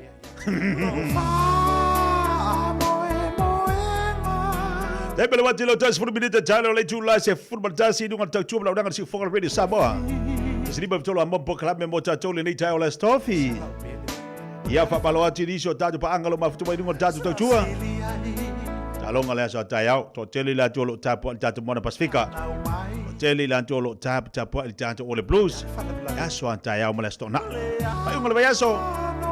Manu ya tele la tapo inga. Tatu au tali tula sifuna tasi ona vatula tatu telefone ngala Britania. Apalo atu le atunu malo tawa tai malo fa malo siniso ila tu yolo mafutu ba ilungo tavale fa fai malie fai le mu fai malie o on sai lungo au wala tele mave. Se mai sira fa fia ka marconi so vai manga. Toi va minuto ne tale o le tula se funa tasi.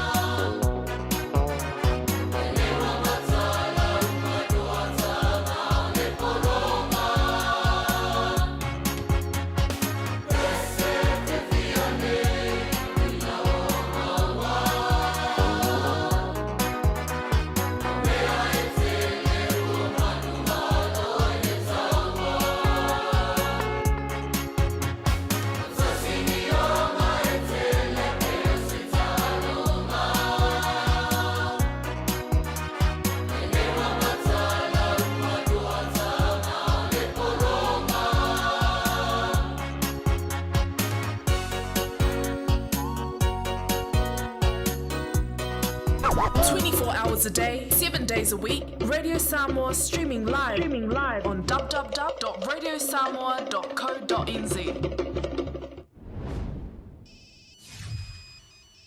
Hello? Mom.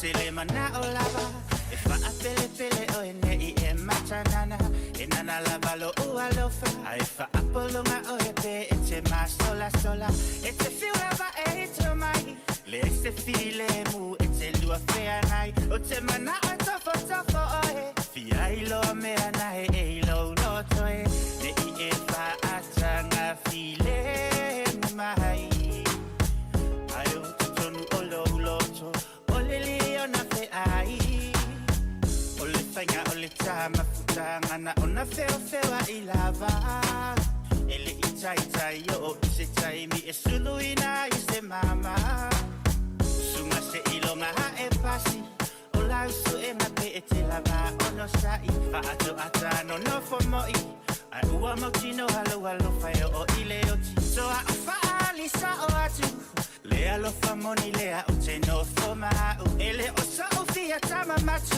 alo o fia manu malo ila o fatu it's a fulava it's a faali wana olo o ata mo o pati wa tilenga o to faali libe a o ba ya to e matangi it's a fulava it's a to atuli ina ia suya ya winga faali te to fata fa o ela o hani be te lava tatali fa afita uli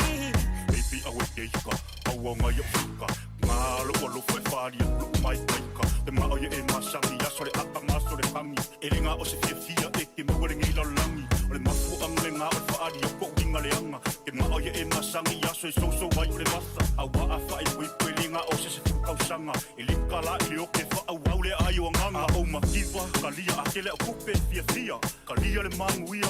Joy Lewis for second jalo le July summer jansi. Wa leka ma e saumia. Beli lo ma le mama. Lewa fa saudi mai tatu telefon ngana berjani el bab tumba de jatu wa tunu. Ya mar jo telefon la jole na wa to yang ya tula mtali nga luenga. Baba lo tu po kalabia tela to umala lo mafutu ba jolo jatu fa ba inai au kilani.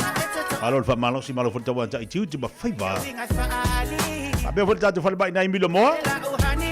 Le jatu fa ba tele na we tekri. Mas vai dizer o dado mau tanga ngase kalau to tele la tu lo mafutu mo yai. Mau to tanga tama tu ole lo mafutu mo to tele ne tatu tu ama tua. Fatalo fatu po kalame mau lo fatu mo to umala manu wi tele le tai au tatu no ritu la suma tasi.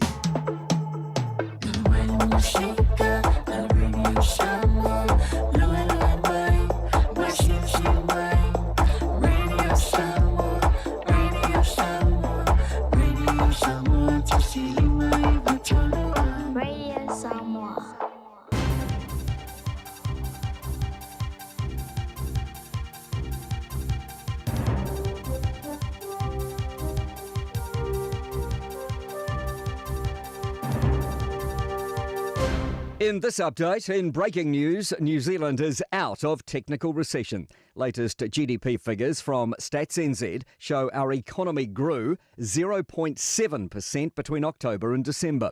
It had contracted 1.1% and 1% in the previous two quarters. And Fonterra farmers are in line for a large payout on interim results. The co-op's lifting its dividend to 22 cents a share from 15 in the previous comparable period. It's reporting its first half profit increased 8% to $729 million. Chief Executive Miles Hurrell says it's a strong first half. As we focus on delivering the strongest farmer offering, we've announced new funding for farmers with lower emissions milk and expanded the fixed milk price program. Further potential job cuts to civilian staff at the New Zealand Defence Force. An NZDF spokesperson's confirmed to our newsroom it will be starting a consultation process today with staff and unions. Here's political reporter Azaria Howell. People whose roles could be disestablished or changed have been notified in advance. The Defence Force says no final decisions have been made, including on redundancy.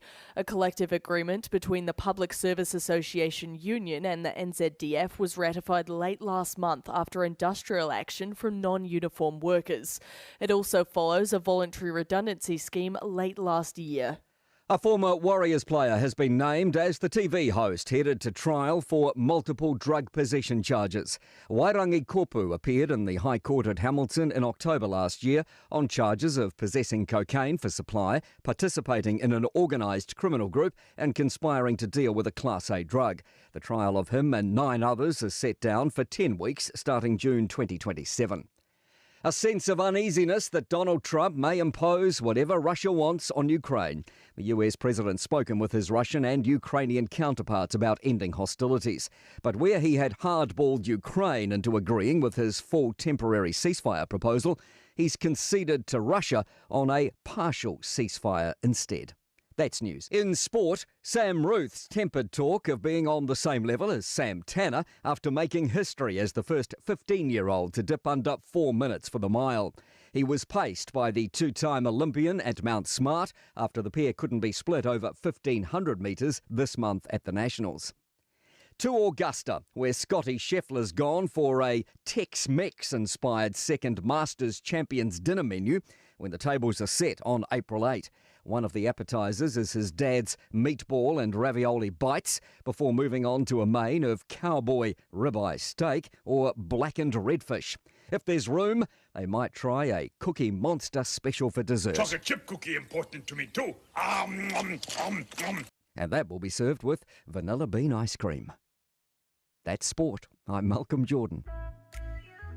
Wana ole fetu moana a onga amata po le moana Stars ECE le a onga Samoa Manrewa. Tuatusi, Luata Sitolu, Weymouth Road, Ituane ole ekalesia e whakasai Weymouth. Mātou te tautua ma le whaamaoni mo le whanau. A wale whaatau ai na o le ngangana Samoa, anganu, whaasino manga, ai mai se leo na whaakerisiano o alo ma whanau o le atunu. E tolu sifulu i tūla e le aise tutongi. Mo le whanau e tolu tausanga manunga atu.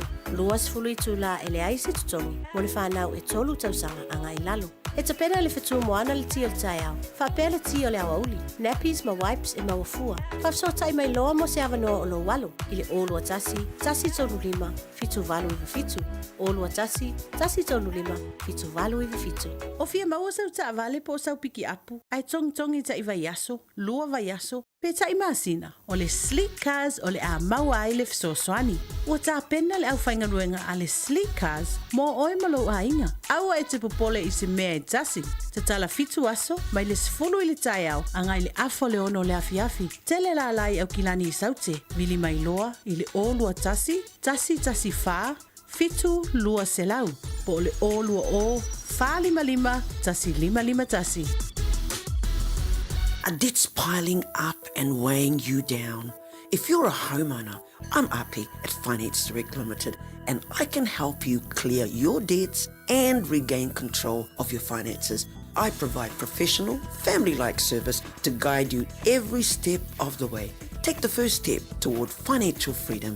Call me today on Oluolua Ovalu Fafa Lima Tolu Tolu. Api at Finance Direct Limited, your path to peace of mind. Radio Samoa. Taslima iwatolu. Amo.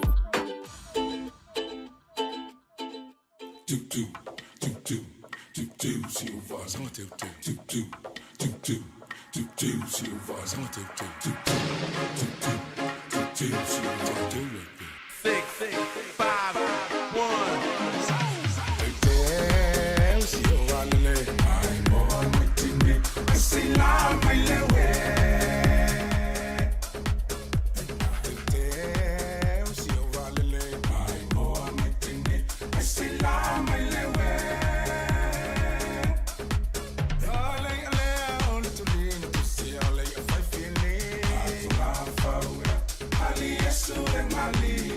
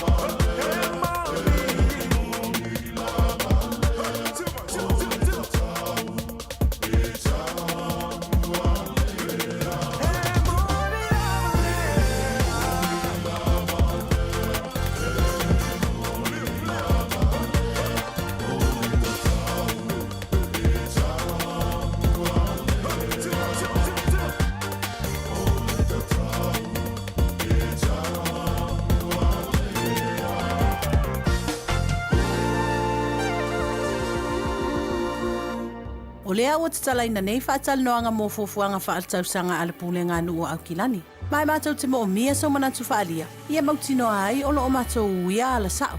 Hanga iana il akhaveyorsay.nz/our plan. E whailo mai ei so fina ngalu. Aile ia ulia lea so lua valu o mati. Talofa Samoa, o Ateshna Ryan, o le Licensed Immigration Advisor mo le Auckland South Immigration Consultants. E visosoani mo so se tu ai ngā visa e malanga mai e New Zealand po Australia. Telefoni mai nei loa i le o valu o tasi o no valu whawhitulua. Po le olua tasi o no valu whitulua tolu o. Tasi lima I watolu amo. Radio Samoa.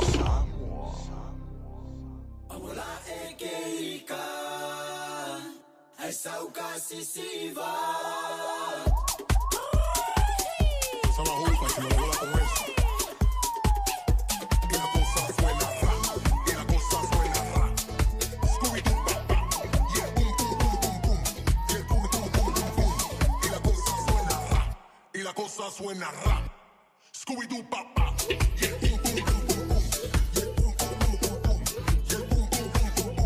Pum, pum, pum, pum, pum, pum. Y la cosa suena rap, rap, rap, rap, rap. Scooby-Doo, papá. Y el pum, pum, pum, pum, pum. Y el pum, pum, pum, pum, pum. Y el pum, pum, pum, pum, pum. Pum, pum, pum, pum, pum. DJ. Hey.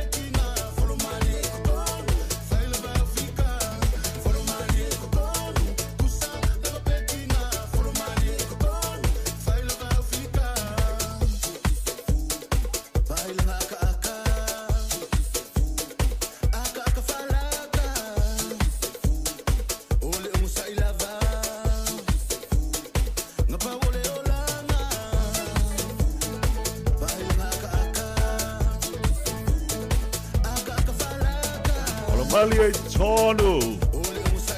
Football fit to be the Jedi July football chassis. Tatu July le foi was able yeli tatu po club le ba ngoleso. Ele tu for the tau sala tatu po club. Niso tatu chala to auto melo tupu tolo tatu wan tru. Ala foi fala tele lo foi tau lungo penga te foi langi. Ia ai follow Malia pele hastofi. Yo all the side lo loto oi foi fati ngai ya te ole ni yaso for Malia. Ai mai se foi lungo le tele voi la jole fe pis ya I lungo la wala. Oi foi wa kolosi yo ruma. Ya oi foi wa fai se le fi ya te oi lungo la wala. Ole for Malia. Ingur fala o yopu. Le ingur fala o yopu all the side ta to lungo la tele.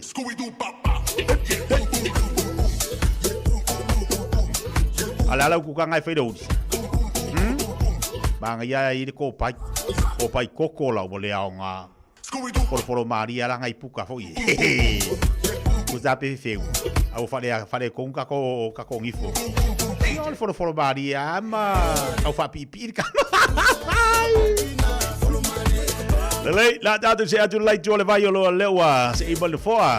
E tau sala data po kala be vai ka jaya fa tala fatu le tofinga malo lo sun le jaya. Ia langi matafi lau fie talanga tia ma lo foi le usu ia te o le nei tae au o le aso tofi ia whatawhiti fo i o ngā luenga o le nei vai aso ia sa whitai tungai fo i toa tele whatalo whatu le mamalo se tātou watu nuu ia o lo maua marita po kalamile nei tae au ma lo lawa le soifua maua. Soli, alu afa aso konfi le aso soli. Ko le vavi? E vave ale alu le taimin mele wai ioi. Vau lava le fiafianga o le maua le malosi. Ia. Maua le malosi mai le li ia whaatino ai ia ngā luenga whaawa wai foi a tiu tepe o na masani ai. Ia e mese foi, ia i nei whanau ia onga, le anga ia toa ia o onga, martoi foi mai, o i la tau o lo o whai e pele whaiva o le tautua, i tātou a inga, ia manai ta mamti nā mātutua. Ia olo tap wa mai pe tātou whaiva i lea som lea so I mauta malawa. Io e toi a fia le ta whaatalo wha ma ta wha whiloa ile nei ta mama le tina mātutua, la ta tapo inga ma ta wha whitai fo ile nei aso. Ia ele whaingo fie, E mo ia na no fono fo le fale. A o le latu loto a to o whanau le atu ia onga. Whanau le oe whai ngā ruenga. O latu whai vai tapua ia. Ina ia. E no fono fo ala e te talo. Ia mana tua fo ila lu le tofi. O le tele o tatu matua. Pe o asfaleilea. O aso ia o le ua whatulanga ina e latu ia solo vai aso. E whai latu anapongi. Ta whaalongo mai ia ma tapa vai fo i Samoa. I la vai teimi. Talo le se furulua o le ale me mo to ina malo matua pena le fa lifu ma se lau modi e tala ia le laso e sa o le lava wa tu langa lava na o falling va ai foi na e pe ne ia le tato foi ola ma tu po e tono Samoa ia i tato ainga o le lava le me o maua e lai maua i o lato foi ainga tu langa ia maua pena e tau maua le fa lifu fai ia po o foi ni vaenga o le o me maalili o le aso fo is ua tuanai. Ia o vaenga na e whapea ma lom to ina. Va ai mea na e teu whaali lei. Teu whaali lei tono sefe. Ia wa e mai tau fo ia tātou lo matu i lato sefe fo ina le.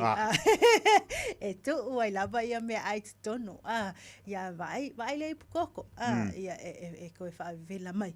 Ia wala vana e whai ele e te talai le ana pongi o le aso. Ia o tūlanga lava na. Ia o vaenga ia.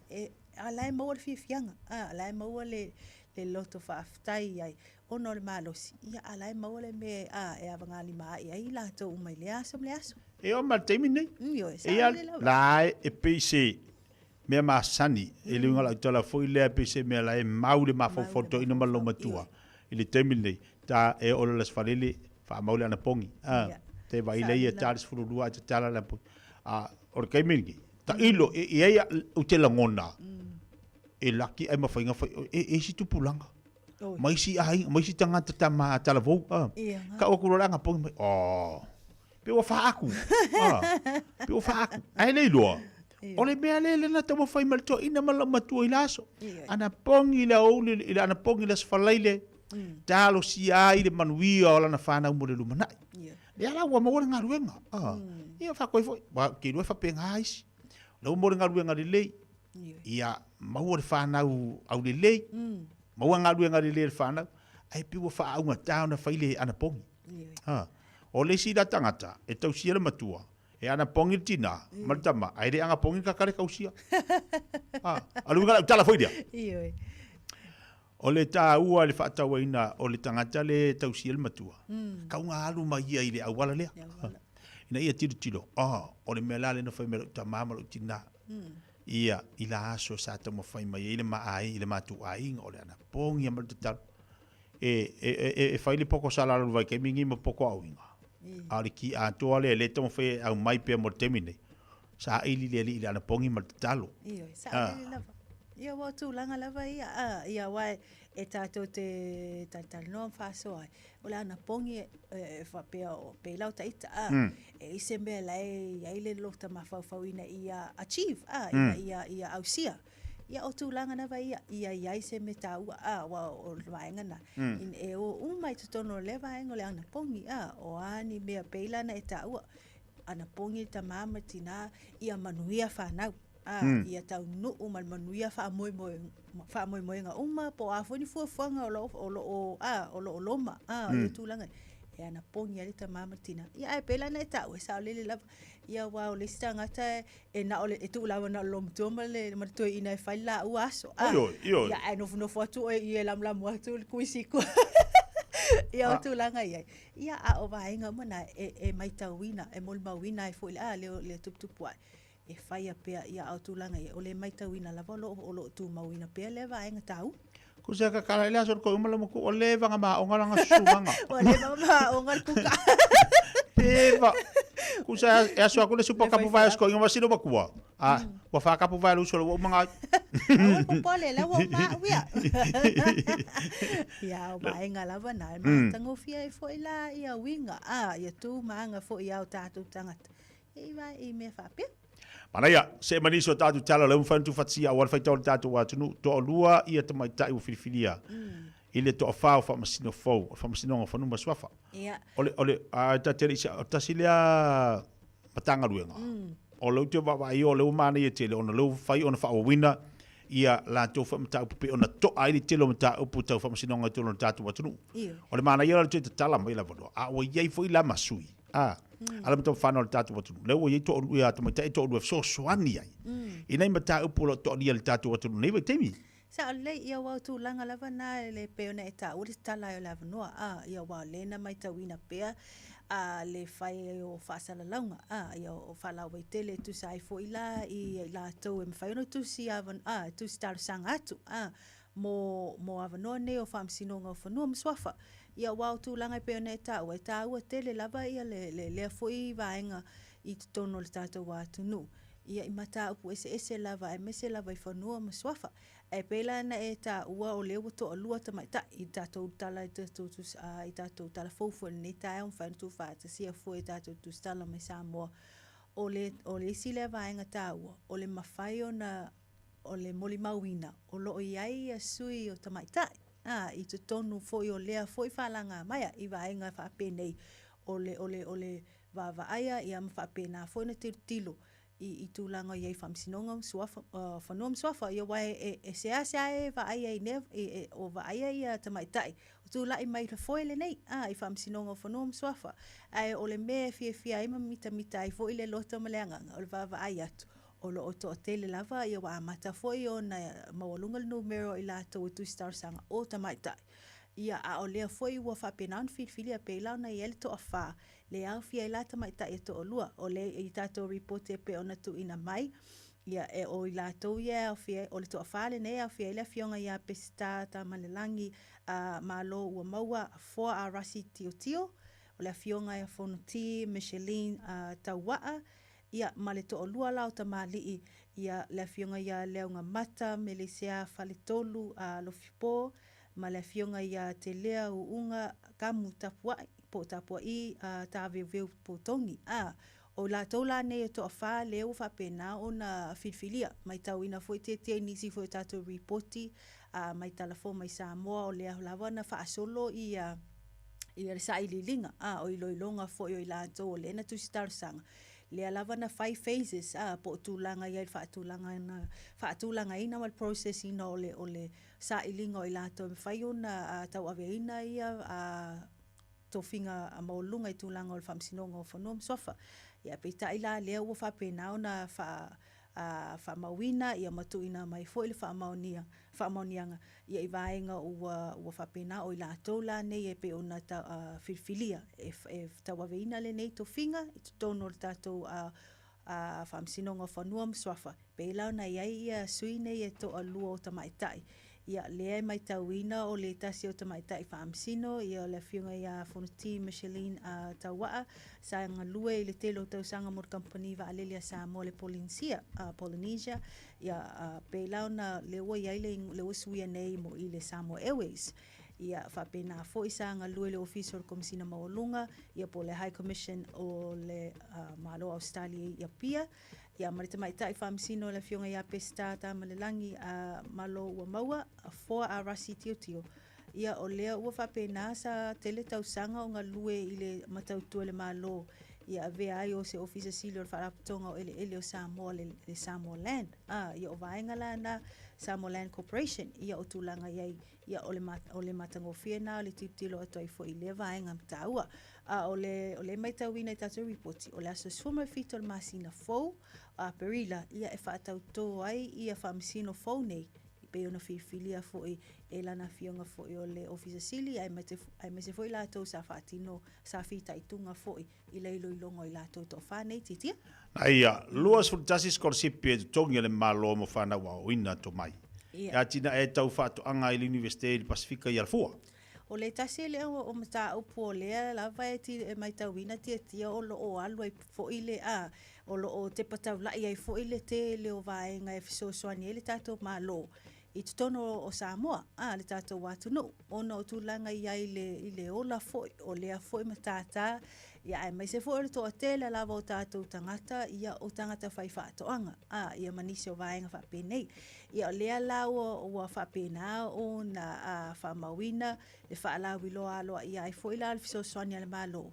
E tauala mai le komisi o tangata whaingaluenga ale malo, ia po le Samoa Public Commission, PSRC, ia e fesoasoani le totogi no avanoa skolasipi ia o whanau le atunu e a o auina la i le tomai le nei ia o le tau whaatoanga ia i tutonu o le la le University o le Pasifika i Alafua e pelau le iai le USP Samoa Campus ia le la mai tauina o le vai aso nei le na whailoa ai ia avanoa skolasipi e lua suma e tasi ia ma lea na whaamanu ia i nailai la tau whanau e suma lua o lo sa ilia le whailonga le bachelors i to mai tau whaatoanga to a lima whanau le vasenga whaavai le foundation mai le moto o polu to o tolu whanau le vasenga lava lea le moto o savai ia ma tangata e to atasi o lo sa ili e le whailonga o le tipiloma i to mai tau whaatoanga le postgraduate diploma in agriculture ia o lea la na mai tau inaila se whaia o se fo i se sauninga pupu whaatasinga ia e o wala le tau au ina atu ai fo i o nei vaenga tā ua mō i lātou nei e luas futasi o le pe o nei ai ia o whaamanu e nai i nei fo i skolasipi ia ma ave ai fo i la le a fionga i le tai fono o komisio tangata whaingaluenga le malo le a fionga i a nonu le maunga sa le mua va ai ia e tau au ina atu alua ia nei skolasipi mō i lātou nei ia i la o tau ina ai fo i la le USP titi Nei nei avanoa ia mo nei whanau mo tātou. Tolu alo sa mo le usau ni atu tau wanga wharitino whaavau malo. Kere ka longa ia tate wawa ia nga wha ia harum tam whanau. Ia po tāle ni fo i o leito tono tama whanau o tātou watunu ua. Io e sa o le e mai tau ina iloa la le tāle ni o tātou tangata ni titia. O le matango fie foi la na ia o le tilo atu i le tau mawhai lava o tātou tangata ina ia au sia le tele o nisi foi o taalonga. Ia ai mese lava i tūlanga whaavao malo. Ia e lea la u whaamawina i tātou report i le nei tae au i talo taalonga. Ia e to atolu lava ia tā matane ia le u whapena o na o le avea masui ia ma ave fua foi o Samoa. Ia e o le ufa pe na ona fa sauni atu e tau vai le taalonga la wilon nei la langi o le bodybuilding ia po le faalitino ia e faia lai le sini au se talia e fai ungo le masina le nei o mati ia ma o le tauvanga le nei au wai ai foi la nisi sui o le Pasifika ia e pe la ona iai Tonga, Tahiti, Amerika Samoa o le Atukuki, Solomona ia o Ausitalia manisila nei ia e mai tauina la le to tele foi la o la to le atau sinio ia i le foi falanga mai ia ma tau mafai ai foi la au sia ia le ni i vaenga matulanga pito mawalunga ia i le foi a faanga tama o i la to la nei e pe ona fa mawina i tato reporti ia o lo o fai ma suyo Samoa ia o le tasi foi o alii ia o John Lemoa o Benedito Hanipale se Waufue ia male li o Matthew Wong Soon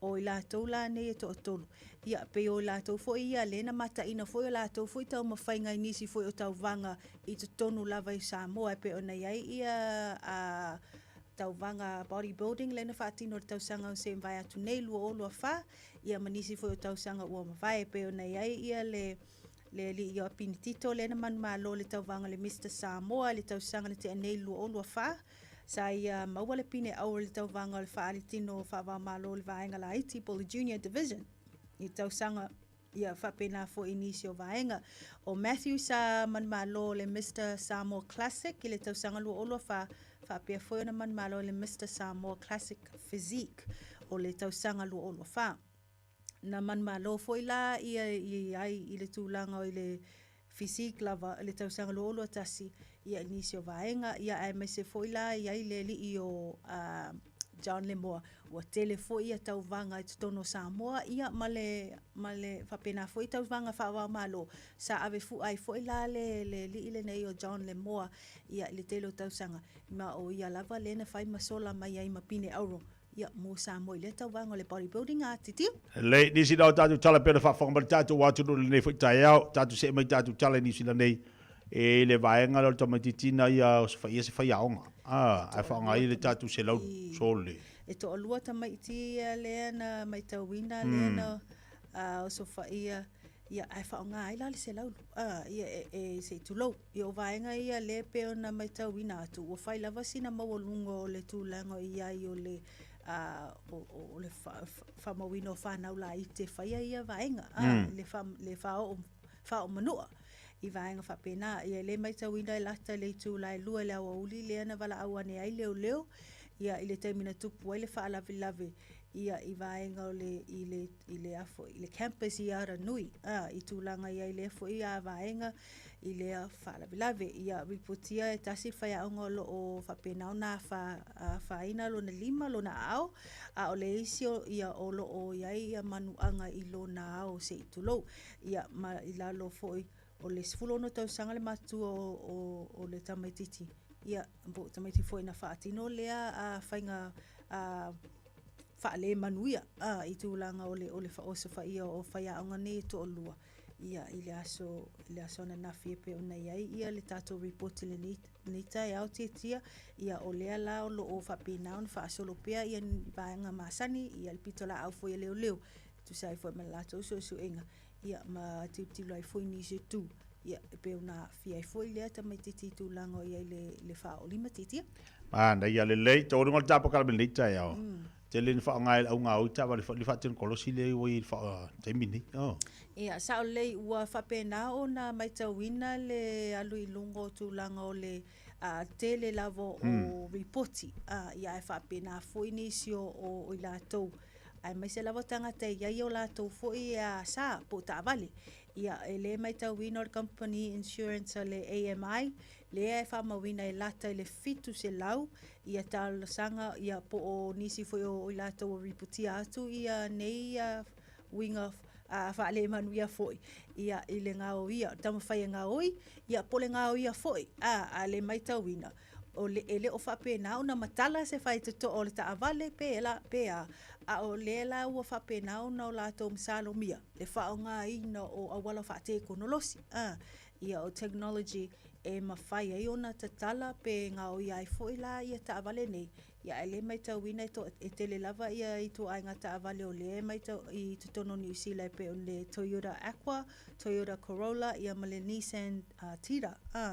O tu ai ngā taawale ia le whamawina le o tele lava ia li poteo o atu i ai lātou company nei o ngā taawale.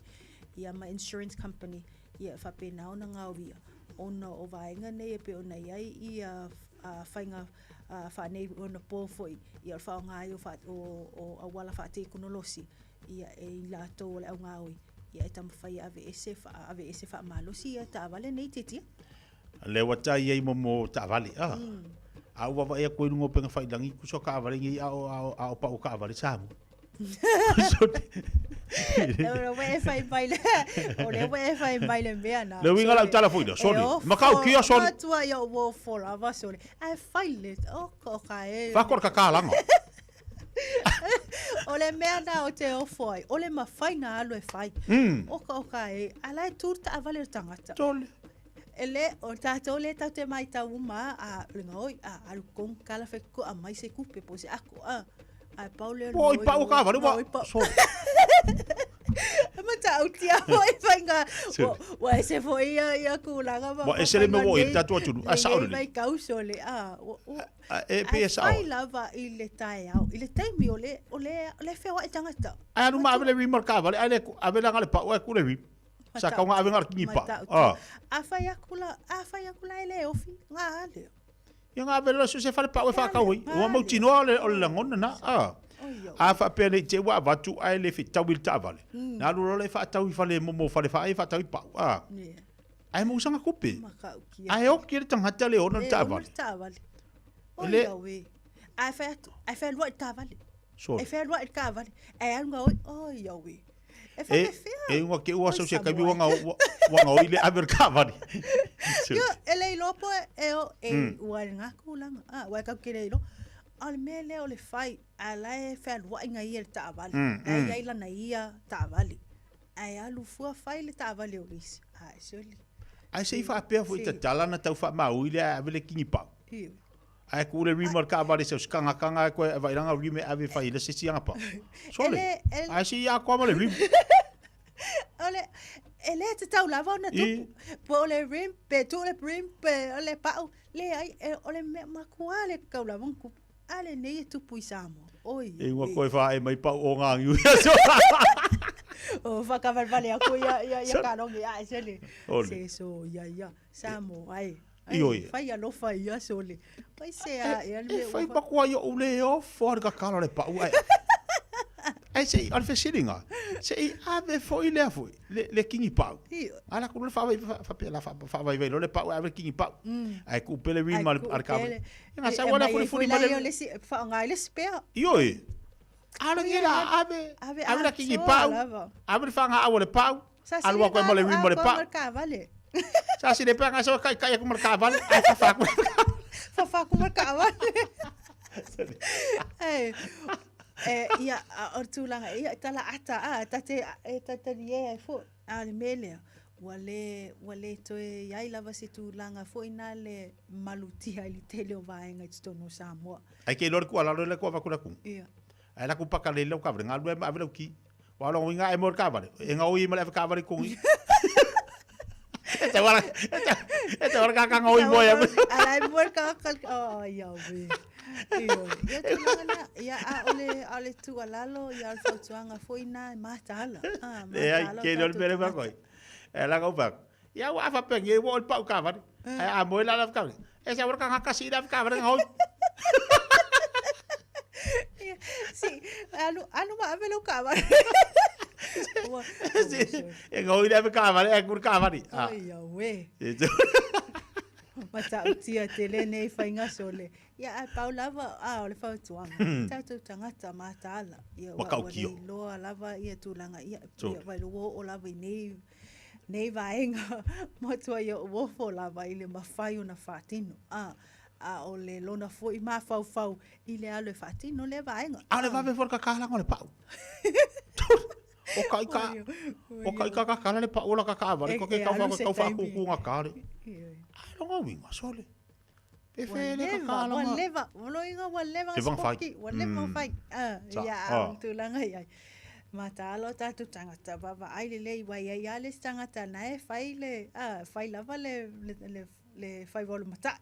Ole mata ia tu la walu fea ma walu fea. Mata tu le vaenga na ia wa pai la vaenga ne ia wa fa pena ina alu le tangata ma avel pa. Ya ai tu ai fa pelata vale si tangata ai na la tu fa tau se me ai si no mo pe vai muku ai na la tu se fe au fa tope ale nei wa sau fa fo wale ai se pa o ta vale oi e Samoa ai vale kur ka vale pero kur vai muku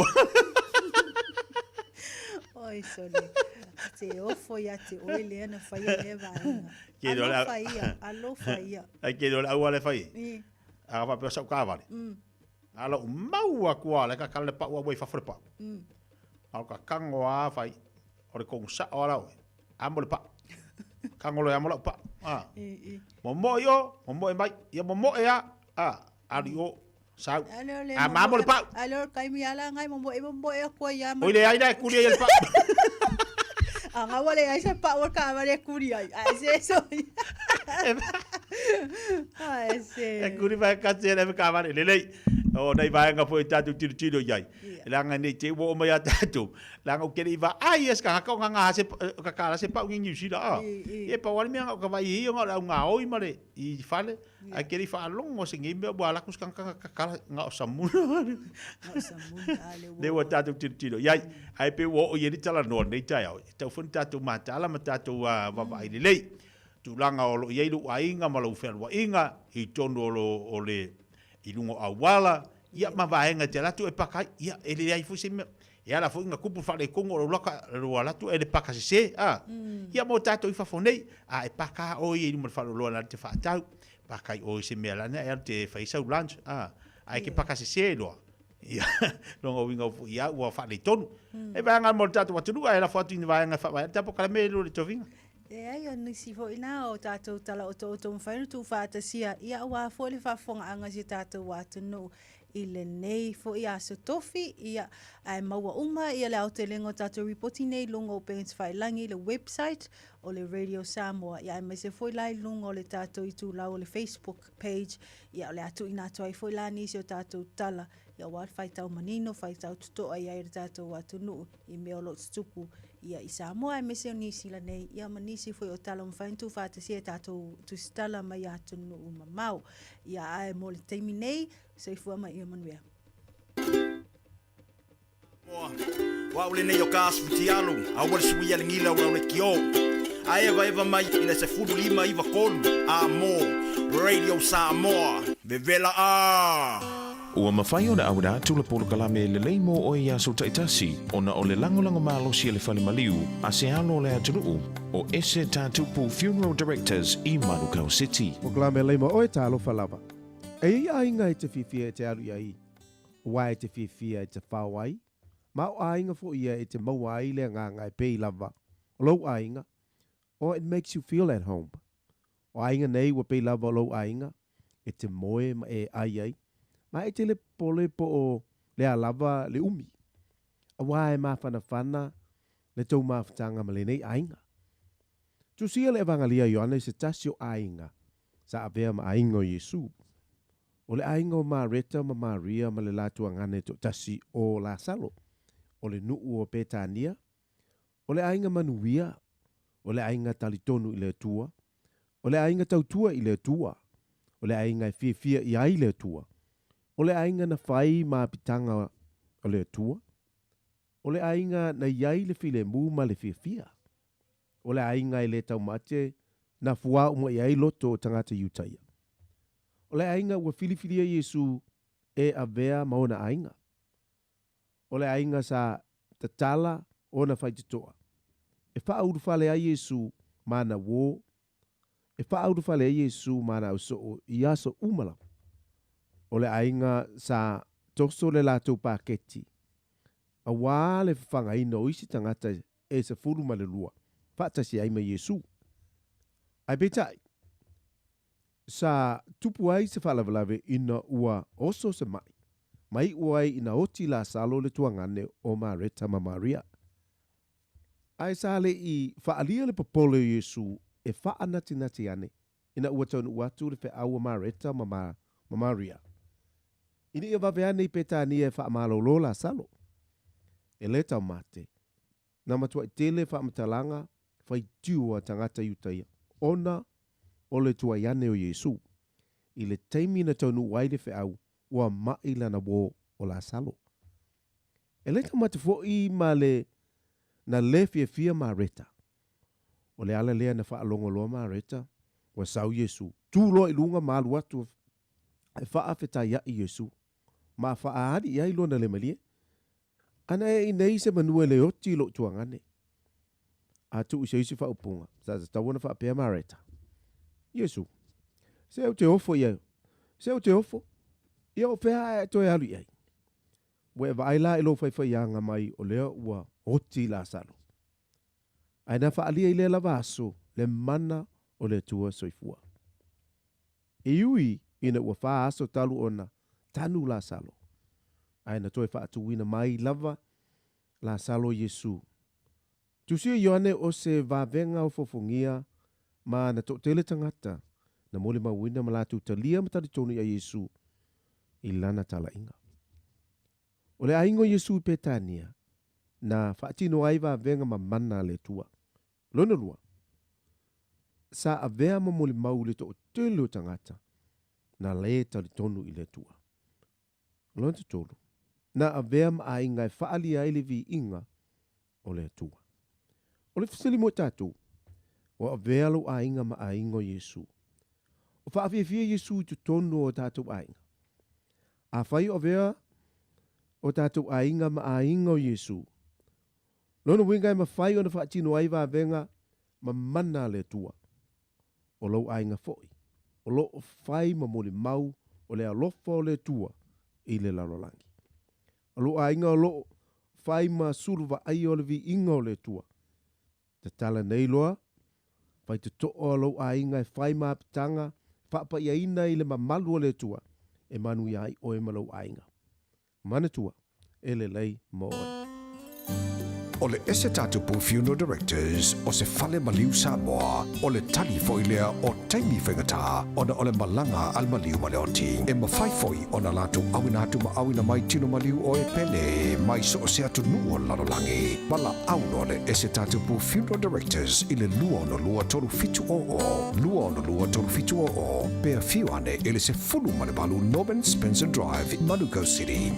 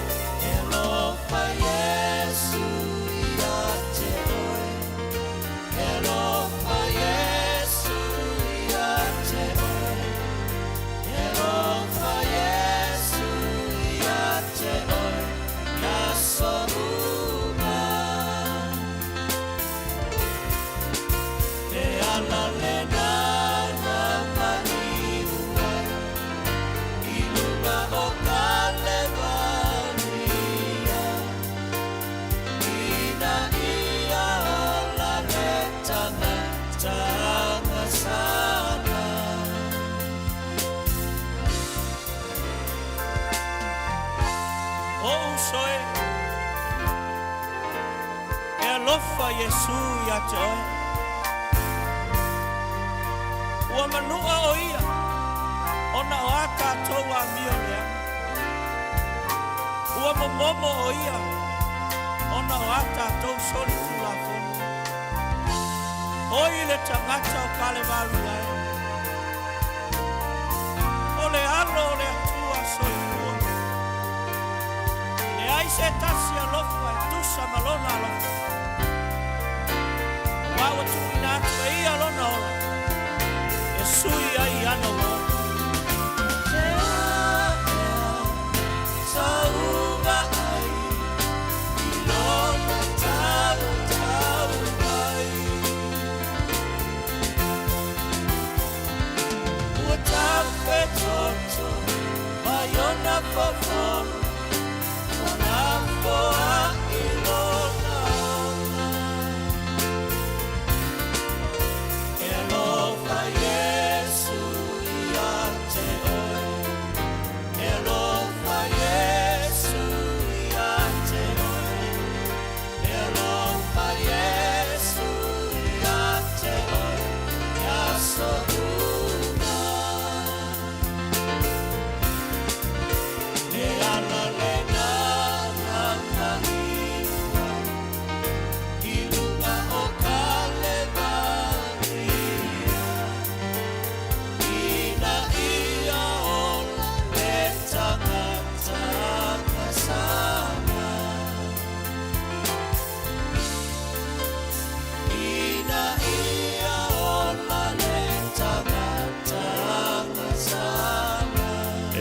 Lola va venga mole bese lo fa Yesu ya joy ya so malava matai mi malava le nei o langa lo tantu ya fa mai joy le na pokalame mana ya mole matango fie o le fa tafiti fo ina o le pokalame o le moe e le sunga fa fenga ya so dia lo longa yo sua ya via le fa tai le tua o upo le pese e lo fa Yesu ya joy mau tai mi malava aso malava e le mo vai lava le lo fa mole anga le o tatu matai si do langi e muri tai alo na lofa molona anga le ya ti tatou so se taimi a foi fita ma fainga tau langa mo se fanga lo tatu yai e le mafai ona lu ese le anga le o le tua ya ti tatou e lofa Yesu ya oi e lofa fo Yesu ya te to e family te talo tu las futbol lua tale tu las futbol lua ona wina tu lea o tatu telefou so na fa ponga il fa salawina la unanga matotua la fionga ngal mana tu mo tipi au tanga vaya.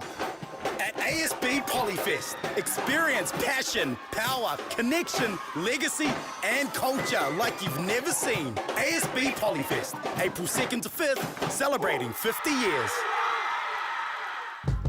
Beta Drive Doctors, i le taulanga whaatau I mangele, whaapea manrua.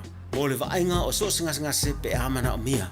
E whaatino e fo I matupui pui o le whana witi, o tupui pui la COVID is fluiva, mo I lato is fuluan tausanga malunga atu. Whapea matupui pui o le flu. Wala au telefoni, 255-25-valu. Mo so wanoe whaatino ai nei au nanga. O fisa fo mai mangele, I taftafane o le McDonald. Amanrewa, I taftafane o le Falitusi, po le Public Library. Beta Drive Doctors, Clinics. Le Tai Pinga, lua o tolu Lincoln Road, Henderson. E nao le tasi le vai aso, le a mawai nisi o oloa, I se tau mawa lalo. Ani iwa sede I le kilo. Silver Beat, fast food iwa sede le fusi. Mango vai Peru, e iwa sfulu iwa sede, ma le tele o isi oloa. Aso sfulu fitu amati, anga I le aso lua sfulu tolu amati. Le Tai Pinga I Henderson. Lonu ue samo ai wai la le le.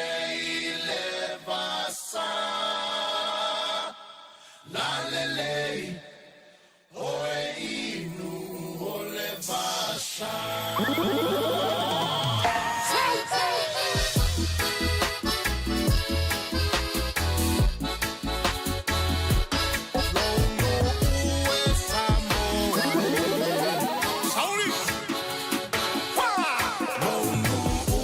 Samo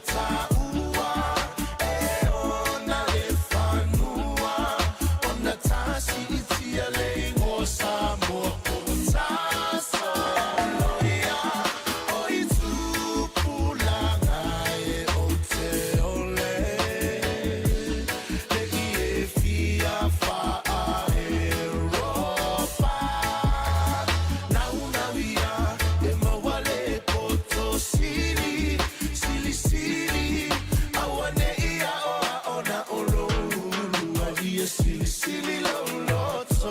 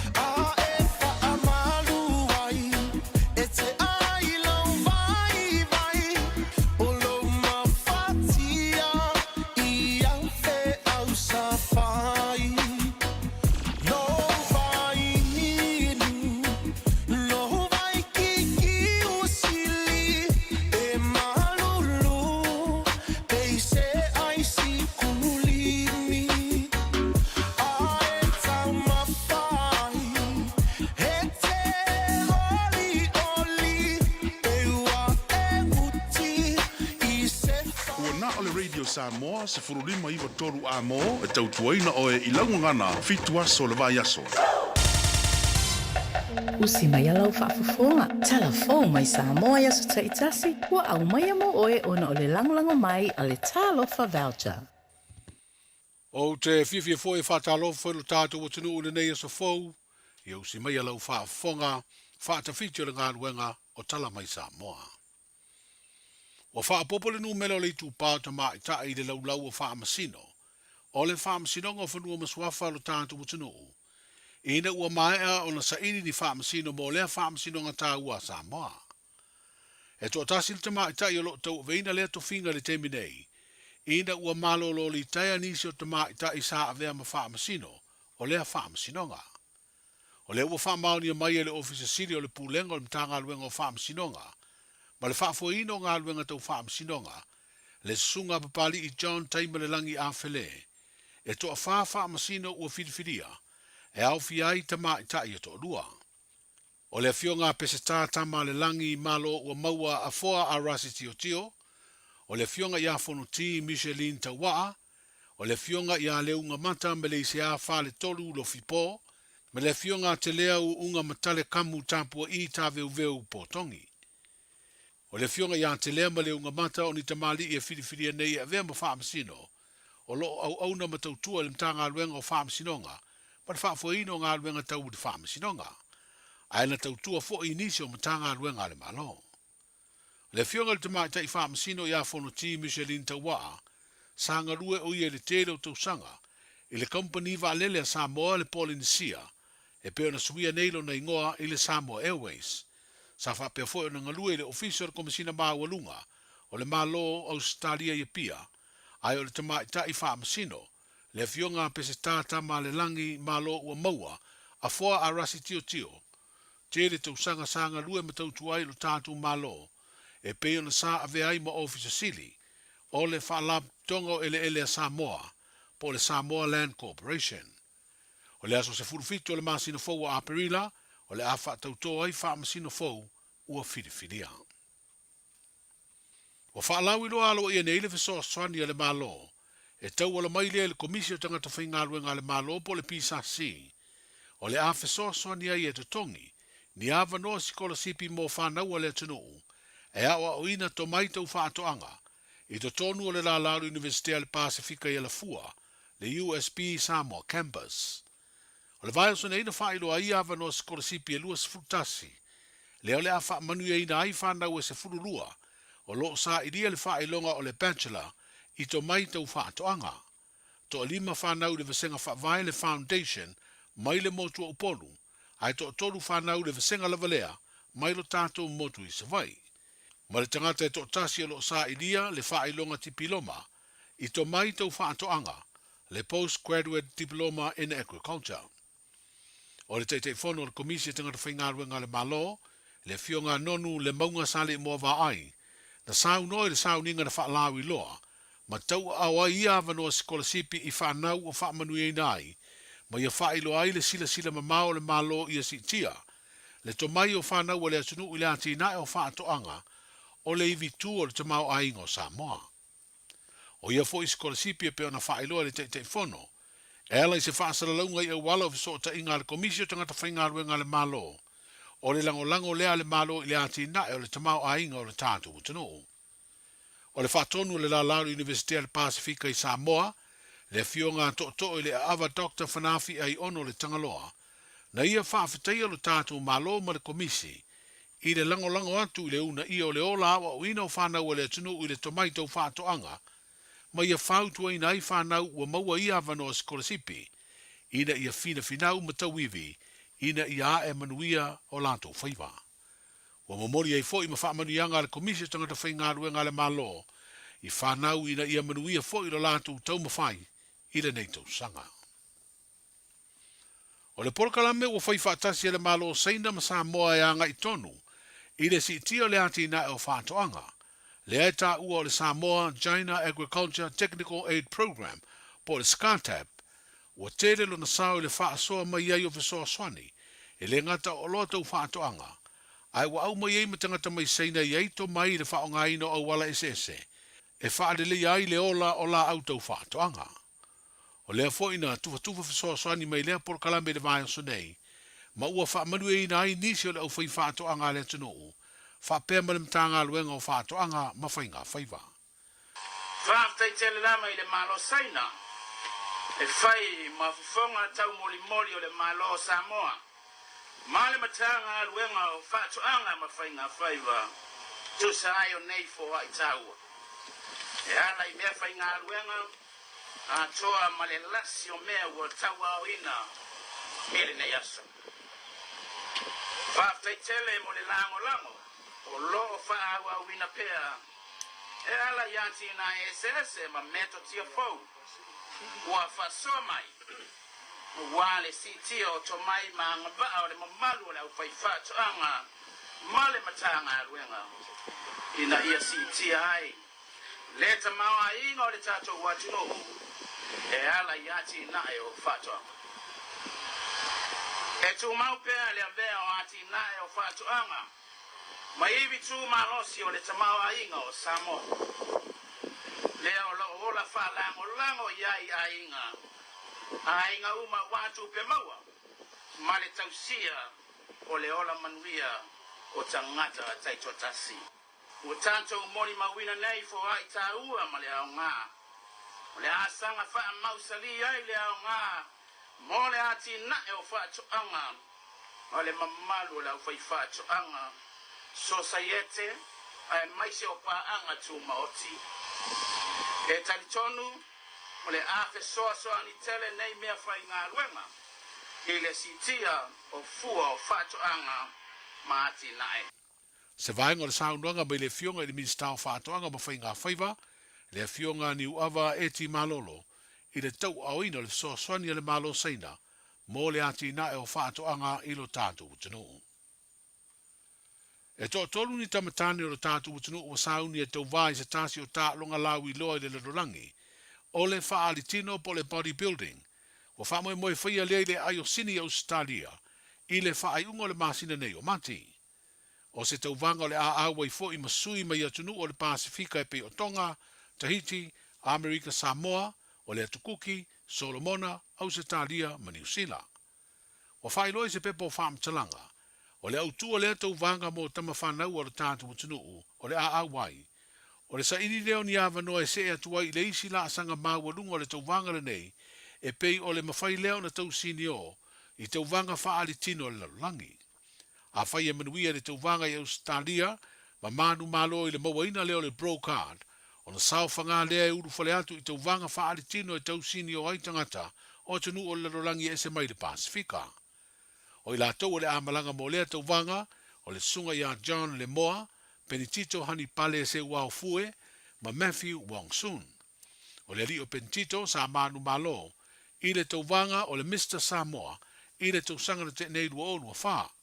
Aena ia maua le pine auro, I le tau vanga wha alitino wha wao malo I le vaenga laiti po le Junior Division, I le tau sanga I lua hafis fulmariva.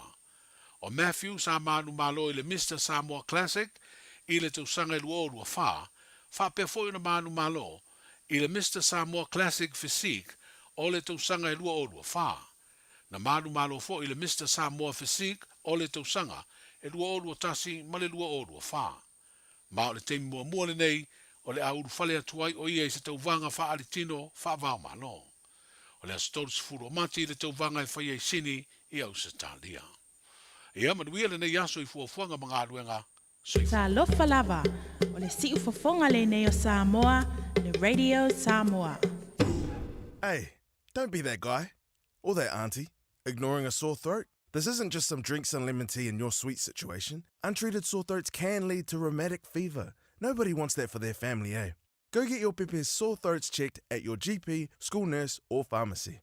It's quick, easy, and most importantly, free. So come on, whānau. This summer, take care of your tamariki. Get it checked and get it treated. For more info, hit us up on socials at Stop Sore Throats or visit stopsorethroats.nz. Oceania Career Academy, Sauni!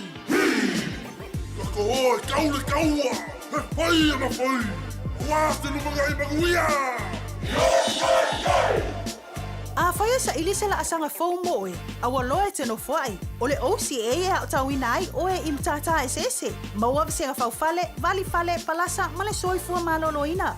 O le nei avanoa e anga wa ai tangata no mau masiti seni New Zealand o loo halala I au kilani. Le sitala nei loa I le OCA, I le go.oca.nz/apply, po le vili mai I le over se lau ono lua lua valo fitu tasi. O Varselau, ono lua lua valo fitu tasi. Talofa Samoa si o watunu pele. Ua tala ina nei la matau fale o loa o le leata I lai Super Reds I le